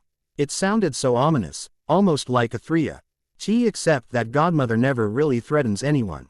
She does what she promises. Amelia left by the flow, and at that moment, the door opened and Dumbledore entered, followed by McGonagall and Sprout. Dumbledore took his seat while the teachers took seats on both sides of them. Dumbledore started, I have no doubt that Amelia made you realize the gravity of your act. I will only say that breaking rules with impunity is not tolerated at the school, so you both need to be punished. Suitable punishment has been deliberated upon and your heads of house have agreed upon it. I will leave it up to them to award your punishment to you. Professor McGonagall started first. Mr. Peveril, you have been suspected of a lot of rule breaking this year, but nothing could be proven so far and you escaped punishment for them. Need was felt to acquaint you with the gravity of your misdemeanors. There were talks of restraining you from the first Quidditch match of the season. Harry started to object, but she silenced him with a look. However, that punishment was abandoned and it has been agreed upon that your Hogsmeade weekend privileges shall be taken away for the rest of this term. If you continue in this vein, the punishment will extend to the rest of the year. Harry hung his head in shame, but inside he was relieved and was thinking it was not that big of a punishment because he could sneak out on those weekends. Then McGonagall resumed speaking, and to ensure that you do not enter the village from any secret ways, Mr. Black and Mr. Lupin have agreed to be in the village and keep eyes open for you and Miss Bones. Harry nodded reluctantly. I accept the punishment, Professor. Professor Sprout started then. Miss Bones, I must say I am surprised that one of my Badgers would be involved. In such a blatant display of rule breaking. Since you broke the rules, you need to be punished. It should be equal if not more in proportion to the punishment awarded to him. Therefore, you are banned, Ed, from Hogsmeade weekends for the rest of the term, and if you are found involved in similar instances of rule breaking, it will include every Hogsmeade weekend for the rest of the year. After their punishments had been awarded, Dumbledore asked them, where were you two? Professor, I went to Godric's Hollow to visit my parents. Something that nobody has done for me in the last 14 years. I tried to go alone but Susan insisted. She is entirely blameless in this episode. Dumbledore sighed. If I could, I would have cancelled the punishment, but other teachers have been informed of your misdemeanors and cancelling your punishment now would bring allegations of favoritism and bias against me. I am glad that you did this, my boy, and hope you will forgive me. I have made too many mistakes where you are concerned. They both were let out before the classes started. Since they had most classes together that day, they sat with each other, ignoring glares from their friends. Harry had a fairly good idea that Hermione was just raring to go on a rant, and the way Neville was eyeing them, it was clear that he too would have liked to go. Since there were too many people with too many questions, they decided to skip lunch in the Great Hall. As they started toward the Great Hall, Harry pointed out to Susan, Sue, you do realize that our friends are inside waiting to pounce on us. I know, Harry. Why? Because Sue, I do not want to face them right now. So what do you propose? Because I am very hungry and I would like to eat. Harry in all seriousness said to her, Susan Bones, old you accompany me on a lunch date to the kitchens. She eyed him. Is Hogsmeade too far for you? He grinned. No, but I believe I have tested everyone's patience enough for now. Any more indiscreet ions and they might take me out of the Quidditch match, and I wouldn't bet a brass canute on my chances for survival when the team hears about it. Susan chortled. The mighty Harold Peverell, who has slain 1,000-year-old basilisk, drove away 100 Dementors, dueled with Tom Riddle, and is scared of a Quidditch team. Harry grumbled. Yes, because I am sure Professor McGonagall would be leading the mob of the Quidditch team, and I for one do not want to provoke her. She chuckled at his antics. He took her arm and they proceeded to the kitchens. As they opened the kitchen door, dozens of elves rushed to them bowing. One of them squeaked, What can we do you for, Master and Miss? Can you give us a table and some lunch? Harry asked. The elf happily led them to a table set up on one side of the kitchen. They took their seats and Harry ordered the elf to bring them something of everything that was being sent to the house tables in the Great Hall. As lunch was served, Harry started talking. Susan, what do you think about our life together after the war? Susan inwardly smiled. He was talking about them together, which made her heart flutter. It depends on what you want to do, Harry. I mean, you have a lot of skills and have so many options, and I have some. We will decide it together, but as I told you earlier, I would like to go to research in the Dom. They work on so many things there. It will lead to me having fixed hours of work and I can be home every day in the evening. That is very ambitious, Sue. Are you sure you are not secretly a Slytherin? She glared at him. I will have you know that I am a Hufflepuff through and through, and our houses do not define our qualities. They just point to the more prominent ones. Harry chuckled at her outburst but sobered when she glared at him some more. Then he asked her, Tell me about some accidental magic of yours. She grinned. Once Auntie had some guests from Makusa and they were discussing something important. As around 5 at that time, and I wanted Auntie to tell me a story and tuck me in as I was Sleepy. Since she was busy, she did not hear me. I got so angry at those guests that I vanished their clothes except the bare essentials. I had never seen Andy looking so angry before then. Harry started laughing as he was trying to imagine the scene in his mind of wizards dressed in suits, and suddenly their suits vanished. She joined him after some time. Their date ended as lunchtime was over. They left reluctantly to go to the classes they had just before the detention with Professor Sprout, which Vic Ram had given him. That Angelina got hold of him after the classes and shoved him into an unused classroom and entered the door behind him. She was glaring hard at him and he was looking imperiously at her. When Angelina did not speak for some time, he asked, "Do you have something to say or do you just want to glare at me?" She was barely controlling her fury. "Are you so hard-headed that you can not understand how important the match is for us? I swear if there was someone who had your talents, I would have replaced you. I do not even know if I should hex you into tomorrow or rip your head off." Harry adopted the scared demeanor. "Angelina, I am sorry. It will not happen again. Besides, we had no practice yesterday, so no harm done. I promise that I will be there for team practice tomorrow morning. I trust that you have reserved the pitch," she said tiredly. "Harry, I really do want to win the cup." "Yes, I have booked the pitch for tomorrow and I expect you there." Great Hall. When Harry arrived for dinner in the Great Hall, he slipped into a seat beside Fred and George as he had realized that students were still sitting at their own house tables. Angelina was glaring at him intensely and he turned to George. "Mate, please tell your girl to avert her eyes or she will incinerate me on the spot." Fred said, "And how unfortunate that would be." George added, "Imagine the newspaper headlines." They both said, "The boy who lived burned to cinders." This had the desired effect and Angelina laughed despite her anger. "Harry, please do not do anything like that again. McGonagall told me that they were deliberating about banning you from Quidditch for the rest of the year." George turned to him, shock written on his face. "Mate, that would be cruel and unusual punishment." Fred added, "Yeah, imagine others flying and your best player is benched." George added, "Oh, the shame. Slytherin would win without having played. As much as Slytherin would love an easy win, I would rub it in your face after I have caught the snitch right under your nose, Potter," sneered Malfoy, who had just come up. Harry laughed. "Maybe, if you weren't so busy looking down your nose at other people, you could look up and spot the snitch every now and then." Everyone around them laughed while Malfoy walked to Slytherin table. Trash talk was common for Quidditch and Harry had kind of expected it. He was also expecting the Slytherins to attack the Gryffindors to sabotage the team as they had done previously, and the Lions would give as good as they would get. Lion's Den. Harry was finally cornered in the Lion's Den. He had evaded his friends for long enough and now it was time to pay the piper.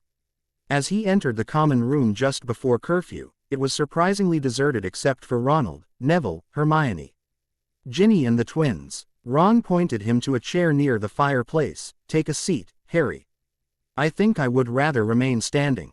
It will make it easier to make my escape if you start trading hexes with me." "You know," the twins cheered, "that is the Marauder spirit. Way to go." Hermione glared at them while Neville started, "Harry, we do not need to tell you what mistake you made.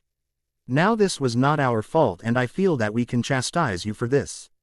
I do not know about these two, but my complaint is that you left your godbrother behind in your adventure. You should have taken me along. What if someone had attacked you or something happened to you? Did you even think about your friends once?" Harry started to say something before Ron cut him off. "Don't speak but listen to us.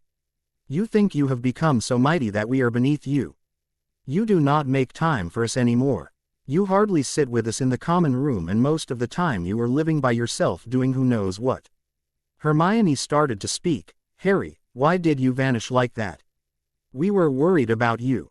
Did you not think about us at all? Why did you do it? I wanted to hex you for being so careless. How can you be so reckless, Harry? You were not here to conduct the morning training sessions either." Harry looked at Ginny. "Do you have any complaints against me, Miss Weasley?" She suppressed a giggle, then said, "No, Harry, I have no complaints whatsoever against you, but Hermione wanted me to be here to bolster the numbers." Harry turned to the twins. "You two. You have any complaints?" They bowed low to him. "We just wanted to congratulate you on the act, Prank Mage. It is true that your Hogsmeade privileges are revoked and that is painful, but you are our hero." Harry then turned to his three friends.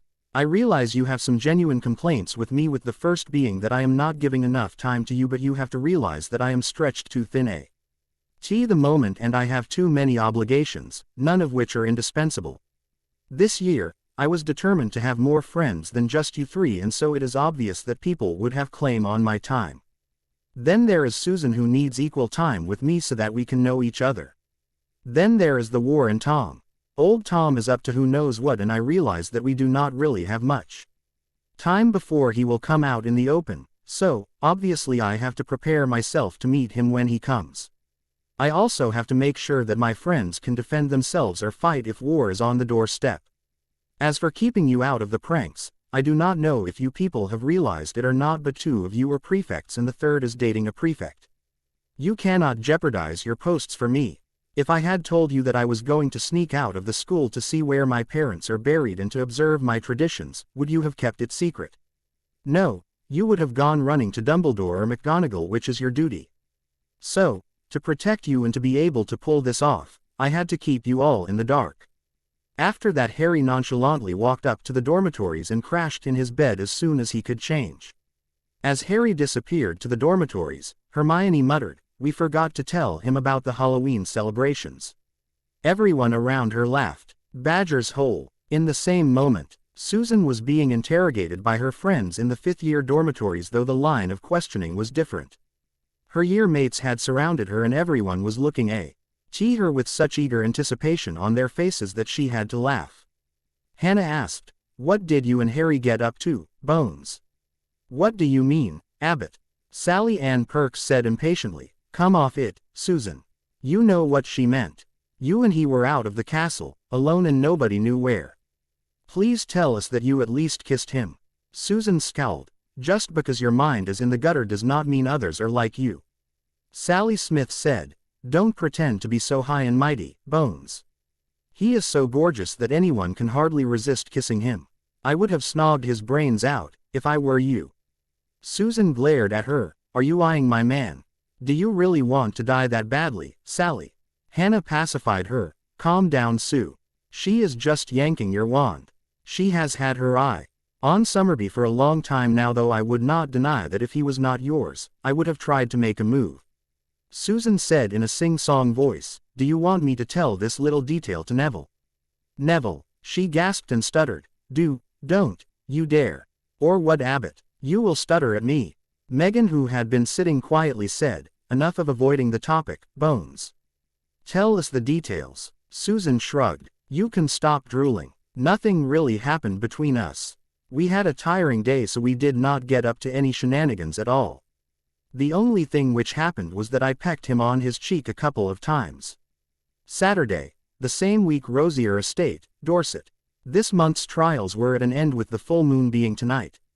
If things went well this night, Remus planned to ask Ted to obtain the patent as soon as it was possible. It would be another week before Harry would wreath improved potion and they would start mass production. Things were good in the meanwhile. Except for Nymphadora Tonks, who had started to openly show her affections towards him. He wanted to discourage her, but she was not deterred. Sirius had figured out that something was going on and had asked Remus. Remus had stonewalled him a lot of times until Sirius had made him confess that Nymphadora had feelings for him, and he did not know if he was good enough for her, nor did he want to ruin her life. Sirius told him that he was an idiot to think that way. He also knew that Sirius was up to something behind his back, but had no idea about what it was. He was only determined not to give in to her attempts. He was not about to condemn someone else to the life he had. Hogwarts. Today was the day of the match. Harry had managed to avoid getting any more detentions. Not that he had stayed out of the hexing. Just that he had been careful about who was around when he did it. The upcoming match was Gryffindor versus Slytherin. Hexing the opposing team wasn't just fun, it was a moral imperative. Gryffindor had the advantage here. They had backup players on their squad, which Slytherin did not, and they always went everywhere in pairs. Every player was fair game, but it looked like some sort of line had been drawn when it came to the Gryffindor team. For example, no one tried to hex the twins because they were the embodiment of chaos. Messing with one meant messing with both, and nobody was crazy enough to try and fight with them. Another player declared out of bounds was Harold Peveril due to his prowess with the wand. Everyone knew that he had an expansive repertoire of spells. He was notoriously hard to sneak up on, and nobody wanted to be at the wrong end of his wand. Other than those three, every player had been hexed or attempted to be hexed at least once. Angelina had been hexed when she was returning from classes, and her eyebrows had grown until they covered her face and she could not see. She had to visit Madame Pomfrey to get it undone. Ronald had been hexed returning from classes, and he had to go to the Mediwitch for boils on places which people generally do not show in public. Hermione prowled the corridors for hours afterwards trying to find the perpetrators. Someone tried to hex Katie with a knee reversal, but was saved by George, who was nearby and deflected the hex. Someone else attempted a stickfast on Faye Dunbar, but she deflected it with quick reflex before replying with a hex of her own. Ginny Weasley sent a couple of Slytherins to the hospital wing with the Bat Bogey hex. Demelza Robbins had been stalked for an opportunity, but she had taken to walking with her friends and was always in a group. The final backup player, Jack Sloper, had not been attacked or hexed for similar reasons. The Slytherins had got as good as they had given. The Capt. Ain Graham Montague had been hit with Twitching Ears hex when he was returning from the library. It was not just a single hex, but more like someone had peppered him with hexes, and he had to see Madame Pomfrey to counter the hex. Harry and Neville claimed the credit for that in the Gryffindor common room to high applause. Ron had grumbled that he missed most of the fun, but Harry had reminded him that as the prefect, he was supposed to stop him. Malfoy had been hit with the tail-growing hex and had been sporting one for a few hours before the Mediwitch was able to remove that. That had led to him being laughed at in the Great Hall. The twins had claimed the credit for that one. The beaters Crabbe and Goyle had been sent to the hospital wing with the horn-growing hex and the horn-tongue hex, courtesy of the 3 Gryffindor chasers. Miles Bletchley had been carried to the hospital wing after Faye Dunbar had hit him with the scalping hex in retaliation for the stickfast hex. Cassius Warrington never went anywhere without people around for the fear of being hit. He and a couple of his friends had been found petrified and left in an unused corridor where they had remained for hours. The ONLY player who had been declared out of bounds was Adrian Pusey because he was the only decent player on the Slytherin team. He always played fair and did not involve himself in any of the cheating. Practices had been brutal in the meanwhile. Angelina had acted on his advice and booked the pitch in the mornings. Harry had told the students that he would not be participating in the morning runs until the match. Since he and Ron were both tied up, Neville and Hermione had started to give practice to others. Angelina ran them ragged, making them practice until the last moment she could manage. Dee and George had once complained that their boils had ruptured, which made it hard for them to sit on a broom. When Harry questioned them about it, they told him that it was due to a product they were developing and had tested on themselves. Harry had not practiced any of his new moves during the morning sessions, because he feared players from other teams would notice. He wanted them to be a surprise. Things were good with Susan. They were still eating at their own house tables, but otherwise spent every spare moment together. They would often go on a walk around the lake, making small talk with each other, or would organize an impromptu date on the grounds where Dobby would bring them refreshments while they talked. Sometimes they were joined by Neville, Hannah, Ron and Hermione. Harry, however, remembered Ron's complaint and made time for his friends in the tower. As a rule, he would sit with them and finish the homework, or sometimes when he was feeling daring enough, he would challenge Ron to a game of chess where Ron would easily defeat him. Sometimes, he would teach the younger years who had doubts regarding the practical application of something they had read or the theory of the subjects. He was also planning a major prank for the school but had not yet acted on it because he knew that getting caught in any misdemeanor would mean he would have to sit out of the match, which was something he did not want to do. He had made plans, found the people who could help, and now was waiting for the perfect time to execute it. He visited Hagrid a couple of times and the half-giant looked worse for wear every time. He had still not resumed his duties as the care of magical creatures professor, but Harry hoped he would take up his position soon. Hagrid often talked to him about beasts and Harry indulged him. Another thing Hagrid had been puzzled about was his friends and had asked him when he was in the grounds walking with Susan. Hagrid at that time was grooming Blackstorm and Harry could swear that the hippogriff was enjoying all the attention which was given to him. Hagrid had made a separate paddock for him and asked Harry to fix it with warming charms so the hippogriff would not be cold during the night. Other than that, Hagrid spent a considerable time with the hippogriff except when he was going into the Forbidden Forest. He had hailed Harry as they were taking a walk around. "Harry. So good to see ye. Where are Ron and Hermione?" "I don't know, Hagrid. They are prefects now, so they have some other obligations as well." "Come in for a cuppa?" Hagrid asked. Susan replied before Harry could. "We would be delighted, Hagrid." When they entered his hut, Hagrid asked Susan, "Sorry, but I do not remember her name." "Ye are Edgar's kid, aren't ye? You are not in me class, are you?" She smiled. "Yes, I am his daughter and my name is Susan Bones. And no, I took runes and arithmancy." Hagrid asked Harry, "Are you two seeing each other?" Harry delightfully replied, "Oh yes, we are seeing each other. Blimey, how soon things change. Before this year, there was only you three and now you have a bunch of students around you. Times change. Hagrid, will you tell us how your trip to the Giants was?" "Ruddy bunch, they are. Me and Olymp had almost convinced the last Gurg to remain neutral, but he was murdered by one of the other Giants and now they are all coming to support you-know-who." "Hagrid, if you cannot speak his name then Callum Riddle?" Hagrid asked, confusion written on his face. "The same Tom who framed me." "The very same, Hagrid, but I thought you already knew that." "No, Harry, I did not. Tom disappeared soon after he left school and when he re-emerged, he looked nothing like his younger self." "Oh, so Hagrid, what are you planning to show us for your first class this year?" Hagrid had a big grin adorning his face. "I have a surprise that you will all like." Harry slightly shuddered. "Please tell me that it is not another blast-ended Scroot." Hagrid guffawed. "Come now, Harry, they weren't all that bad." Harry mumbled to himself, "Maybe not to you. They were nothing less than a total nightmare for us." Harry hauled Parvati aside, in the common room one day when she was talking with Lavender Brown. "Parvati, can I have a word with you?" She gave him a radiant smile while Brown was saying something to her in hushed whispers and giggling at the same time. "Yes, Harry, what can I do for you? I wanted to talk to you, in private if you will." She followed her out of the common room to a classroom. After he had locked the room, she asked him with a raised eyebrow, "What is it you want to talk about?" "Parvati, first of all let me apologize for the way I treated you at the Yule Ball. It is not how one should treat a lady when he is escorting her." "Harry, that is an old story and I forgave you long ago. Is there anything else you want to talk about?" He fished out the stone he had collected from the bonfire. "I want you to read this stone for me." She eyed him inquisitively. "As far as I remember, Harry, you were not present at the Samhain celebrations. How did you get this?"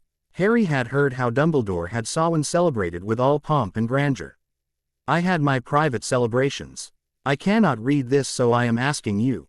"Why me?" she asked. "I am not the divination teacher." Harry internally cringed at the thought of going to Trelawney for getting his stone read. He gave a brightening smile to her. "You and I both know that she is not a true seer. There are only 3 seers in the school and I know them personally. Happily, none of them are named Trelawney." She took the stone and turned it in her hands, inspecting it for a long time. "Harry, it shows that in the coming year, you will have a lot of troubles, but there will be moments of happiness and rejoicing in between. By the time next Samhain arrives, the final battle would have been fought and Wizarding Britain would be liberated of the yoke of the oppression of Voldemort." Harry was impressed with the way she had called him by his name and did not flinch or shudder or gasp at it. Gryffindor 5th year dormitory, the next morning.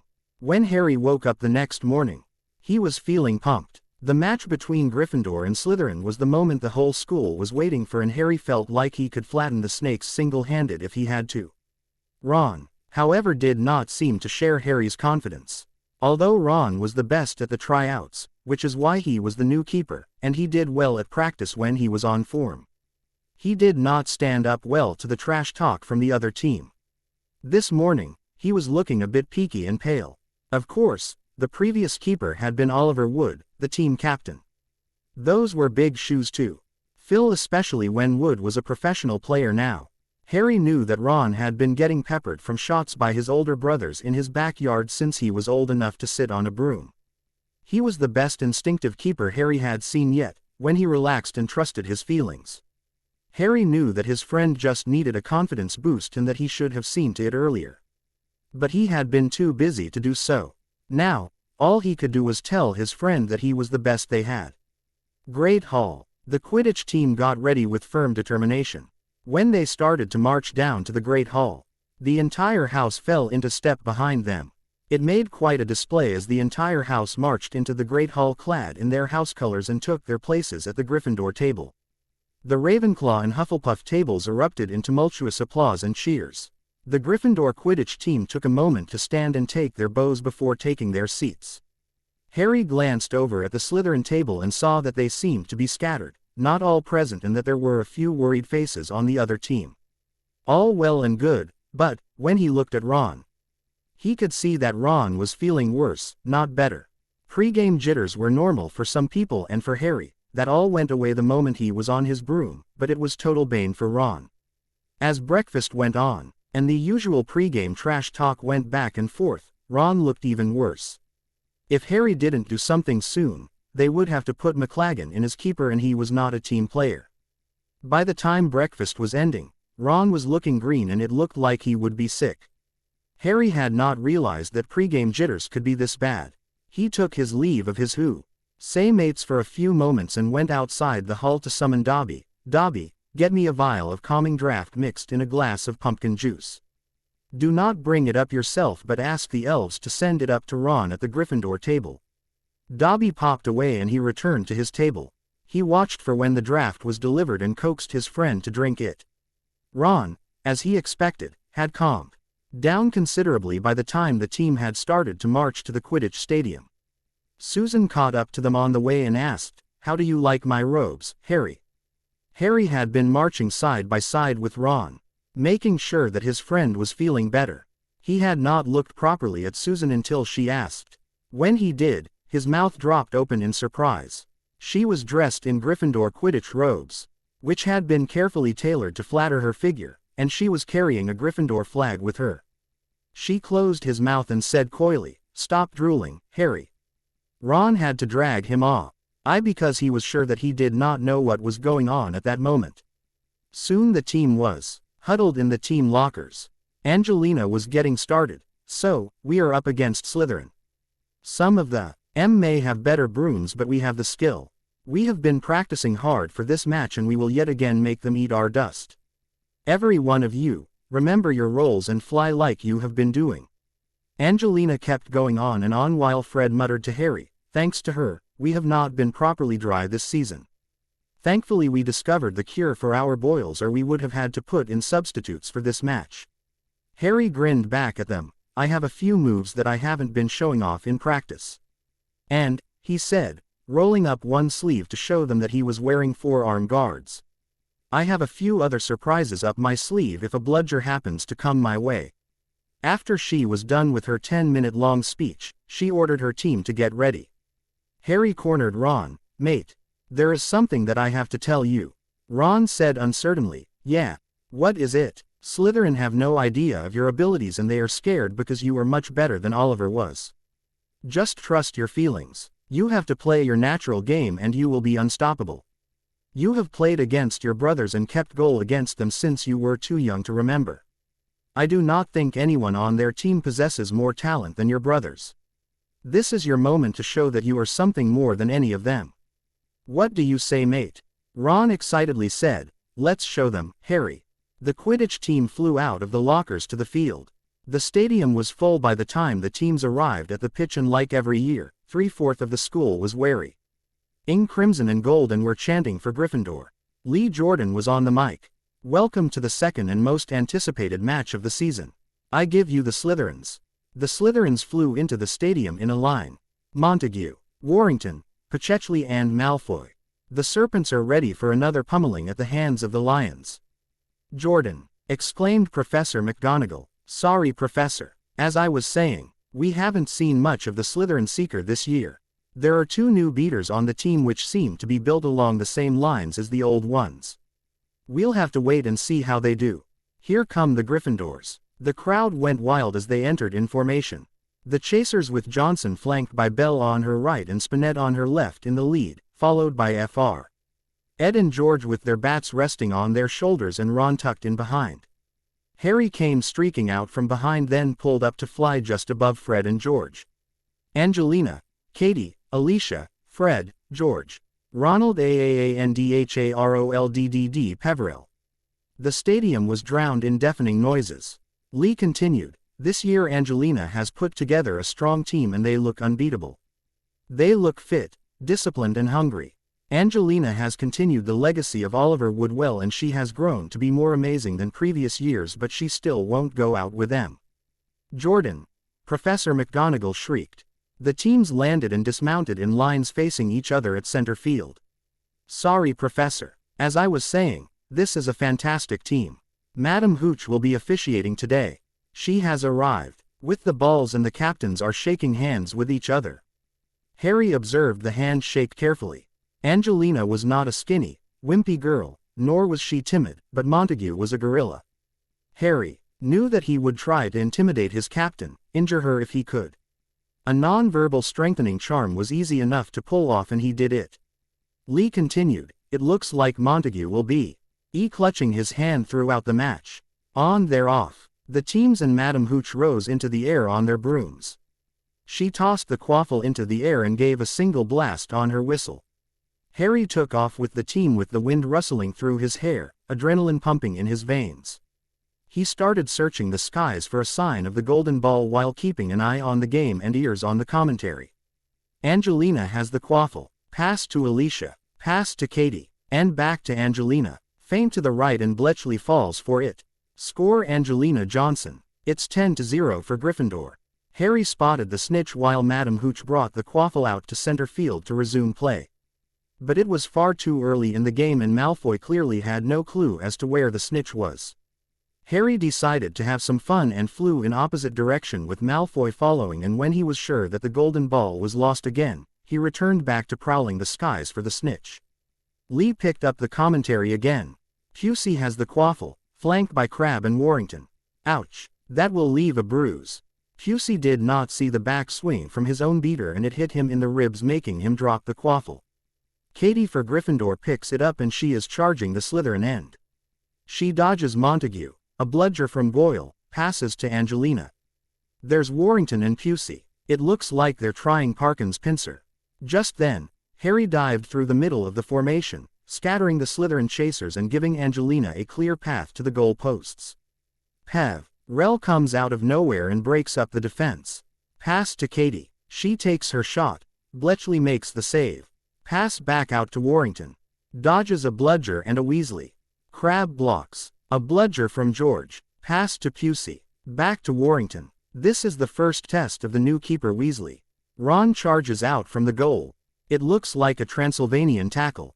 Warrington flinches and drops the quaffle. Picked up by Ron. Passed back out to Katie. Pass to Angelina. Reverse pass to Alicia. Alicia is in trouble as Pusey and Montague are closing in on both sides of her while Warrington is zooming towards her. The twins have done a doppelbeater defense targeting Montague, who could not dodge in time, and Alicia has escaped. Pass to Katie. She dodges a clear attempt at cobbing by Bletchley. And she has scored again. Gryffindor leads 20-0. Harry had been listening to the commentary while he kept track of the golden ball and Malfoy. He was also listening to the score since he wanted to win the match when they had amassed enough points. Pusey has the quaffle. He dodges Bell, Spinette and Johnson. There's a bludger from the twins. He dodges that too. It's all up to the keeper now. He fakes left. Weasley goes for it. Shot on center. There's no way to save that. And wow. Weasley saves it with a starfish and stick by the skin of his fingernails. I have to say that the new keeper is as good as Wood was. Angelina has the quaffle. She looks determined to evade the opposing chasers, but Goyle has smacked the quaffle into the crowd. Now Lee almost shrieked, "That's a foul, referee." There. Was a double blast on the whistle as Madam Hooch called a penalty against Goyle. Someone in the crowd passed the quaffle back out to her while she warned Goyle, that is misuse of your bat. One mo. Like that and you will be watching the rest of the game from the locker room. Penalty against Slytherin. Johnson for Gryffindor will take the penalty shot. Lee picked up the commentary. Angelina has the quaffle. She's going for the left, the right, shot on center and Bletchley blocks it. The crowd groaned with disappointment. Harry spotted the snitch dancing towards the Gryffindor end of tee. He fielded but he had no intention to catch it just yet. Malfoy was tailing him closely. It was time to have some fun. Making a big show of spotting something at the Slytherin end, he abruptly turned high.'s broom and raced in the opposite direction with Malfoy following, being very careful not to outstrip the speed of Malfoy's Nimbus 2001 by too much. Lee continued, Peverell has seen the snitch. Malfoy is racing him for it. They're diving in the Slytherin end. Peverell pulls up. It's a Wronski feint. The crowd uttered an ooh as Malfoy went tumbling between the goal posts, unable to pull up in time. There was a double blast from Madame Hooch's whistle as Montague called for a timeout and Madame Pomfrey charged out to the field. Lee picked up the commentary. It looks like Malfoy got plowed. I don't think that Slytherin has a backup seeker. If this is bad, it could be all over for Slytherin. Madame Pomfrey gave him a careful examination. The concussion he suffered earlier in the term was her main concern. As it turned out, the worst injury he received was some grass stains on his robes. Other than his rage at Harry, he was quite all right. The Mediwitch cleared him to play after about a minute. He remounted his broom and shook his fist at Peverell, swearing revenge. Harry smiled and waved in return while shouting, glad to see you're all right. With a blast of the whistle and the quaffle tossed into the air. Play resumed. Lee continued, looks like Malfoy is good to go. Better luck next time, Jordan. Professor McGonagall exclaimed. Lee chortled, I mean, good to see a fair match. It's Johnson with the quaffle and Warrington moves in to intercept. Ouch. It's a collision. There was a double blast from Madame Hooch and another penalty shot was awarded to Gryffindor. Angelina was feeling sore from a collision with a guy that was twice her size, so Katie took the shot. It's Belle with the quaffle. She's charging the center hoop. Bletchley drifts to the right. She swerves left. The shot, and it's through the left hoop. 30-0 for Gryffindor. The crowd went wild while Madame Hooch carried the quaffle out to center field to resume play. Warrington comes up with the quaffle. Pass to Pusey. Pass to Montague. Goyle pelts a bludger at Peverell well away from the play. What's he doing? He's charging the bludger. Peverell nearly knocks Montague off his broom with a bludger off his forearm. Montague takes his shot. It passes cleanly through the left hoop. The score is 30-10 for Gryffindor. Loud cheering erupted from the Slytherin side while polite applause came from him. As the game progressed, it got more physical. The Slytherin players, with the exception of Malfoy, were all large, heavy guys. Montague was built along the lines of Harry's Muggle uncle. Since this was supposed to be a non-contact sport with the exception of the bludgers, that meant that their larger size made their better brooms a moot point. But they were perfectly happy to use T.'s greater size and mass to intimidate and if at all possible, flatten the lion's chasers and keeper. Harry, Fred and George had little to worry about. Of course, Fred and George were practically man bludgers themselves while Crabbe and Goyle were so inept that they were as likely to hit their own team members instead of the bludgers. Harry spotted the snitch repeatedly and faked Malfoy out every time as the score piled up. Then it happened that Goyle got a lucky hit with a bludger and knocked Alicia right off of her broom. Harry had been busy at the other end, distracting Malfoy when it happened. Lee announced, Spinnet takes a hit with a bludger from Goyle. She's off her broom. It looks bad. Lee caught Harry's attention. His cushioning charm and Madame Hooch's hit at about the same time. But it wasn't quite enough and Alicia broke her arm in the fall. There was a double blast from Madame Hooch and the play stopped as Angelina called for a timeout. Madame Pomfrey rushed out onto the field and looked her over. Harry knew that he could have fixed her up in a minute, but he also knew that the first substitute chaser was Ginny and besides, he did not want to show off his healing in front of the whole school. Madame Pomfrey conjured a stretcher and carried her off to the infirmary. Angelina gave Ginny the high sign and she mounted her broom with a grin of fierce determination. Fred and George, seeing the look on her face, thought that the Slytherins were going to regret taking Alicia out of the game. Lee picked up the commentary. Madame Pomfrey is taking Alicia Spinnet out of the game. Don't worry folks, she'll be alright, substituting for Alicia as newcomer Ginny Weasley. The crowd gave her a cheer as she took up her position and waved at them. With what we've seen, I expect great things from another one of the Redhead clan. With a single blast of the whistle, the quaffle soared into the air again. Lee picked up the commentary, it's Ginny with the quaffle. Wow, she's really going for it. Ginny's light frame with her new Nimbus 2001 made for a dynamite combination. The only thing more nimble than her on the pitch was Harry.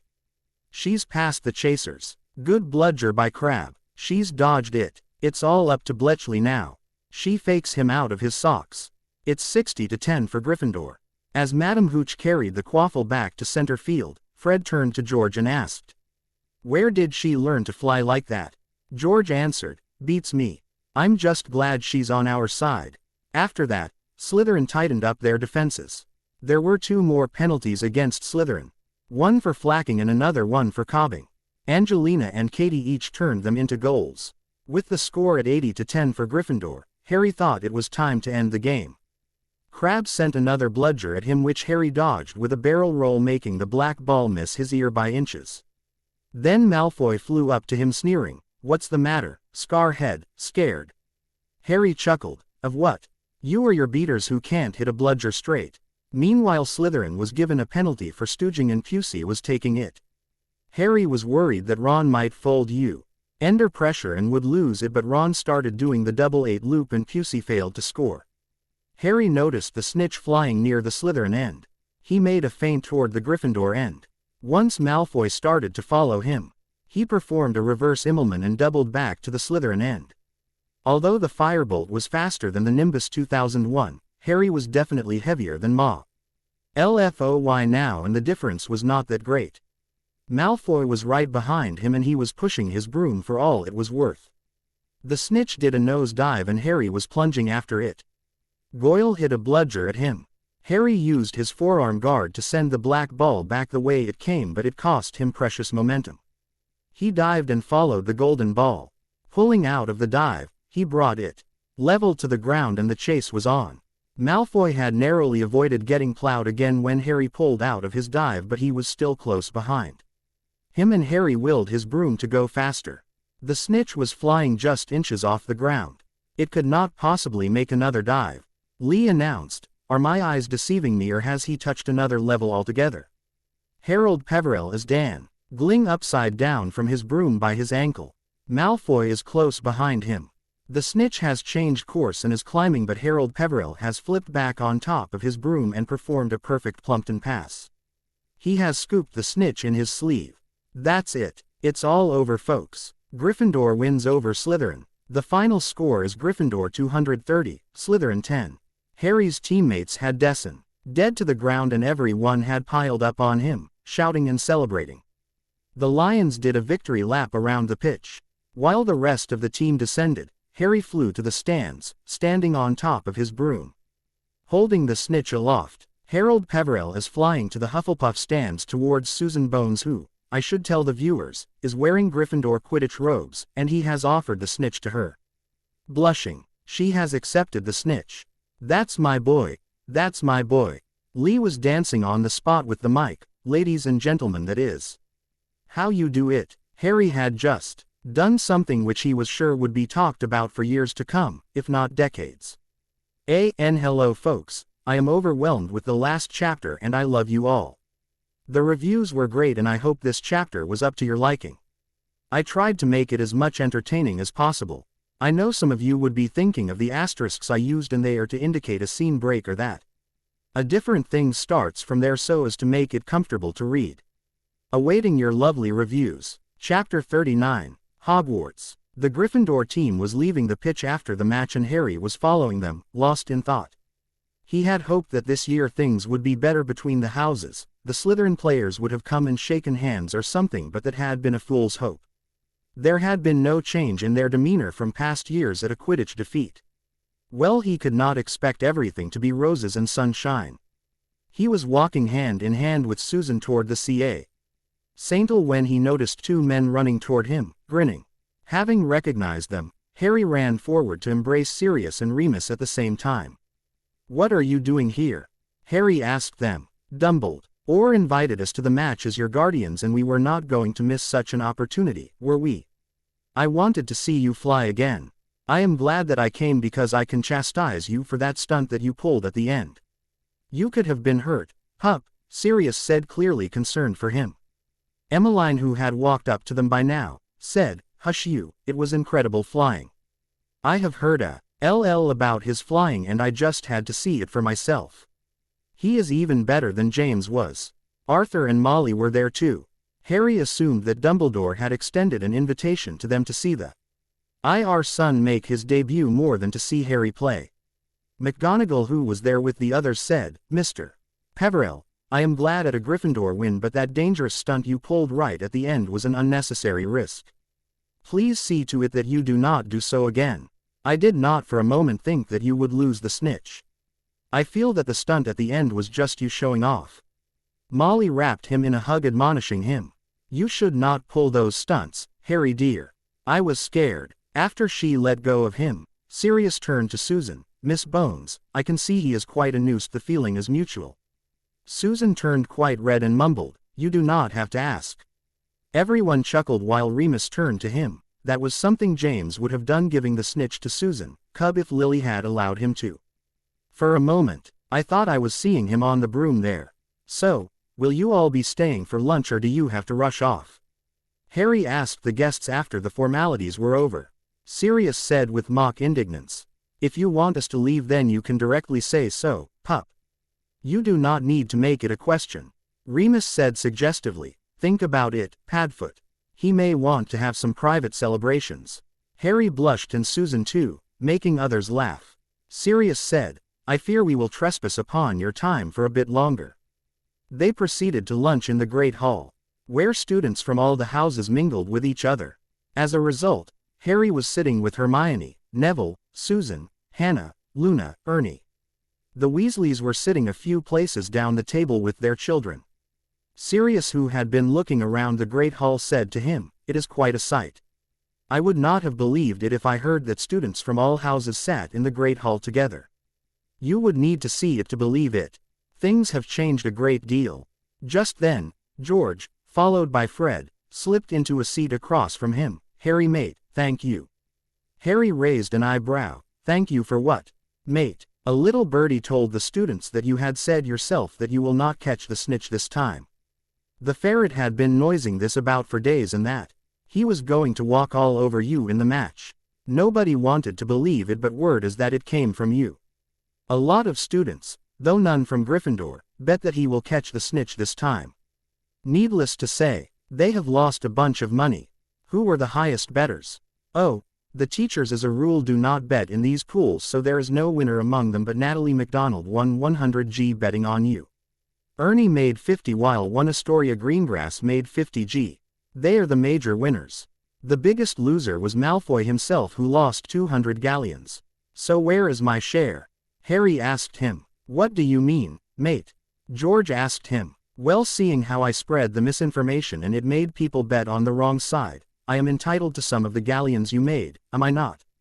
Sirius guffawed. "He has you both there. You should share some of your winnings with him." At that moment, Mrs. Weasley looked in their direction and there was no more mention of the gold. Everyone knew that Mrs. Weasley did not encourage such things. The guests left after some time. Harry made his apologies to Remus and Sirius about not being able to come for the full moon tonight due to being closely watched. He was proceeding to the library when George told him, "Remember, Harry, there is a party in the common room this evening." Susan arched an eyebrow. "What party is he talking about?" Harry replied offhandedly, "The post-Quidditch victory party which we have after a win. Don't you people have a party of your own?" She frowned. "No, we do not. Come to think of it, there are no parties in any house other than Gryffindor. How do you people party?" Fred and George sneak out to the village and bring flagons of butterbeer, pumpkin pastries, pumpkin juice, custard cream and whatever catches their fancy while they are there. I just hope they don't decide to mix some of their products in with the supplies. That would get Hermione's dander up and half of the house would end up in detention. What is wrong with their products? She asked curiously. You will have to try one for yourself to know about it, he said. I am not giving away any of their secrets. Just remember that nothing good comes from using them except a laugh or two. A marauder's birthday. On the 3rd of November, it was Sirius's birthday. Harry and some others decided to help him celebrate. Obtaining permission from the headmaster for a few hours, he had apparated to Blacktown House before the break of dawn. The elves had worked all night to make the decorations, getting the cake and everything which they needed. Sirius woke up. When he started to walk down to the kitchens, he found himself dangling upside down and had to grit his teeth in fury. Harry came into the room and asked him cheekily, "Bested again? Did you run away from school again, pup?" the marauder asked him. I may have asked for permission. Then again, perhaps I did not. Why do you ask? Want to report me to McGonagall? He asked him. Oh no, I would not commit such sacrilege. I wanted to know if Susan snuck out with you or you gave her the slip. Not at all, Padfoot. I informed her that I will be here, harassing one marauder. Happy birthday, Father. Harry had left him dangling there and returned to the castle, giving a letter to Kreacher to deliver to Sirius after he was released by the elf and left his gift. The gift had been hard for him to find and he could not think of something suitable. Sirius did not need any books because he had hundreds of them already. He had never seen the marauder wear any jewelry either. Sirius's taste in clothes was admittedly far better than his own. He had turned to the only person who knew Sirius better than anyone, and Remus had given him an idea. He had contacted the goblins and told them to get it done at their named price because it was a hasty job. The gift had arrived this morning at Hogwarts. Harry brought it with him when he came from there. When Sirius came down from the ceiling, 30 minutes later, Harry was long gone, leaving only the elf for company. The elf had given him the letter. Dear Padfoot, I would like to have stayed, but I have other obligations which take a lot of my time. I will try and be there this evening to celebrate your birthday with you. I will not be able to stay for long because Dumbledore does not want others marking my absence from Hogwarts. I have brought you a gift which is in the meeting room. I hope you will like it. Prongslet. Excited at the idea of a gift, Sirius had rushed into the meeting room to find the table laden with gifts. In a corner where space had been cleared there was the gift Harry wrote about. As he undid the wrappings with a flick of a wand, he was speechless for a long time. There was a platform of sorts on Hitch. There were statues of a few animals. The biggest of them was a stag cavorting with a doe, while a dog and a werewolf were in the background watching them joyfully. A plaque on the platform read, "The Marauders." Sirius kept watching it for a long time, just staring at the statues and the happy expressions on their faces. He knew Lily was not an animagus, but it was her Patronus form which was etched on the statue. Sometimes he tapped the statue with his wand, and the animals would start moving, making him smile. Whoever stopped by that day appreciated the gift, but only a few people understood what it represented. The only other gift that he loved had come from the twins. They had sent him boxes of detention slips which they had duplicated sometime earlier in the year and thought he would like to keep a souvenir of his glory days. There had been a big party that night and Harry barely made an appearance and returned within an hour. He told them that they were having a session in the Room of Requirement that night. Room of Requirement. That day Harry had decided to start teaching students to duel. It was something that they should know and there was not much time to learn it. Since there would be no more Quidditch practices until the weather cleared and snow stopped falling, they could again start having 2 sessions a week. He had also tested the limits of the magic of the Room and realized that it could do anything within reason, so if he wanted to have some running space ready, the room would oblige. As such, he was planning to have runs in the room for some mornings. It was better protected and had warming charms to prevent them from being frozen to death, unlike the corridors of the castle which had huge windows that passed through. When everyone had gathered in the room, he started addressing them. We have learned all the spells which can be useful to us in a duel and would help you to survive. However, knowing a spell and knowing how and when to use it are 2 different things. If you do not know what spell to use or you freeze in the middle of a duel, that will be your end. Constant vigilance is a must for everyone. Also keep your eyes open for any movement of your opponent and it may give you an advantage over them. Today, we will start dueling with each other to see how you do. These duels are not a show of power or skill but an opportunity to put int. Oh, practice what you have learned over the last few months. With the spells that I have taught you, every one of you stands a chance. First of all, Hermione and Ron here will be giving a demonstration for everyone. Watch and learn. Hermione stepped forward confidently while Ron was a little uncertain. Harry knew he was unwilling to hex her, but if he did not pull himself together, he would not be able to stand before her. Hermione had taken her stance against him. Ron had raised his wand to defend himself, but the way his eyes darted around Harry knew he was going to humiliate himself. Maybe he needed that. She shot the first spell at him that they had learned for the first time in practice, Expelliarmus, and Ron's wand flew out of his hand. Everyone cheered, but Harry was scowling. Ron, this is not the time to chicken out. You cannot let her walk all over you. You will not even hurt her this way. If I see you give up so easily, I promise you will be dueling against me next. The read was sufficient to move him to action even if barely. She raised her wand against him again. As she shot Expelliarmus again, he shot the same at her. The spells collided in midair while Hermione brought up a spell chain and Ron pulled up a shield. As the spell chain was rendered ineffective, he started firing stunners, petrification hex, disarming hexes. He did not let his barrage stop for a few moments, and Hermione easily defended against everything that he sent at her.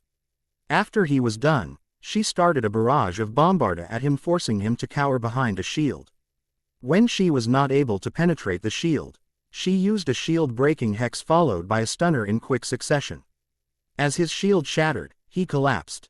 Harry enervated him and signaled Neville to step forward. Hermione did her job well and stunned Ron, who made an effort considering the circumstances. Although I feel his effort was somewhat lacking. As I am supposed to be teaching you, I will take it up with Neville. He and Neville bowed to each other gracefully, and then they started circling each other, cautious of each other.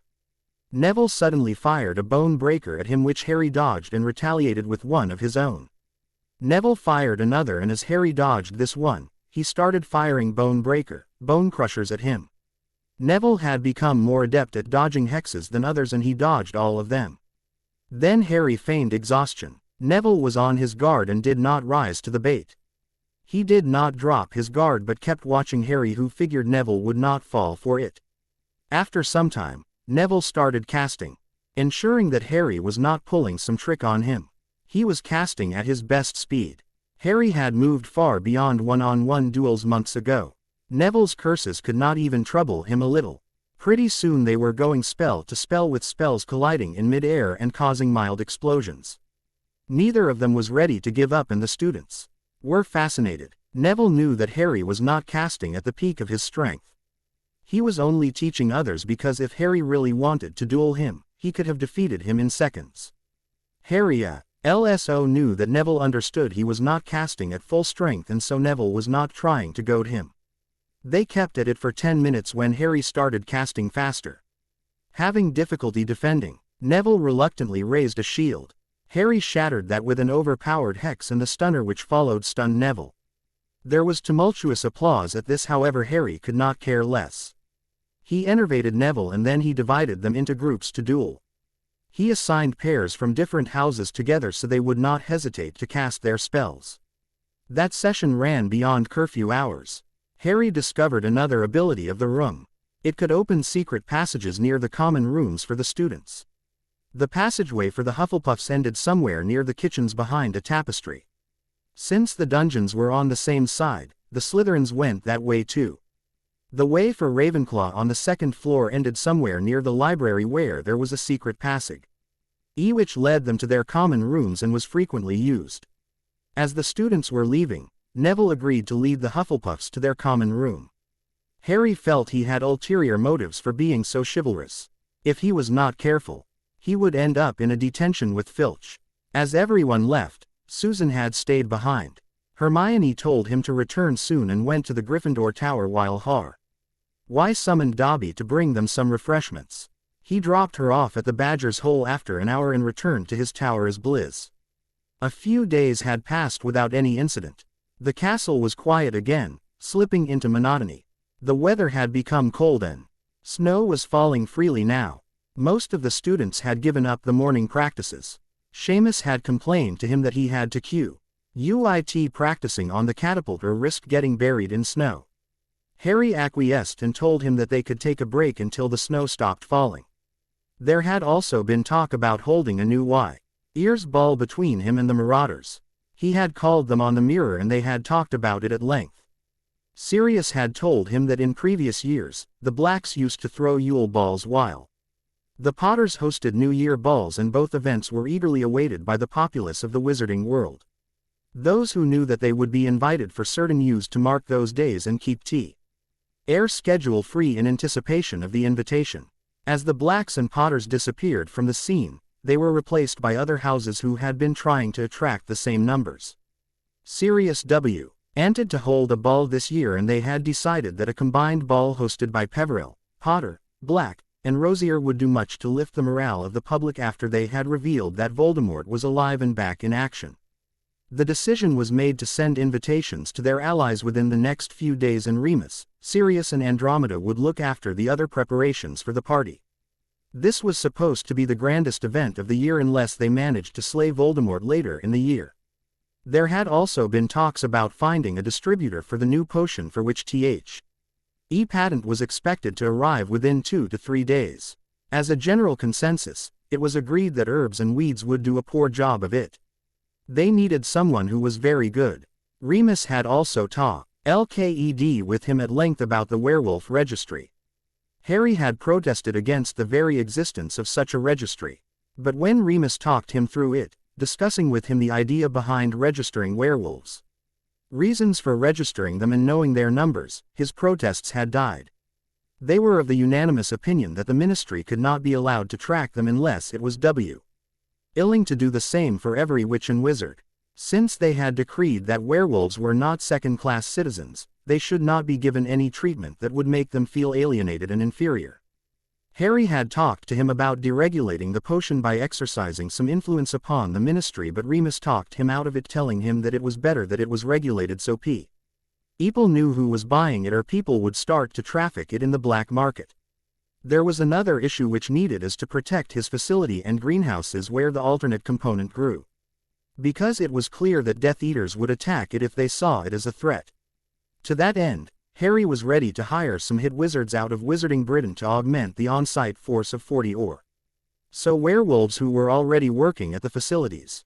The next session of the Wizengamot, which was scheduled in the middle of November, was supposed to be chaotic, as Remus could not participate in it when the issue of registry was raised. He needed Harry there to ensure that his allies and fellow lords would lend their support.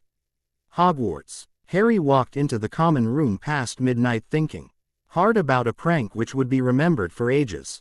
He expected that there will be repercussions, but he was ready to take the risk. No one could earn a reputation as a prankster unless he was willing to take a risk. After thinking about it a lot, he had arrived at an elaborate prank which would require several people. He had a few he could rely upon, but none of them was named Ron. The Red-Head was a prefect, and Harry wanted him to keep his reputation intact. After looking for a long time, he had zeroed in on Mandy and Terry from Ravenclaw, Susan and Justin from Hufflepuff, Daphne and Duvant from Slytherin and in Gryffindor. He and Neville were sufficient, though it meant he would have to enter the girls' dormitories, something which no boy had been able to do since the school was established. He tried to fly on his broom, but the enchantment repelled him. He did not want to use the mystic's form of travel, not knowing what he would find in the dormitories or what scene he would be walking into that way. He worked casting detection charms up the stairs and up the corridors as far as he could aim. He found a curious thing that the enchantments only went up to the last step of the stairs. The next question was how he could climb atop the stairs without them turning into a slide. On a whim, he transformed into his animagus form and walked silently up the stairs. To his delight, the stairs did not transform at all. After climbing atop the stairs, he found a dark, deserted corner and transformed back. Nothing happened, which showed that his intrusion had been detected. He silently returned to his own dormitory to prepare for the next phase. For that he was going to commandeer some of the twins' stuff. For the next few days, he met others whom he wanted in on his plan. His plan was simple: cause as much mayhem as they could. He had met others in secret and told them his plan. The plan was to let him in their common room when it was time. After that they would make Thames. Elves scarce and Harry would help them with the execution of the prank. True, it was going to take a lot to do, but the end result was going to be fun. A week later, Hedwig winged her way to the breakfast table this morning carrying a heavy parchment in her talons.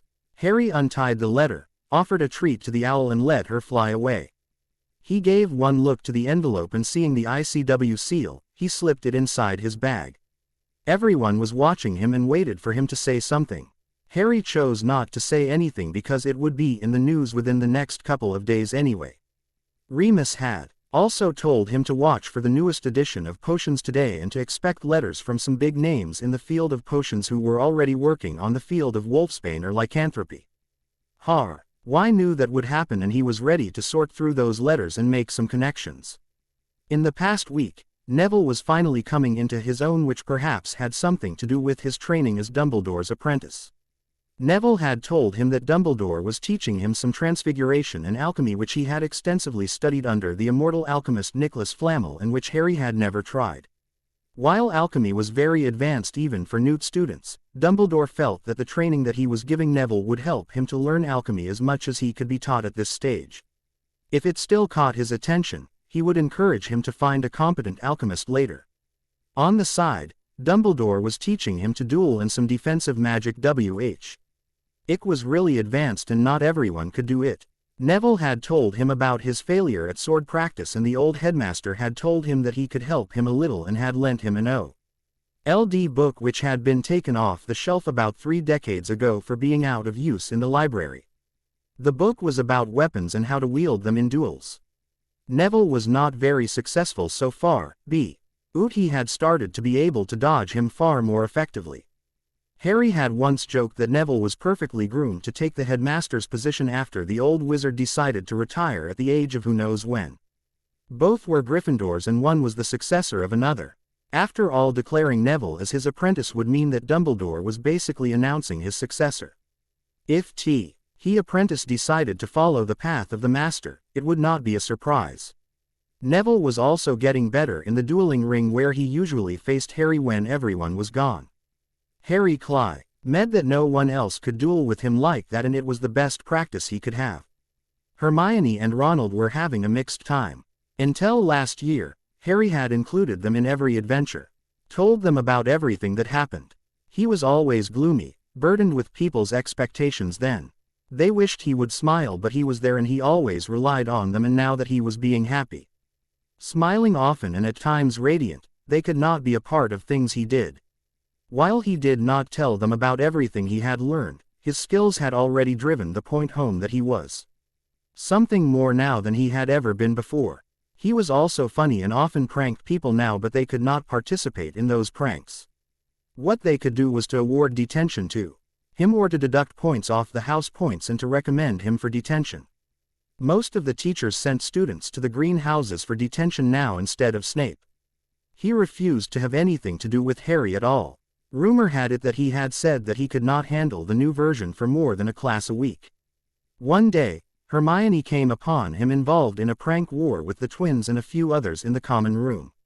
It was more like a brawl where everyone had been a victim and culprit at the same time. Hermione had entered through the portrait hole and had to duck a violet-colored curse. She whipped out her wand and stood up to find that Harry had appended a sofa as a barricade to use for cover and was hexing the twins when he got a chance. It reminded her of a few war movies, where soldiers hid in trenches and fired at the enemy when they could. The twins themselves were hiding behind a couple of sofas at the other end of the common room. So far, one of the twins looked like a minotaur and the other one had a crown like a rooster on his head. One of the twins also sported a short skirt and a tank top while the other was sporting bark armor. They were sporting a multitude of colors on their bodies like they had been hit with color-changing hexes several times. Hermione also realized that Harry had not been spared from the spells of the twins. Perhaps he had wanted to enjoy this as much as he could. Then she understood why he was hiding behind a sofa and using it as a shield. She saw him giving his wand the barest of flicks and one of the twins' wands was Repla. CED by a fake wand which turned into a parrot while the other twin's spells started to raise him into the air. Neville Longbottom came sliding down the slide. Wait. The stairs to the boys' dormitories did not turn into a slide. With wand blazing and before the twins could notice him, he had hit one with the Pumpkinhead Hex and the other with the Leg Lock Curse followed by Rictusempra. Neville himself was sporting antlers on his head, and his ears had been switched with a donkey. Harry self of the twins' spell and together, they had tied the twins. After the fight was over, Hermione noticed that every housemate who was there had been hit with one hex or another. Somebody had hit Romilda Vane with a Geminio spell and 2 copies of her were running amok. Cormac McLaggen had been hit with the blindfold spell, bound with ropes and was still flailing his limbs and trying to get out of his predicament because his wand was not in his hand. Some were trying to speak but could not because their tongues were sticking to the roof of their mouths. The boy dormitory staircase was turned into a slide with a glissade. Ron was hiding in a chair trying to cover his nose with his hands which perhaps had been hit with an engorgio. It was large and Hermione sort of liked the look on him. A few of them were dancing uncontrollably. A couple were hanging in the air. A few had their color changed. Others had parts of their bodies changed to animals' parts.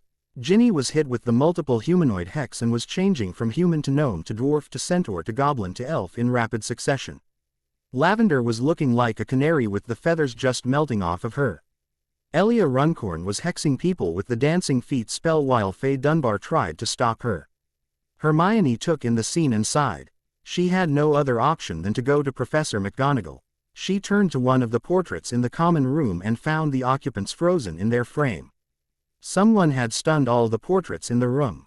Enervating the occupants of the portrait, she sent them to fetch McGonagall and to tell her that it was a big emergency. Within a few minutes, Professor McGonagall came into the common room with the headmaster in tow.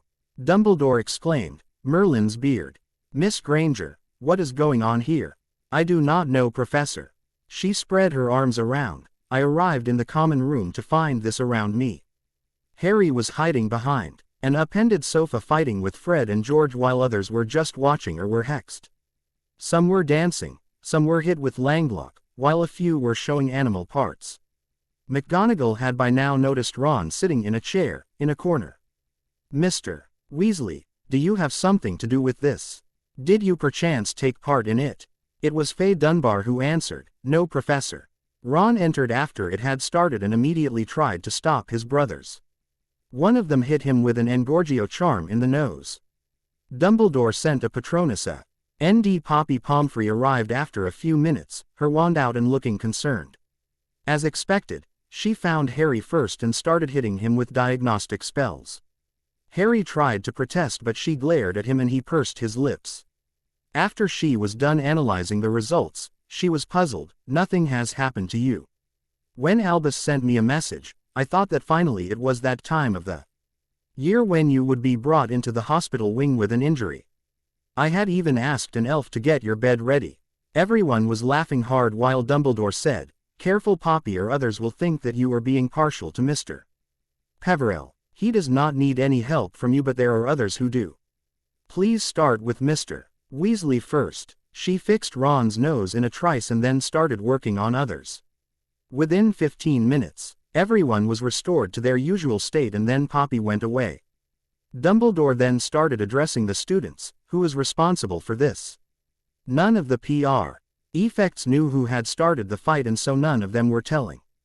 McGonagall turned to Ron. "When you entered the common room, who was casting spells at that time, Mr. Weasley?" Ron was hesitant to answer but he had to. "Professor, when I entered the common room, I found Harry, Neville, Fred, George, Lee Jordan, Ginny, Elia Runcorn and Lavender involved in a prank fight from 2 sides. We NT to stop Fred and George while Faye tried to stop Harry and Neville. The twins hit me with Engorgio and that was the end of my involvement. A few students were trying to help Faye." McGonagall addressed the crowd. "Those who tried to help Miss Dunbar please stand aside. There were 5 such persons including Faye. For trying to maintain peace and harmony in the common room and for assisting the prefects. I award 20 points apiece to each of you." She then looked at the culprits of which there were 12 students. Telling them to follow her, Her and Dumbledore exited the common room. When the 12 students returned an hour later, they were given a standing ovation by the students in the common room except for those who had tried to stop them. Harry and the twins took their bows while Hermione scowled at them. Hermione was angry and it showed in her tone. I hope you all were punished properly. It was reckless of you all to start a prank war in the common room. You could have hurt someone. How could? Harry stopped her tirade midway with a raised hand in a pacifying gesture. Really, Hermione. If you keep that up, your face will get stuck that way. We have been punished according to the gravity of our crimes. A few of the most innocent ones, i.e. those for whom it was a first offense, will be in detention with Professor Sprout for a week at 6 o'clock in the evenings. Those who are hardened criminals, a couple of people snorted. While Fred and George took another bow, including me, will be serving those detentions with Professor McGonagall. Apart from that, those who are being sent to Professor Sprout have lost 5 points each. We the hardened criminals have lost 10 points each from Gryffindor. Initially she wanted to hand our detention to the dungeon bat, but he straightaway washed his hands of us. Something about the Weasleys being the bane of his existence or something like that. No other teacher wanted us and the headmaster could not have us. The next morning, when Susan looked at the giant hourglasses that displayed the points for each house, she noticed that Gryffindor had gained some points overnight. She would have asked Harry about it, but he had not shown up to get her from outside the barrels this morning. Now that she looked around, she realized that Neville was not with Hannah either. The two of them sat at the Gryffindor table as had become their custom and waited for news as they began breakfast. Tracy was already sitting there, waiting for Fred, with Daphne sitting beside her. George was missing too. There was not much space between Susan and Daphne. Hitch made her suspicious that Daphne was likely still after Harry. Sometime later Hermione slid into a seat opposite her and Ron slid in beside her. Hermione, where are Harry and Neville? She asked. Hermione said offhandedly, I do not know, Susan. We are not talking right now. Why? What happened? Just then Harry slipped in beside her. I can tell you all about it. Hello Harry, said Daphne coolly. You haven't said a word to me since the match. Susan fumed and wanted to tell her off, but Harry was already saying, there are certain commitments which I need to honor, Daphne, and I cannot make enough time for everyone. I barely get around to everything as it is. Susan poked him in the ribs. So why is the Golden Trio not talking?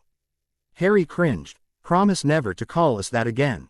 So as I was saying, yesterday we were bored and Fred and George were envisioning what it would be like to have a prank battle in the middle of the common room. Others egged them on and they challenged me to a prank war on the Marauders' honor. Being an heir to the legacy of the Marauders, I could not allow their challenge to go unanswered. So I accepted the challenge. Teams were formed of the students who were willing to participate in it. I, Neville, Lavender, Runcorn, and a couple of others whose name elude me were on my side, while the twins, Lee, Ginny, and a couple of others were on their side. The limit was prank spells only. We had been in the prank battle for a few minutes when Ron walked in and became the victim of one of the prank spells. When Hermione came in, it was almost at an end.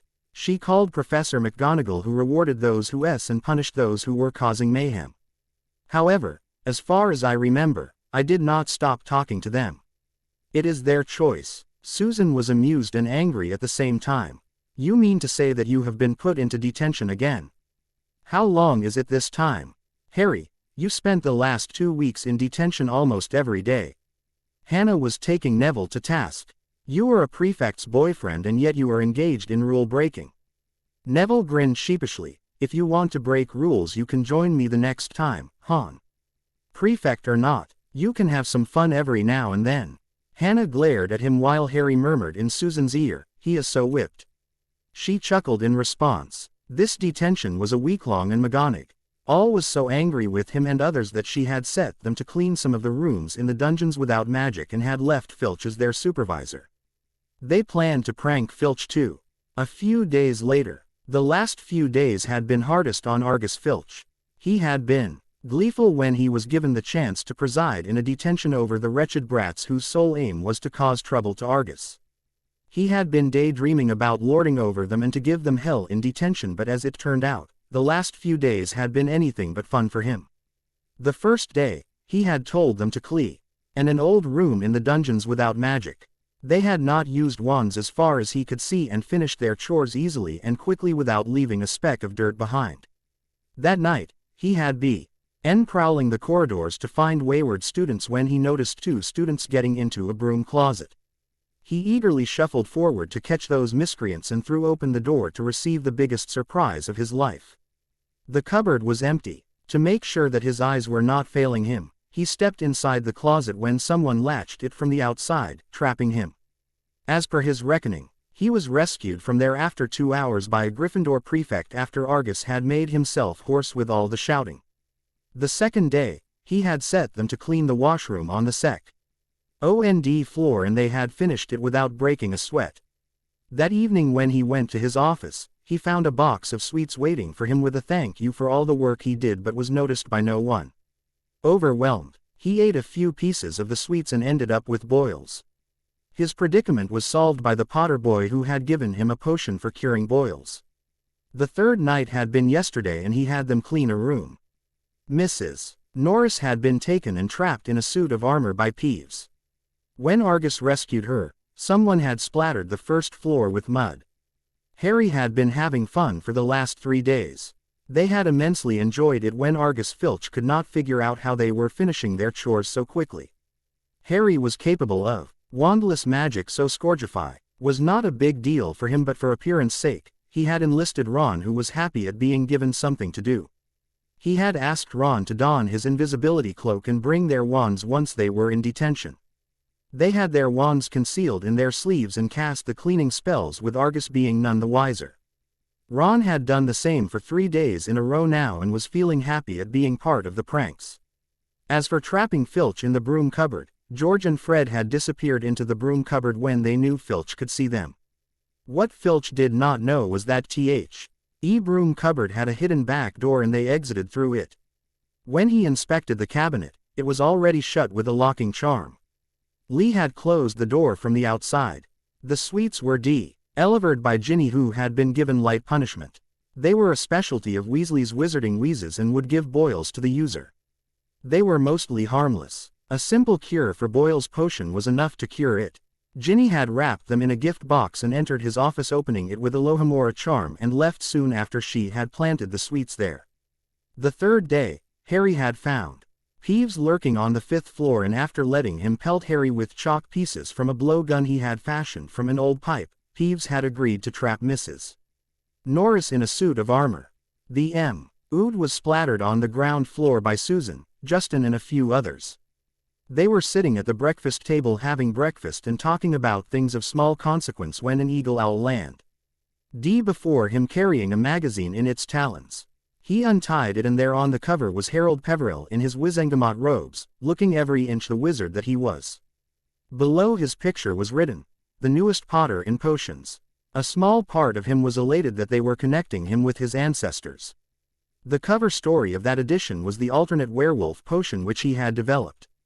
Had conducted 3 monthly clinical trials with due diligence, and the ICW had issued the patent to him only after being satisfied that it was indeed a new and improved product. Harold Peverell invents the new Wolfsbane. In a press release issued by the Potions Guild at the International Confederation of Wizards (ICW), it has been stated that Harold Peverell, the youngest lord in Britain, also known by the moniker of the boy who lived and who hails from a long line of potioneers throughout his family history, has invented a new version of the Wolfsbane potion. Here we remind our readers that the Wolfsbane potion invented by Demichels Belby was the first breakthrough in this direction and brought much-needed relief for those who have been cursed with lycanthropy. Sadly, for all his genius, Mr.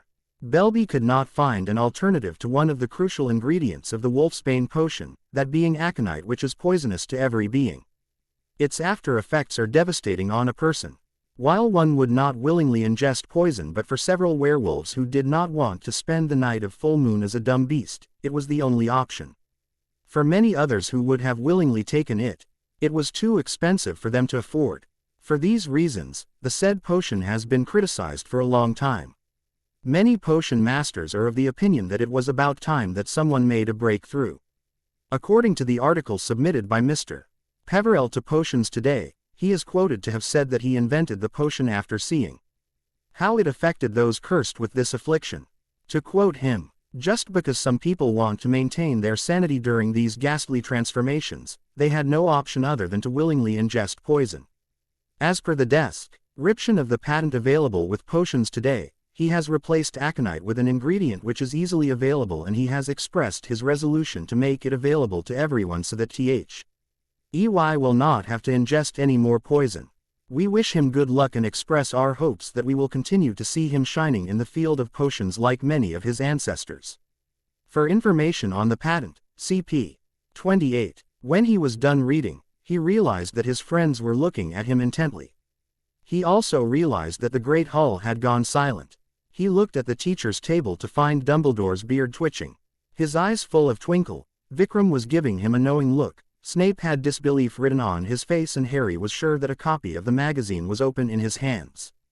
He knew that Potions Today was a magazine that not just anyone could subscribe to. Its subscription was only offered to those who had obtained mastery in potions with the ICW. However, he did not figure out why others were looking at him like that. He then noticed today's Daily Prophet open before them, and there on the front page was the same photo with the headline below it. "The newest Potter Potion Master." Hermione asked him, "Harry, why did you not tell us?" "I told you, Hermione, that I was learning potions with other subjects. Why does this come as a surprise?" Dumbledore had chewed up at the teacher's table. "By you all have read the happy news that was on the front page of the Daily Prophet today. Mr. Peverell has invented an alternate potion to the Wolfsbane potion which will be helpful to a lot of those who were afflicted with this terrible disease. I congratulate him on behalf of all the teachers and the students of Hogwarts for such an achievement. Since we cannot do much about celebrating his achievement, I award 100 points to Gryffindor for this achievement, and there will be no classes today, followed by a feast at dinner." The announcement was met with high applause. The students in the Great Hall. Harry grumbled. Would have been nice if he had cancelled the detention too. As soon as Dumbledore had sat down, students started swarming him, congratulating him or fawning over him. A few of the intellectual minds asked him about the potion and how he achieved it. Harry kept doing this for at least 30 minutes before he got tired and excused himself politely. McGonagall interrupted him before he could walk away to inform him that his detentions had been ended with those of the other students. Harry knew it was more because even Filch had given up on supervising them during detentions. Susan followed him out of the Great Hall to the grounds, where they trudged their way through the deep snow to a secluded corner around the lake. After they made themselves comfortable, he asked Susan, "I suppose you are angry with me, Sue?" She asked him softly, "And why would I be angry? Because I did not tell you about the new potion." "No, Harry, I understand and I love your surprises. In fact, every time something new comes to light, I feel like I do not know you at all and I try to know you more. Sue, what are your thoughts about a date once we are home for winter vacation? It would be better to go somewhere other than Diagon Alley or Hogsmeade. Why don't we plan a trip to the hunting lodge during the winter vacation?" "That is a nice idea, Sue, but I am not ready to show it to others. You know, I would like to keep that as our private retreat. I remember Sirius telling me something about a manor in Ireland which is in a valley and it would be ideal for a vacation spot. What do you think about that?" "That is not a bad idea, Harry. Who else are you inviting?" "Neville, Ron, Hermione and Hannah from school, of course. I'll want to invite Sirius and Remus too if they can take some time away from their responsibilities. We will have to spend some time together considering who else should be invited." The contract. Daphne had cornered him that evening at the dining table. Luckily for her, Susan had not arrived for dinner yet. She could talk to him without being glared at by her glaring at the heir of Bones. "Harry, I have a proposition for you." Harry warily asked, "Do you? Please elaborate on that, Daphne. Father sent me a letter this morning to tell me about your achievement and to ask if you would be willing to contract with NGRASS Potions as the distributor of your potions or sell the patent to us with the stipulation that a monthly royalty would be paid to you." He scrunched his forehead in thought. "I do not plan to sell the patent. This is not about profit or fame. This is about giving a chance of a better life to those suffering from lycanthropy. While it is true that I need a distributor other than Herbs and we DS, but I will be able to make a decision only after I have heard Cyrus's terms and conditions. If you would be so kind as to ask Lord Greengrass to write a letter to that effect to me, I would be happy. Why to host him under my roof after this Wizengamot session? Then, we can discuss the details of this contract. Daphne nodded at this train of thought. He had made calculated moves which would not give them false hope yet would not ally them against him. He was promising to meet them but was not willing to commit without knowing if there were any strings attached. She would write a letter to her father and ask him to contact Harry directly. Then she remembered he had said something about herbs and weeds. Have you dealt with herbs and weeds in the past, Harry? I would not say I have, and I would not say that I have not. What I would tell you is that they are far too gold-oriented to even think about the reasons why I invented this potion in the first place. Susan arrived at that moment to see them talking.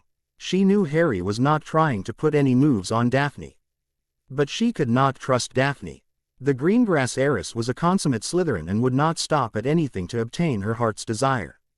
She knew that the moment was near when she would have to sit with Daphne and talk about it, or they would end up trading hexes with each other. Harry was being sweet by humoring her, and she could see that he was not behaving the same way towards her as he used to do. She decided to meet Daphne sooner than later but hoped that the day would not come before the next term started. Days passed very quickly after that. Harry had received a letter from Cyrus Greengrass and they decided to meet after the Wizengamot session for this month. As Remus had predicted, the news of the Werewolf Registry and its maintenance came up pretty soon after the news broke. The ministry wanted to register the werewolves and to brand them so that it could keep track of them. Frank himself was no of this opinion but agreed that werewolves needed to register themselves. This would help them to know how many of them were legally in Wizarding Britain and how many had arrived illegally to serve Voldemort.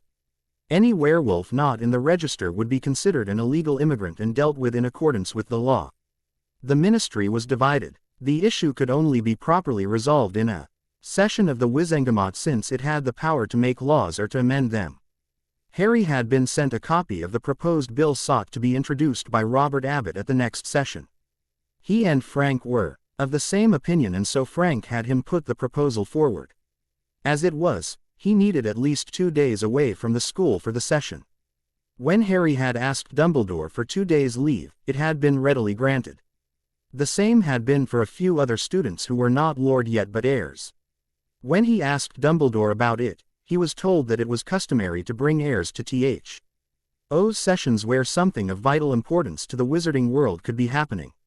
House business was one of the grounds on which a student could be given a leave, however most of them were leaving only for 1 day. Unknown Castle. Voldemort was furious. He had heard of the new potion and the effects it had upon werewolves. He did not want his werewolves to take any potion, but he could feel that their loyalties were slightly shifting, which was reason for concern, and any indiscretion of his part may cost him their loyalty. Already 100 or so werewolves had already sidelined themselves from the war or even joined the other side, with the ministry offering them a better deal than he did. He could not forbid his followers from taking the new potion because he feared that they might rebel, and he would lose a major chunk of his forces. The ministry had made significant improvement under the new regime, and if things continued in this vein, his already difficult campaign would be nigh impossible. Already 3 of his followers whose families had pledged their loyalties to House of Black had begged him to not involve them in any plans regarding Harold Peverell, or their entire bloodline would suffer. They had otherwise agreed to do as he decreed for them. He had crucioed them for a long time but had granted their wish because he realized the complicated magics behind loyalty oaths old otherwise render them incapable and perhaps extinguish 3 bloodlines in one go, which would cause even more resentment among his followers.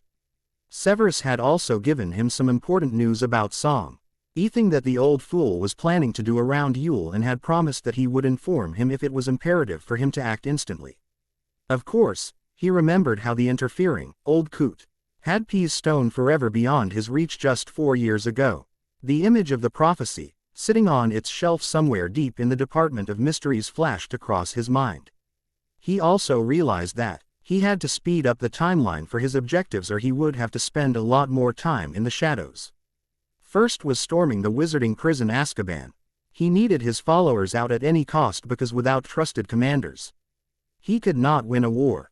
No one among his new followers possessed the cruelty or the talents of the members of his inner circle. He needed at least Bellatrix, Dolohov, and Rookwood out of prison because Bellatrix was almost as talented as him while Dolohov was a ruthless killer. Rookwood had worked in the Department of Mysteries and as such, he could help them in figuring out a way to pick up the prophecy orb without the need for Voldemort to personally go and do it. He would also need the Dementors on his side. A meeting of allies. Harry had arrived this morning at the townhouse. They had a meeting scheduled for the allies at the Bones townhouse today at noon. Harry needed to be there because he knew that the wizarding world had begun to look to him as a leader for the new united factions. As Remus Lupin was a werewolf, some people would have objected to his presence and Dumbledore would have been forced to ask him to stay out of it for reasons of conflict of interest, meaning that House of Potter would not be represented. He had to be there in person. He had been joined by Susan when he had arrived with Sirius at the Bones townhouse in the afternoon. The house elf escorted them inside. Amelia offered them seats at the table while they waited for others to turn up. The first one to come through was Robert Abbott, which was no surprise because Hannah and Susan were best friends. So it was natural that he was invited. As it was, they knew that the loyalty of the neutrals was temporary and they would get back to being neutral after the war. It was as wise to strengthen the Grand Alliance while they could. Soon others started to come in. Macmillan was followed by Ainsworth, who was followed by Acton, followed by Boot, followed by Corner, followed by Greengrass, followed by Arthur, followed by Charlie, followed by Andromeda, lastly by Alice. There were also a few more lords he did not know who previously had belonged to the neutrals and were allied with House Greengrass, namely Orpington, Abercrombie, Zeller, Folly, Shafiq, and a few others whose names eluded him at that moment. Alice sent a glare his way as she entered the meeting room but said nothing at that time. Harry knew he was going to be receiving an earful from her later and maybe a couple of hexes. Since Lady Bones had called the meeting, she started speaking. As you all have been informed by the Wizengamot, a change to the werewolf registry has been proposed by Robert. We will be voting on it in the coming session. This meeting has been called here to discuss the issue and to see if anyone has opposite views to ours that the ministry should not be allowed to track werewolves. Who would like to go first? Ainsworth raised his hand. I am not in favor of the change. If we are able to track them, then we will be able to sleep peacefully at night knowing that the ministry is watching them and taking adequate steps to protect us. While we have repealed the horrendous laws, it will be a bit much to let them roam without knowing what they are doing. A few of them concurred with his statement. It fell to Harry to assuage their concerns. I would concede that Lord Ainsworth has raised valid points, but I do not agree with his proposition. When we repealed the laws, we were aiming to achieve equality for werewolves, and most of them who were turned have never engaged in a NY act which would merit such treatment at our hands. The sole objective of repealing the laws was to help them realize that we are not discriminating against them. I agree that we must keep a register of werewolves so that we would know if they were involved in any criminal activities, but I do not want them to be branded like cattle. They must be given liberty to live life free from shackles, and if we keep restraining them, then for the purpose of equality, we would have to brand and track every witch and wizard, because otherwise there is no other way that I think we would be able to give them equality. Most of you have children in Hogwarts who have studied under the tutelage of Remus Lupin when he was the defense professor. Can any of you tell me that there has been a better defense teacher than him in years? For all the year, he took the wolfsbane even though aconite is a poison just so that he would not turn any student. Many of you have employed werewolves and they have been hard-working and honest. There are werewolves out there who deserve a chance at living freely, and I, for one, am willing to give them that chance. I also implore you all to support this motion. Many of them clapped after he had sat down. Lord Ainsworth started speaking again. How can we ensure that a werewolf who is engaged in a crime will be correctly identified and punished, if we cannot track them? It was Amelia who answered. I will answer this one. The same methods and laws will apply as if any witch or wizard had committed a crime. We will have their magical signature registered. In case of a crime, we will track them through their magical signature, and when found guilty, they would be punished in accordance with our laws. The crime of turning, however, is unique to werewolves and their condition. This crime is punishable by death. Is that not a bit harsh, Amelia? Arthur asked. No, Arthur, It is not harsh at all. We have to balance the scales on both sides. Turning someone and condemning them to lycanthropy is as good as murdering them, and murder has only one penalty: execution. They debated some more. People made their opinions known, and they debated again and then would again discuss some suggestion. Finally it was agreed that they would support the motion at the least. After the meeting was adjourned, Alice cornered him. "Tell me, godson, why I should not hex you for worrying me." He gave her his lopsided grin. "Godmother, you can hex me and you would be within your rights to do so. Before you do, I should tell you that I wanted to visit my parents on Samhain.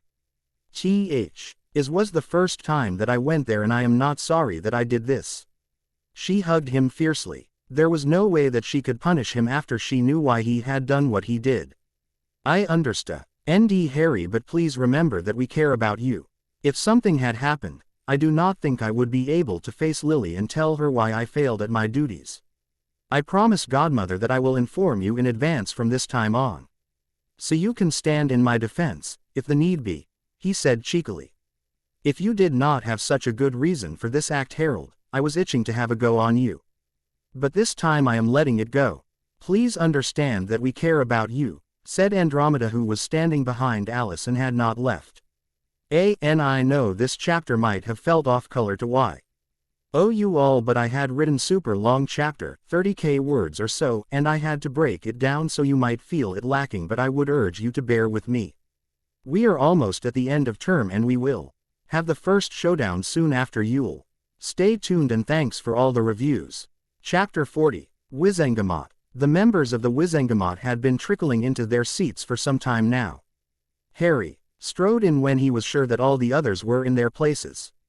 Amelia had told him that if he entered this way, others would know that he was there and they would make an effort to participate with more interest in the proceedings. As he walked up to his seat, he nodded towards many of the lords and exchanged greetings with a few of them. He noticed Sirius sitting in the rosier seat and Andromeda in the black seat. He took the Peverell seat himself and waited for the session to begin. As was the custom, the entire Wizengamot stood when Dumbledore strode into the minutes to go before 10 o'clock. A.M. They remained standing until he took his seat on the dais. He rapped his gavel and said loudly, "Close the doors." The massive double doors which formed the entrance of the Wizengamot closed. He started addressing the gathered members. "Let the Wizengamot session for the month of November, 1995 begin. Before we proceed to the agenda for the day, does anyone have any formal notices, motions or announcements to be made?" A couple of people stood and made announcements which were part of the daily business of the Wizengamot. It took the better part of an hour, but it was important business which could not be avoided. Finally, after the announcements, motions etc. were taken care of, he rapped his gavel again. "I trust that the agenda for this session has been conveyed to you all. Lord Peverell has invented an alternative to the Wolfsbane potion which has been proven to have the desired effect on those suffering with lycanthropy without any of the toxic side effects. The first order of business today is to congratulate Lord Peverell for this significant achievement." Everyone present in the Wizengamot stood up, even the Dark faction, although with less enthusiasm, and clapped for his achievement. After the ovation had gone on for more than 2 minutes, Dumbledore rapped his gavel again. The Minister of Magic, after conferring with the Chief Warlock, the head of DMLE and Sev. Errol of the department heads within the ministry, has decided to present him with the Order of Merlin, 2nd class, for this contribution. I request that Lord Peverell come forth and accept the honor. Harry dazedly walked to Dumbledore's dais where Frank was standing on one side of him with Percy standing behind him. Harry had not known about the Order of Merlin, or he would have avoided this session or asked Frank to not do this. He was still not used to attention being lavished on him unnecessarily, however he knew that he could not refuse it now without looking arrogant. He walked up to Fra N.K., who picked up a silver medal from a tray that Percy was holding and pinned it to his robes and a roll of parchment which he handed to him. Frank gave him a genuine smile. "Lord Peverell, your disco very will make life easier for thousands of people inflicted with the curse of lycanthropy. I do hope that they will find ways to make their lives more meaningful with this potion." Harry bowed to him and returned to his seat. He could swear that Percy was beaming at him. That was a mystery that could be solved later. Right now, Dumbledore was rapping his gavel again. "As you all know, the Wolfsbane Nay, potion is regulated by the Ministry and the International Confederation of Wizards. It can only be sold to known lycanthropes. Therefore, only those who are registered with the Werewolf Registry are given access to this potion. This new variation, invented by Lord Peveril, will be regulated in the same manner. Lord Abbot has made a motion that changes be made to the registry in light of repealing of the anti-werewolf legislation. The changes proposed by him are fixed on 2 points primarily. The registry should not be allowed to brand werewolves and they should not be traced by the ministry. Those of you who want to speak for or against the motion, please raise your wand. A lot of hands went up, with Harry being one of them. Dumbledore started, since there are many who wish to speak to the motion. We will go by the order of precedence of the houses. The ancient and reverent House of Peveril is the first and foremost in line in the absence of House Pendragon and of House Lefay. Lord Peveril, you have the floor. Harry stood at his place and started speaking confidently while leaking his magic a little to wrap around him like a cloak. Dear lords and ladies of the Wizengamot, pardon my insolence for speaking in front of all of you when I have little to no experience with this august body in comparison to you all. Before I start making my points, I would like to ask how many of you have children, grandchildren, nieces or nephews studying in Hogwarts in 3rd year or above. Many of the hands went up and he started speaking again. I presume you all know how no defense professor has lasted more than 1 term at the school for a while now. 2 years ago, the headmaster hired a wizard named Remus Lyle Lupin to teach defense. I know he was revealed to be a werewolf by the end of the year, but I ask you all as to what your children said about his teaching abilities. One of the lords stood up and answered him. My son, who was in his newts year at that time, claimed he had not seen a more decent Dada teacher than Remus Lupin in 7 years at Hogwarts, and he would have failed his newts if it was not for him. Several other lords murmured in agreement. Dumbledore was watching everything with amusement. He knew what Harry was doing. By the time Harry finished having his say, these lords would all be ready to march behind him and do whatever he asked of them. Sirius too was smirking, perhaps thinking along the same lines. Ghost of a smile was playing on Amelia's lips. Harry continued, as many of you agree, he was the best Dada teacher to have come to Hogwarts in all these years. The Owls and Newt's scores in Dada were the highest they have been in decades that year. Despite his affliction, he was an excellent teacher who took time to teach all of his students and did not judge them. As the headmaster can affirm, he was one of the best students of his age, and despite having impeccable grades and being a hero in the last war, he was without a job. Our ministry had declared werewolves to be mindless beasts, and their position did not change even after the Wolfsbane was invented. There were laws written against them by a nondescript witch who rose to be senior under-secretary in the previous administration. We rewarded a war hero with scorn and hatred. That speaks a lot about our society and what is wrong with it. This bill, introduced by Lord Abbot, seeks to ensure that we do not discriminate against them anymore. They are ordinary people like us. The only difference being that they are forced to become mindless beasts for 13 nights a year due to this affliction. If we continue discriminating against them on the one hand while we pretend to be treating them like other citizens, we would be called hypocrites and would be no better off than we were under the previous administration. While some of you may argue that we are already giving them more freedom than they were given before, that is still not equality.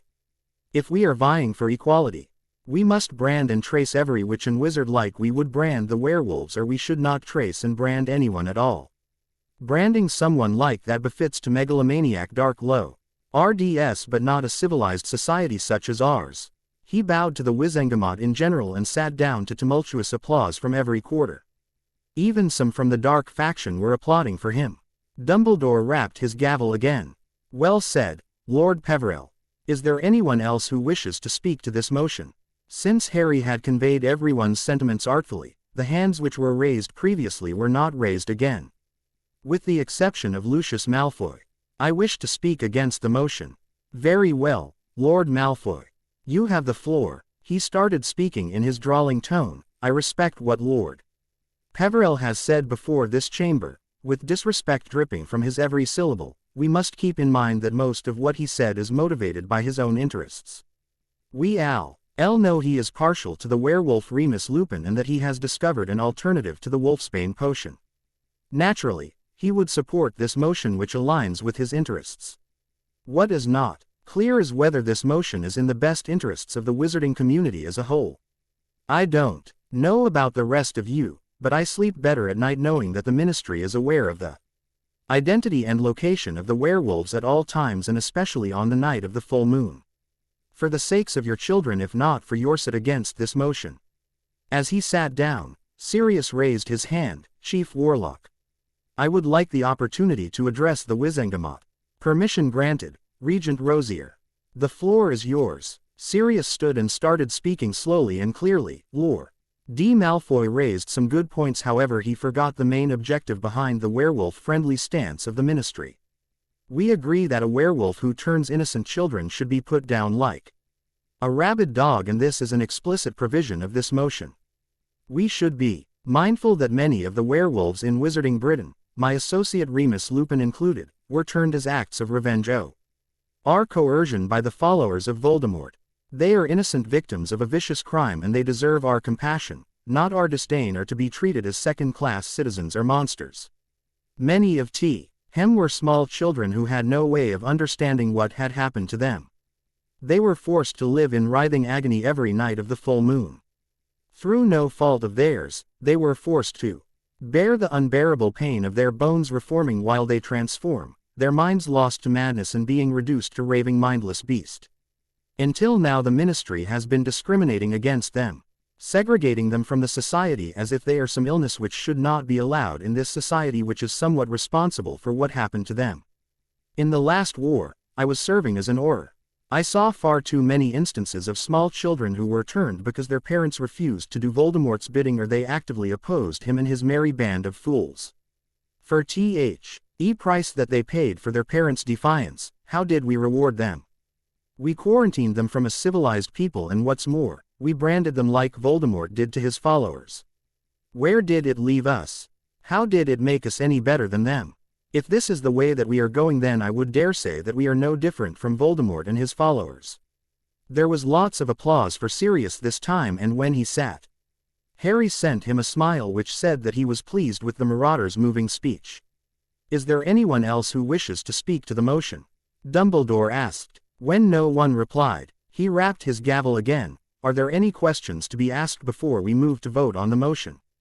Elder Alexander McDougal, who was the head of the McDougal clan in Scotland and elder of the Wizengamot, stood. I have a few questions for the Minister and the Chief of DMLE, Chief Warlock. You are permitted to put forth your questions, Elder McDougal. He turned to Frank and Amelia. If we vote on this motion and it passes the Wizengamot, how will the Ministry reign in the rogue werewolves? Amelia stood. Elder McDougal, we will not brand them or trace them constantly, but we will record their magical signatures when they are registered. It will be mandatory for every werewolf entering our borders to be registered, and their magical signature will be recorded at that time. A dedicated team of 50 Aurors will be formed to deal with instances of werewolf attack and the like. Any werewolf that we find to be involved in any crime will be given a trial, and if found guilty, they will be punished according to the gravity of their crimes, the same as any other member of our society. However, the offense of turning someone to lycanthropy is unique to werewolves. Any werewolf found guilty of this offense will be summarily executed. As she sat down, Dumbledore asked again, does anyone else have a question? Lord Greengrass stood. Why can we not make a formal request to the ICW to deregulate the potion? This was answered by Frank. It is so, Lord Greengrass, because if we deregulated the potion then no one would be obliged to register themselves. This will be like an open invitation to criminals to come and live in Wizarding Britain because there is nothing to regulate them or their actions. It would mean the Ministry will have no means to determine the exact number of werewolves within the magical borders of Wizarding Britain. This could be a catastrophe in the near future due to Wizarding Britain being overrun by werewolves who would not need to register themselves and could wreak havoc on the society. Does anyone else have any more questions before we move to vote? Dumbledore asked for one final time. When no one raised their hand, he rapped his gavel again. Those in favor of the motion, raise your wand lighted green. A forest of hands went up and Dumbledore quickly counted them. There were 100 votes in favor of the motion. All those who are opposed to this motion, Please raise your wands with tip lighted red. Some of them raised their wands and a quick count revealed that 30 had voted against the motion while 30 had abstained from voting or were not present. Dumbledore rapped his gavel again. The motion is passed by a vote of 100 in favor, 30 opposed with 30 abstentions. The ministry shall take care of all Thayer-related matters with this motion and present a plan to be put into place within the next week. Lord Peverell is ordered not to release his new potion to market before the registry is functioning effectively again. The session was adjourned soon after and Harry was joined by Susan, Daphne, Neville, Hannah and many other of his friends who had come to watch today's session. Lord Greengrass joined him on the floor of the chamber where Harry had been talking to his friends. Harry reminded Lord Greengrass of his invitation to Black Townhouse that afternoon to discuss the contract which he was eager to procure. The friends decided that the day was too good to be wasted inside, so they all went for lunch to a restaurant in Diagon Alley. Lunch was a boisterous affair. After having their fill, most of them returned to the castle while Harry and Susan left for Black Townhouse. Sirius had gone on duty to the ore floor while Frank had returned to his office. Amelia had also returned to her office as Harry knew that they were working on the plan to lure Tom out. Mad Eye had selected a team of 50 orers to accompany them and was training them diligently. The finer aspects of the plan were being put into place, and this reminded Harry that he had been lacking some serious practice since he had returned from Adreshpurum. He was unstoppable against a horde of dummies, but Tom was certainly not going to act like a dummy for him. He would need to be in top form for the next act. Black Townhouse. Susan accompanied Harry to Black Townhouse. From there, she had decided that they would flow to the cottage on the hill, and from there they could walk back to the school. Lord Greengrass visited them in the evening when Sirius and Remus were there. Dobby escorted the visiting lord to the meeting room where Harry stood to greet him. As Cyrus came into the room, he stepped forward and shook his hand. "Cyrus, it is a pleasure to see you." "Likewise, Harry," he returned the gesture and greeted others in the room before he took a seat which Harry offered him. Remus, as it had been agreed, opened the conversation. "Lord Greengrass," Cyrus cut in amid conversation, "call me Cyrus, Remus. After all, I was only a few years ahead of you at Hogwarts and on the receiving end of your pranks far too many times." Remus chuckled. "All right, Cyrus, then. I seek your pardon for speaking out of turn. As I understand it, you wish to enter into a contract for distributorship of the new potion." Cyrus nodded. "I was willing to buy the patent, if Harry was amenable to it. I have learned of his reasons. I am hoping for sole distributorship of this new potion, which I know would be helpful to those cursed with lycanthropy. Again, I ask your pardon for this. My nephew does not have much of a head or business and does not think of things in a greater perspective. This is why I am speaking on his behalf as his steward. What amount of profit are you vying for by this distributorship that you are hoping to acquire? I must accept that when I heard of this potion in Potions today, I was amazed that nobody ever the existing potion, and after a few quick calculations, I realized that due to the prices of the alternative ingredient being low, the costs would fall drastically. Assuming that Harry would like to make quite a profit on the product, I had assumed that the prices would more or less be equal to Wolfsbane. When Daphne told me that he is not doing it for financial gain, I stopped assuming, and I am waiting to hear what his take on the matter is. We are not looking to make too much of a profit from it. As you might already know, House Potter has acquired a Wolfsbane manufacturing unit a few months ago, and it is there we intend to start production.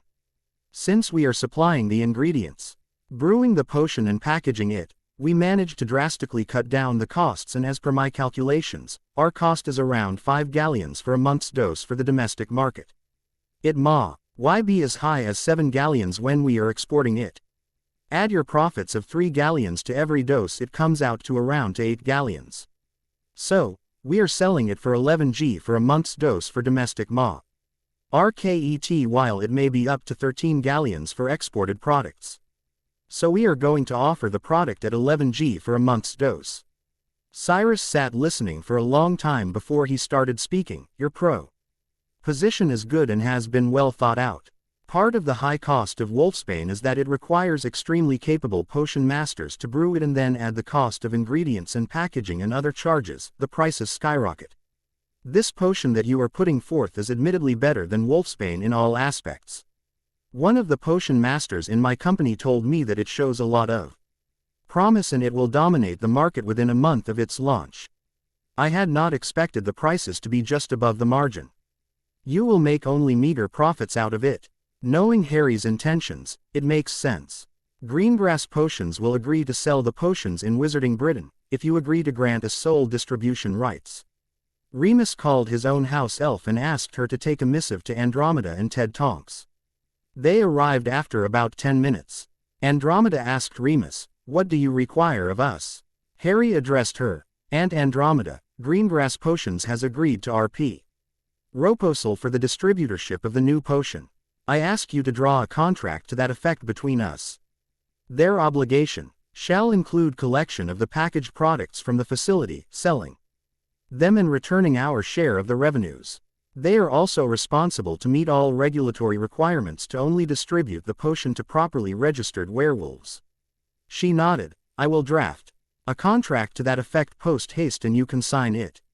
The contract was ready within 20 minutes and Harry read it thoroughly before handing it to Remus. The contract said that Greengrass Potions would be responsible to collect the packaged product and sell it through their apothecaries. They were also responsible for complying with ministry guidelines with regard to selling the potions. For every dose, they would make a profit of 3 galleons and the product would be sold at 11G for a month's dose. When it came time to sign the contract, Andromeda asked him, "Have you thought about a name for the potion, Harold?" He had thought about the name a lot in the last few days and found one which would describe the potion effectively.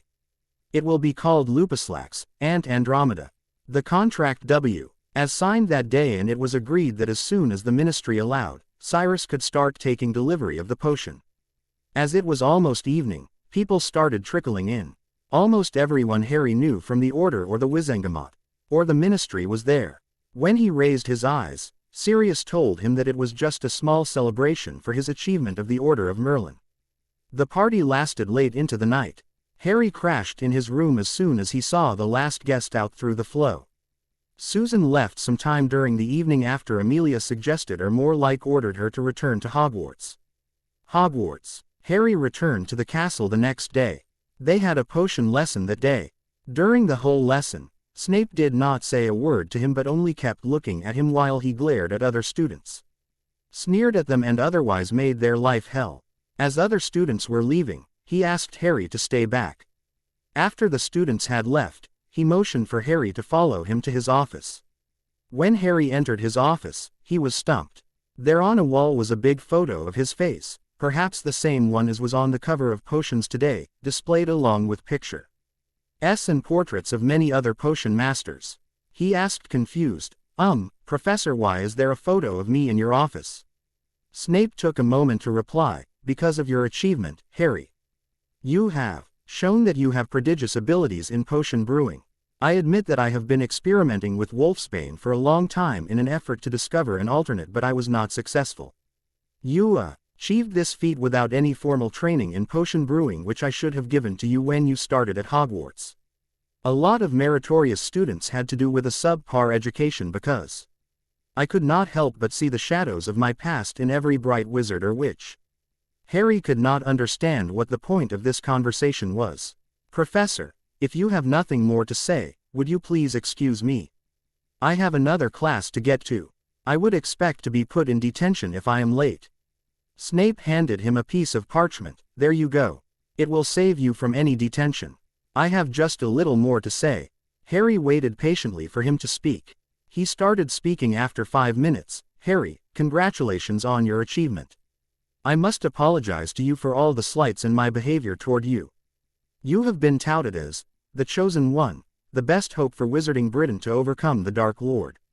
Even with that aside, being the son of Lily and James, I expected much more from you than I have seen. I rode you hard because you had the nerve to be you instead of her, or him. I did not realize, but in my perverted sense of justice, I was enjoying tormenting you thinking I was getting my revenge upon your father. I never stopped to think what I had become. I offer my congratulations and apologies for all the slants I committed towards you." Harry went to high Other classes wondering if perhaps the sun had risen in the west that day. The dungeon bat had his photo mounted on the wall of his office in a place of honor.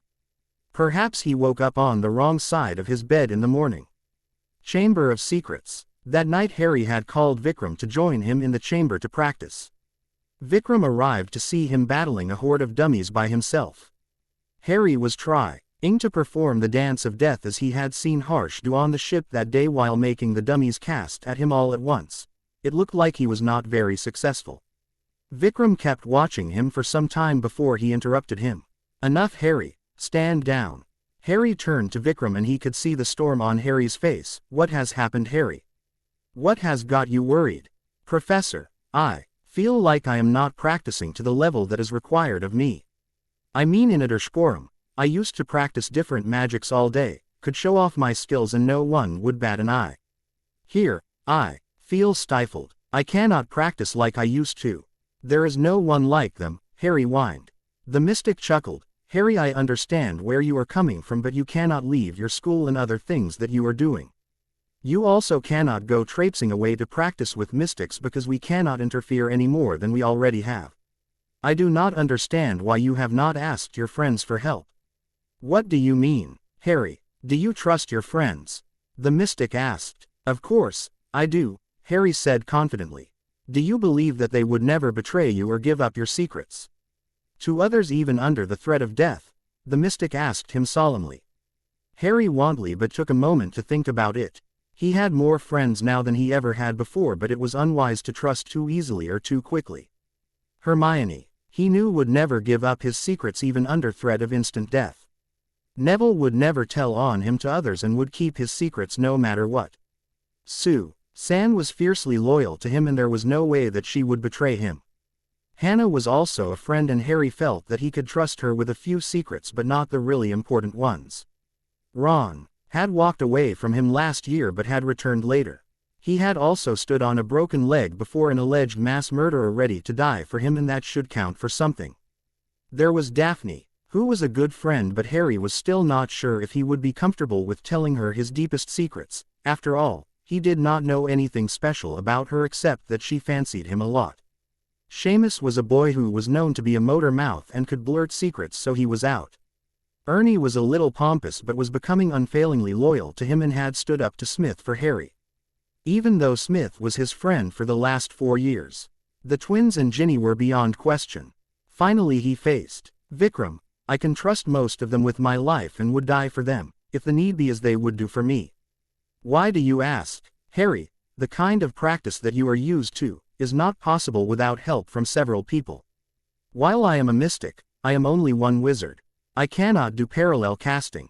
If you want, you can enlist your friends to help you practice the way you want. The Room of Requirement would be useful for this purpose. If I were you, I would choose a group of them and let them duel with me for practice. If you are still worried about your secrets, ask them to take a magical oath for that. Harry nodded. I think I will ask them for help. Vikram asked him another thing which was on his mind. Harry, why are you not teaching the students the Patronus charm? They all know that my Patronus used to be a stag, same as my father's. Now my Patronus has changed to a great snow leopard. It will lead to some awkward questions and I don't know how to answer them. The mystic smiled. Tell them it can change when one's personality changes. With everything that you have been through recently, it would be surprising if your Patronus did not change. Harry nodded. I will start teaching the Patronus charm in the next session. I also want to practice some of the mystic spells with you. Vikram pulled out his wand and adopted the stance of the duel. Let's dance, Harry. Harry started casting at a speed which was too fast for most people to follow. But Vikram was a mystic. He faced Harry without difficulty. The mystic was able to dodge or sidestep his spells and had not yet resorted to the slippery fish. Harry kept casting to his heart's content. Finally, when he saw that Vikram was getting too comfortable with his spells, he pulled out the Elder Wand and started shooting spells at him from 2 wands at once. Vikram still was able to dodge for some time before he had to adopt the slippery fish mode. Harry could see that his movements were not as fluid as his own had been. He was nowhere near as adept as Vari was. Harry knew that there were only Why 3 people who could do the slippery fish better than Vikram, those being Harsh, Vari and Harry. After having cast all the spells that he wanted, he nodded to the mystic to start casting. Vikram C. Old not cast with both hands but made up for it by arranging dummies in different positions. They all were set to cast at specific angles as he wanted, and he motioned to Harry to start his practice. Harry started dodging spells from the dummies and was doing it easily because he knew where they would shoot their next spell and he could move out of place before he was hit. Vikram started shooting spells at random from among the dummies, and almost every time, his spells were in the place where Harry would have landed or where he would be. Thus, in addition to dodging the dummies, he also had to dodge Vikram, and while it was not the same as having mystics cast at him, it was closest to it. When they were done with their practice, he resolved to ask a few of his friends to help him practice the way he wanted. If he had to stand against Voldemort, he would have to take some risks.